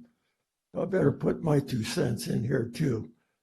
When I was a kid, we would farm with horses, during that time. And then I was 14, 15 years old. I had a sulfur machine on my back and sulfuring muscat vines like this. And then I seen the dams being built. I seen Frank Kern Canal being built. I seen Bakersfield during that time was a desert. They talked just like you did. This is going to be a desert here and everything else. But the people got together. They turned around, and with the Frank Kern Canal above Arvin, they built these ponds, one after another, with shafts down, and made it an oasis over there. If you go there, you'll see an oasis. But it was going to be a desert, like a disaster. I've already had 5 times in my farming, 5 times I've been penalized. You know how I've been penalized? One year I had a hail, took the crop. The following year I got a frost, took the crop. Okay, then later on I had raisins on the ground paid everybody. You had to pay all the picking, you had to pay all the pruning and all that. The rain came, took that crop. You know how long it took me to get back on my feet? When you talk about these penalties, we get penalized all the time. And you know it, you know it. And if you got penalized just one after another like that by nature, but now humans are making penalties over other humans. It's not right. There is solutions. There is solution. When you people join these people, you'll find the solutions. These are the people that will find you the solutions because I seen it happen then. I seen things grow. Now I'm seeing things going backward. Dehydrators are going out of business now. They're not saying, here's another solution. Here's another scenario. What if, and it happened already this year. What happens now, we use up so much water, and then this heat spell comes. Now, do I say, should I pay the fine? Or should I, because when the heat comes, the sugar, you leaves the grapes turn to waterberries, it goes back into the vine. Now, do I pay the fine or do I lose the crop? Because is the crop going to be worth as much as the fine? Now, what do you do? You have this choice. What would you do?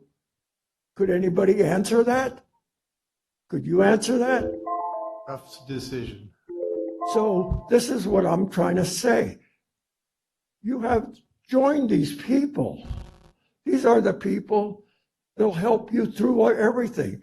I've seen solutions be solved, but not by fines.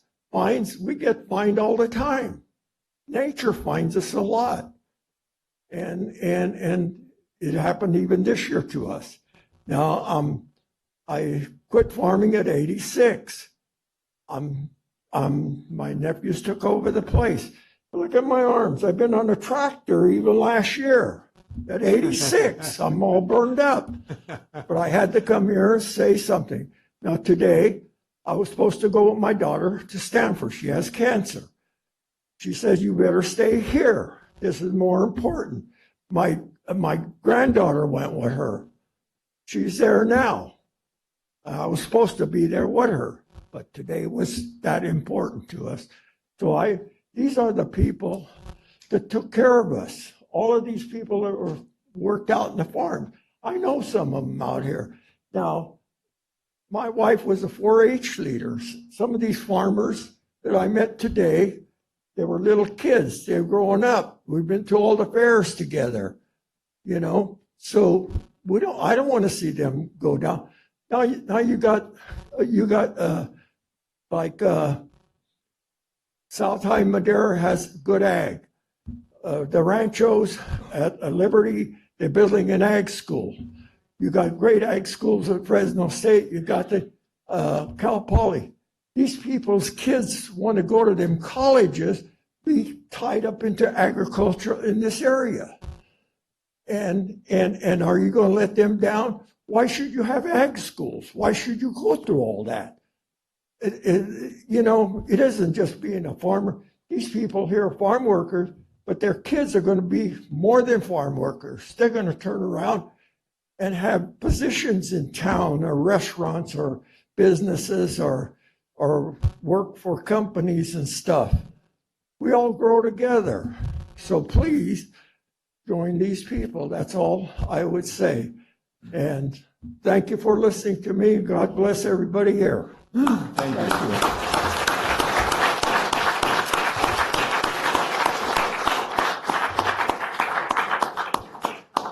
Is the live one online yet? Okay, we're going to close this up. Mr. Chairman, I have a comment. Oh, I'm sorry, yeah. I'd like to make, no, I just, wanted to wait till the appropriate time. But Stephanie's here, so maybe let's hear from Stephanie first. Okay. Thank you. Thank you, Supervisor. That was a lot of feedback. I think we had a question about precipitation, and that is, it's adjusted on the back end, so people get credit for when it rains. You're not charged for that. We also had a question about the water year and how we're measuring, and the allocation is for calendar year, so January through December. I would like to work with Deputy County Counsel and revise some of the language in here to incorporate the comments from today, and then come back next week, if that's possible. Fine with us. Yes, Rob? Very good. Thank you, Mr. Chairman. Thank you, Steph. First of all, I think that I'd like to have a few things clarified and then talk about why we're even here today. First of all, and it's been repeated time and time again, we're talking about two different things as far as dollars. We're talking about fees, and then we're talking about fines. They're two different things. The fees are for projects so that we can bring water in. Our neighbors, many of you are members of MID, and those canal systems and their conveyance systems weren't free. They didn't arrive here in Madera County and go, oh, isn't this wonderful? There's a whole bunch of canals and they're connected to this lake that's going to be and dam that's going to be built in 1938, 1939 called Friant Dam. No, they had to build those. They had to charge growers. They had to create this conveyance system. So to think that we can provide conveyance to white area growers without any money is just fantasy. It cannot happen. It's just not going to occur. So that's what the reason we have, we're talking about fees for projects. And I believe that Stephanie has talked ad nauseum about that we do have a budget. It's just not collecting money, and it's just going to sit there and go, hey, we've got $40 or $50 million and not do anything with it. We do have that project, and we're in a future meeting here shortly, we're going to be talking about those projects that are coming forward. But I want to talk about some of the practical things. I haven't heard one grower here today talk about having to drop their well this year. How many of you growers out there like me had to drop a well? And if you're not putting your hand up, okay, good. Yeah, it's true. And how many of you are having well and pump deficiencies right now? Yeah, you're at maybe 850 gallons per minute. Maybe you're down to 300 to 400 to 500, if that. Well, I'll tell you my experience. I've had to drop a well this year on our Bonita Ranch. Our neighbor to the north, the Cousins, they had to go way down on a brand new well a few weeks ago. The guys that took over the Wagner place, McKinney, he had to put a brand new well in a few weeks ago. I bought a few years ago Tom and Dan Rogers' ranch, and 2 of the 3 wells are dry, and the third one that's working, we're going to have to do something with it to go down this year. So it's like, and that's everybody. I mean, Madera Pumps is out everywhere all the time getting calls trying to figure out what they're going to do. And I haven't heard one person here today talking about that we are suffering and our aquifer is dropping. Here's another problem that I've had. How many of you have had issues with salt on your land? Anybody? I guess you guys have better aquifer than I have, but on our Bonita Ranch, we're going to have to put in a cover crop this year to take up the salts that have been coming in from our aquifer. And because the deeper you go, the worse the quality is. And that's where we are right now. Many places around our county, around our basin, you're pulling up bad water. This year, for those of us that have some ground in MID, man, it was great. It was $2.25 an acre foot, pretty expensive. But you know what? It's clean water. It was good water. And we can use that to maybe leach out a little bit of those salts, but they're building up. What's happening to the west side is going to be, or what has happened to the west side is going to be, I believe, a forecast of what's going to happen in our basin if we don't start taking action. There's areas on the west side, vast swaths, that have been poisoned because of salts, because of selenium. When they stopped the drainage from the west side back in the, I guess it was late 80s, because, a bunch of issues were happening in Kesterson, then this ground started, it got on that clay layer, the salt water started to perch water table, and a lot of ground is poisoned now. And it's remained that way. And what I would challenge everybody here to do is to take a look at a recent documentary by Jeff Aiello. Many of you know he's worked on a lot of these films. My Job Depends on Ag. And he's recently put together something called Tapped Out 2. And he talks about a lot of these issues and where land has been poisoned because of the salts and the inability to flush out those salts.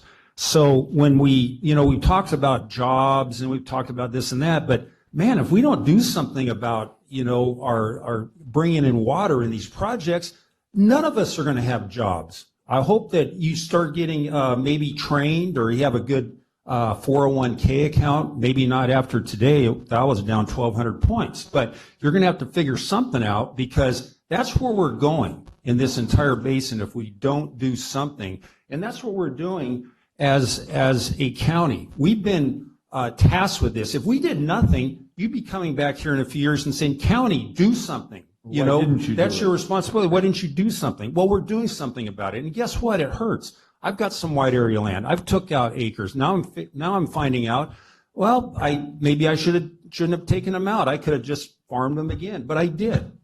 And so I feel the pain. I've dropped some dollars. I figured it out. But it's something that we have to do for the future of agriculture in Madera County. And we're not alone up and down the state. Jim Maxwell came in here. He was in here earlier today, and he said that we've got the highest fees of any of the basins. Well, of course we do, because we're the only ones that are proposing projects. Every other basin that has these $30, $40, $50 fees, they're all GSA fees to belong to the GSA for administration. We've got that too, but we're talking about projects that none of these other basins are engaging in. So you need to know that as well. So again, we're looking to save agriculture. We're not looking to eliminate. We're not looking to, I'm in it with you guys, and I certainly don't want to wreck my own heritage.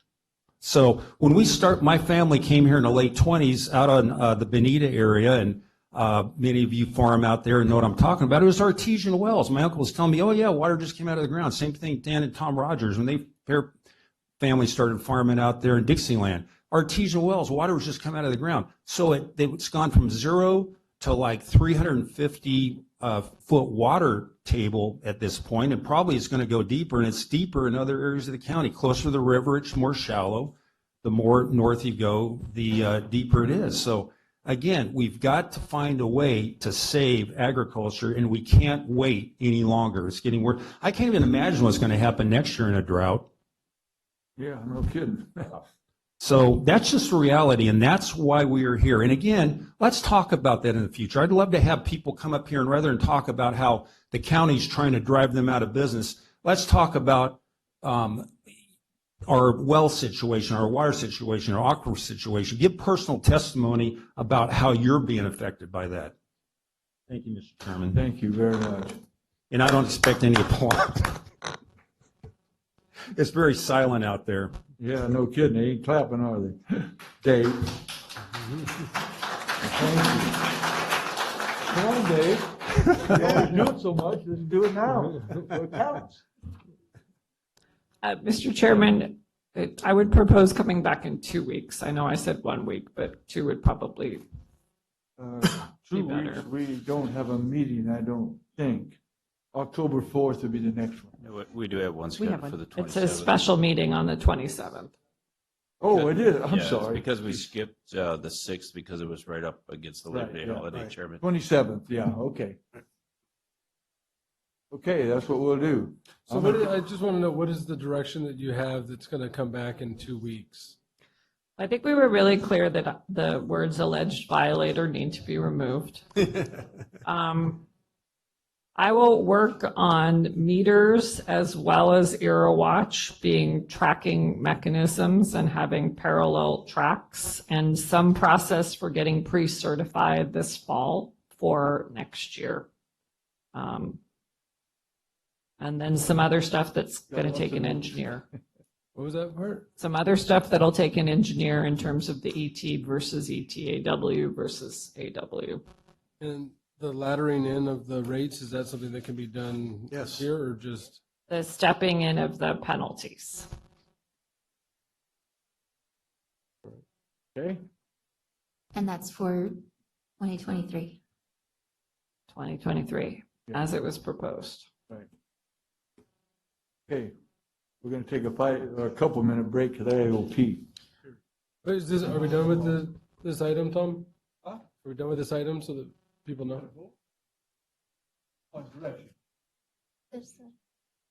Continued until the 27th, please. Do we need to motion to continue it? No? Or just, Excuse me, Chairman.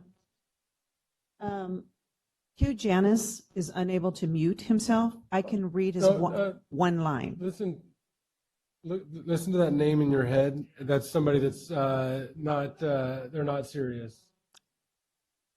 There you go. Yeah. No, that's not a real person. Yeah, I caught it. I'm right. That's not a real person. Well, I gotta go to the bathroom. Yeah, no, that's not a real person. But tell him thank you for the needed brevity. Thank you, Hugh. Yeah.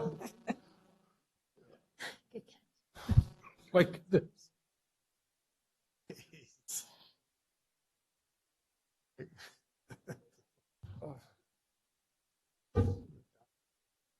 We're on a break. So it's continued to the 27th?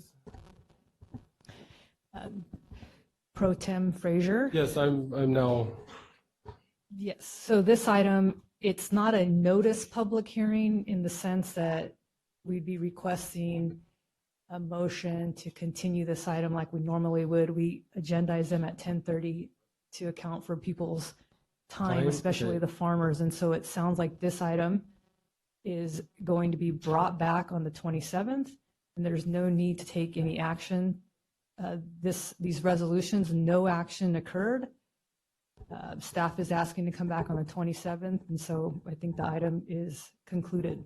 Okay, so the item is concluded. I think everyone came here expecting that there was going to be a vote, but I think we've definitely heard the how important this is. We already took it important, but I think we'll know, taking in some of the feedback that we got today, to continue to make this resolution better. And that's due to all of your voices being here. Your presence here was felt, and knowing that we can't just make these decisions on the fly, that we need to take that public input, and that public input process is the most important thing, and that's why we want to keep the control of it here and not at the state, where you won't have the same ability to do that. So 27th, we'll see you here again at 10:30. Yep. Done. Yeah. Okay. 6C. 6C, discussion and consideration to adopt a resolution appointing Roman Noriega as Madera County Director of Human Resources effective October 1st, 2022. We're going to take a couple of minutes here. Thank you, guys.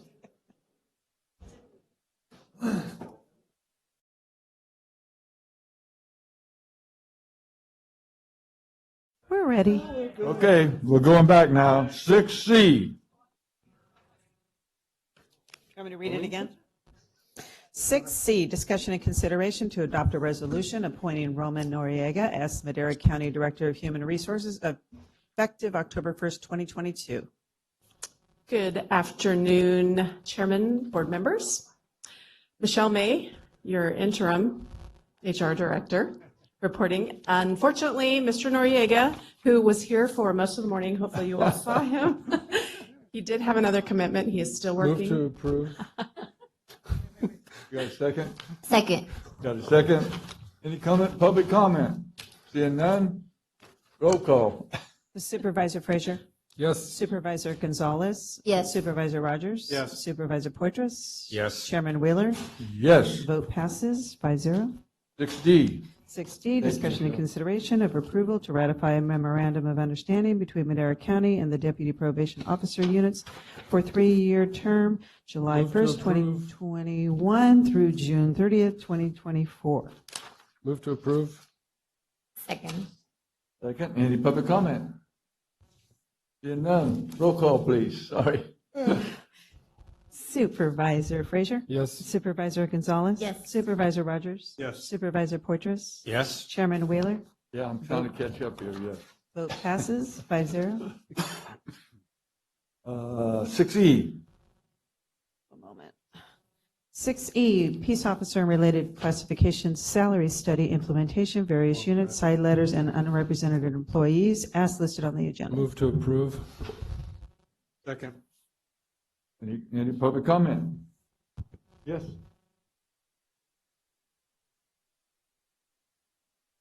Real people. It's online? Just Hugh. Should I ask? Okay. We got a first, second, no public comment, roll call.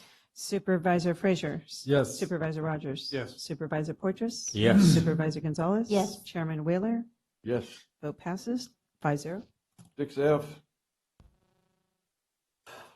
6F, set salary for police officers and related classification, various bargaining units, and unrepresented employees as listed on the agenda. Move to approve. Second. any public comment? Hearing none, roll call, please. Supervisor Frazier? Yes. Supervisor Rogers? Yes. Supervisor Portres? Yes. Supervisor Gonzalez? Yes. Chairman Wheeler? Yes. Vote passes 5-0. 6G, Sorry, I'm just trying to get the time in. 6G, position allocation for the departments identified in attachment A as listed on the agenda. Move to approve. Second. Second. Rogers. any public comment? Nothing online? Roll call, please. Supervisor Frazier? Yes. Supervisor Rogers? Yes. Supervisor Portres? Yes. Supervisor Gonzalez? Yes. Chairman Wheeler? Yes. Vote passes 5-0. Thank you, everybody. Great job. Thank you. Good job. You did really good today. We're glad you Appreciate explained it. all Thank those you. good.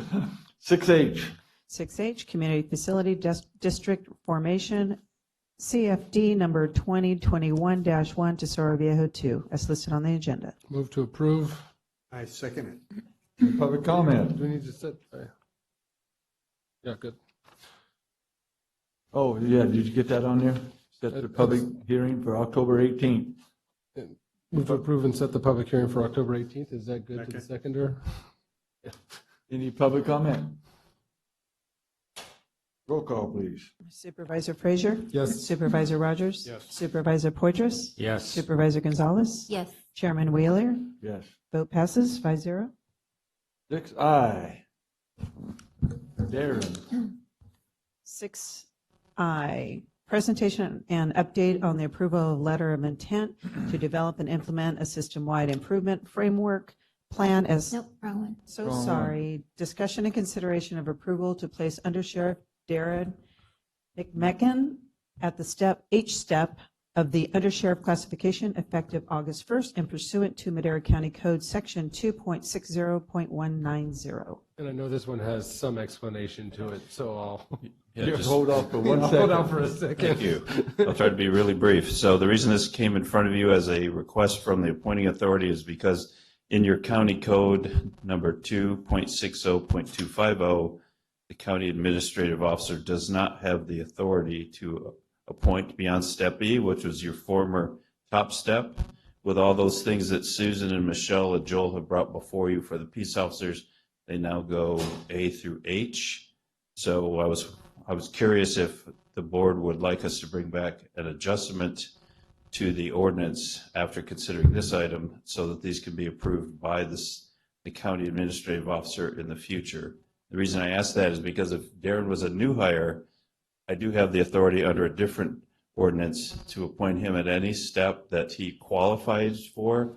But since he's an internal promotion and it specifically says step B, I cannot Yeah, approve I- anything beyond D. So Okay, I move to approve this item and with direction to bring back an ordinance change Clean it up. to clean that up. Thank you. Any public comment? Hearing none. Roll call, please. Supervisor Frazier? Yes. Supervisor Rogers? Yes. Supervisor Portres? Yes. Supervisor Gonzalez? Yes. Chairman Wheeler? Yes. Vote passes 5-0. 6J, And this one, I'll take my finger off the button. yeah.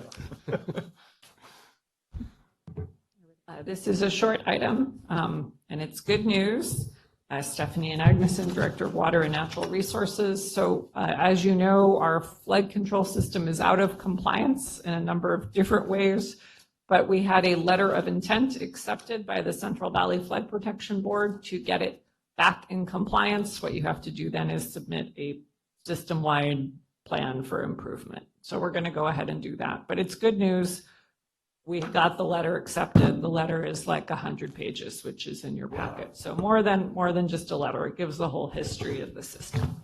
So that was it. Quick question on that. Does this enable us to better receive grants for the reparations and that kind of thing? Or It might. It's mainly a way of having the ability to have the Army Corps come help for a flood event, and they can provide millions of dollars of help. Maybe not in grants. They sometimes do the work themselves. Oh, better. Yeah, exactly. Better than a grant. Any other questions? Motion, please. I'll Any move public comment? Move to approve. Second. First and second. Roll call, please. Supervisor Rogers? Yes. Supervisor Gonzalez? Yes. Supervisor Frazier? Yes. Supervisor Poitras? Yes. Chairman Wheeler? Yes. Vote passes 5-0. 8, pending legislation. 8A, discussion and authorization to send a letter of opposition to the governor opposing AB 759.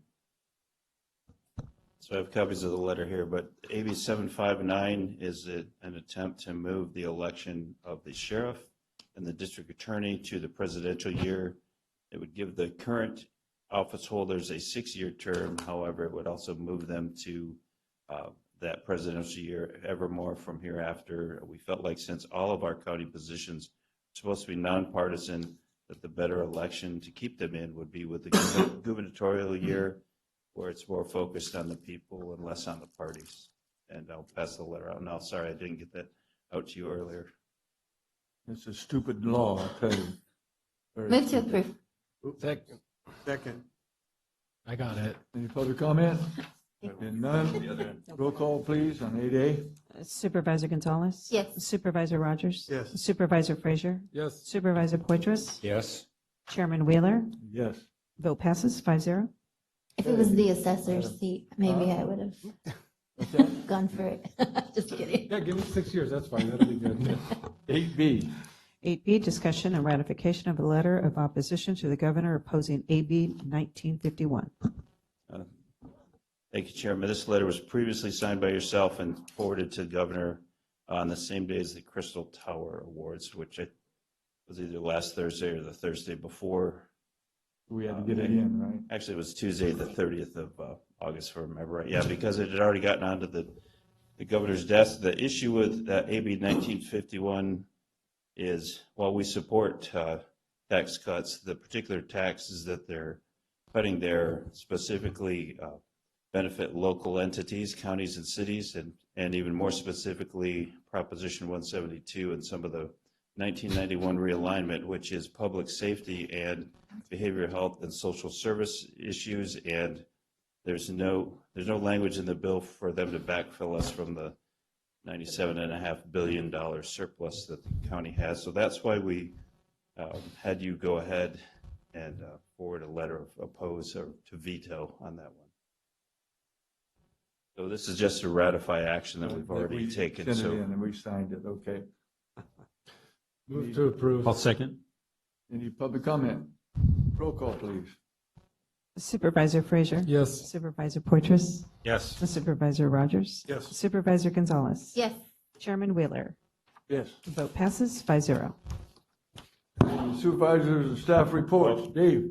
Oh, go we added ahead. one more item, Chairman, earlier. So the last letter is a letter to the governor supporting the Rio Bravo biomass plant that's in Fresno. And as the chairman mentioned earlier, we are one of the primary contributors of biomass to that entity, and we would definitely benefit from having it stay open. Big time. Move to approve. Clean energy. Second. Yeah. It's so stupid, they're, you know, I got that. it's one of the, Yeah, I got that one. Yeah, I already got I can't tell you how much they do, and they've shut down already, the one in Merced and stuff already. And We used to have about, it's like sawmills, we used to have about 20 of them across California, and they've been shutting them down like idiots, and in fact, I guess they expect that dead wood just disappear. It does. Yeah, when the fire burns. Yeah. Then they want to know how to be fire resilient. Yeah. Well, take away the fuel so that you don't have to be Don't have to worry about it, huh? fire positive. Because that's what they're. Any public comment? Roll call, please. Supervisor Rogers? Yes. Supervisor Frazier? Yes. Supervisor Portress? Yes. Supervisor Gonzalez? Yes. Chairman Wheeler? Yes. Vote passes 5-0. Okay, Supervisor staff report, David. Oh, I'm sorry. He's got nothing to report. Yeah. Just like the rest of I'll be us. attending the Regional Health Authority on this Thursday. I'm done too, but I just still wanted to say that Crystal Tower Award was great, and Jim was a well-deserved recipient. And Dave Rogers wasn't there. I wasn't. I've got nothing left in me. Later on this evening, I'll be leaving for the annual RCRC conference, and then next week I will be in DC for the San Joaquin Regional Policy Council annual lobby trip. Thank you. I'll take Jay? We Thank just you. wanted to note that Mr. Noriega will be here next week to introduce himself. So he starts on October 1st. Yeah. No report, Chair, other than there are no other items for closed session. Oh, there's not? No, Well, we don't have to go back? I confirm that with your interim Michelle, HR that director. We gave her that sign. Yeah, we're done. Karen? Nothing to report, thank you. Okay, we'll go in about 10 minutes, we'll do the agenda review. Thank you, everybody, for the long day. You don't want to do agenda review tomorrow? Huh? You don't want to do it tomorrow? Yeah. Via Zoom?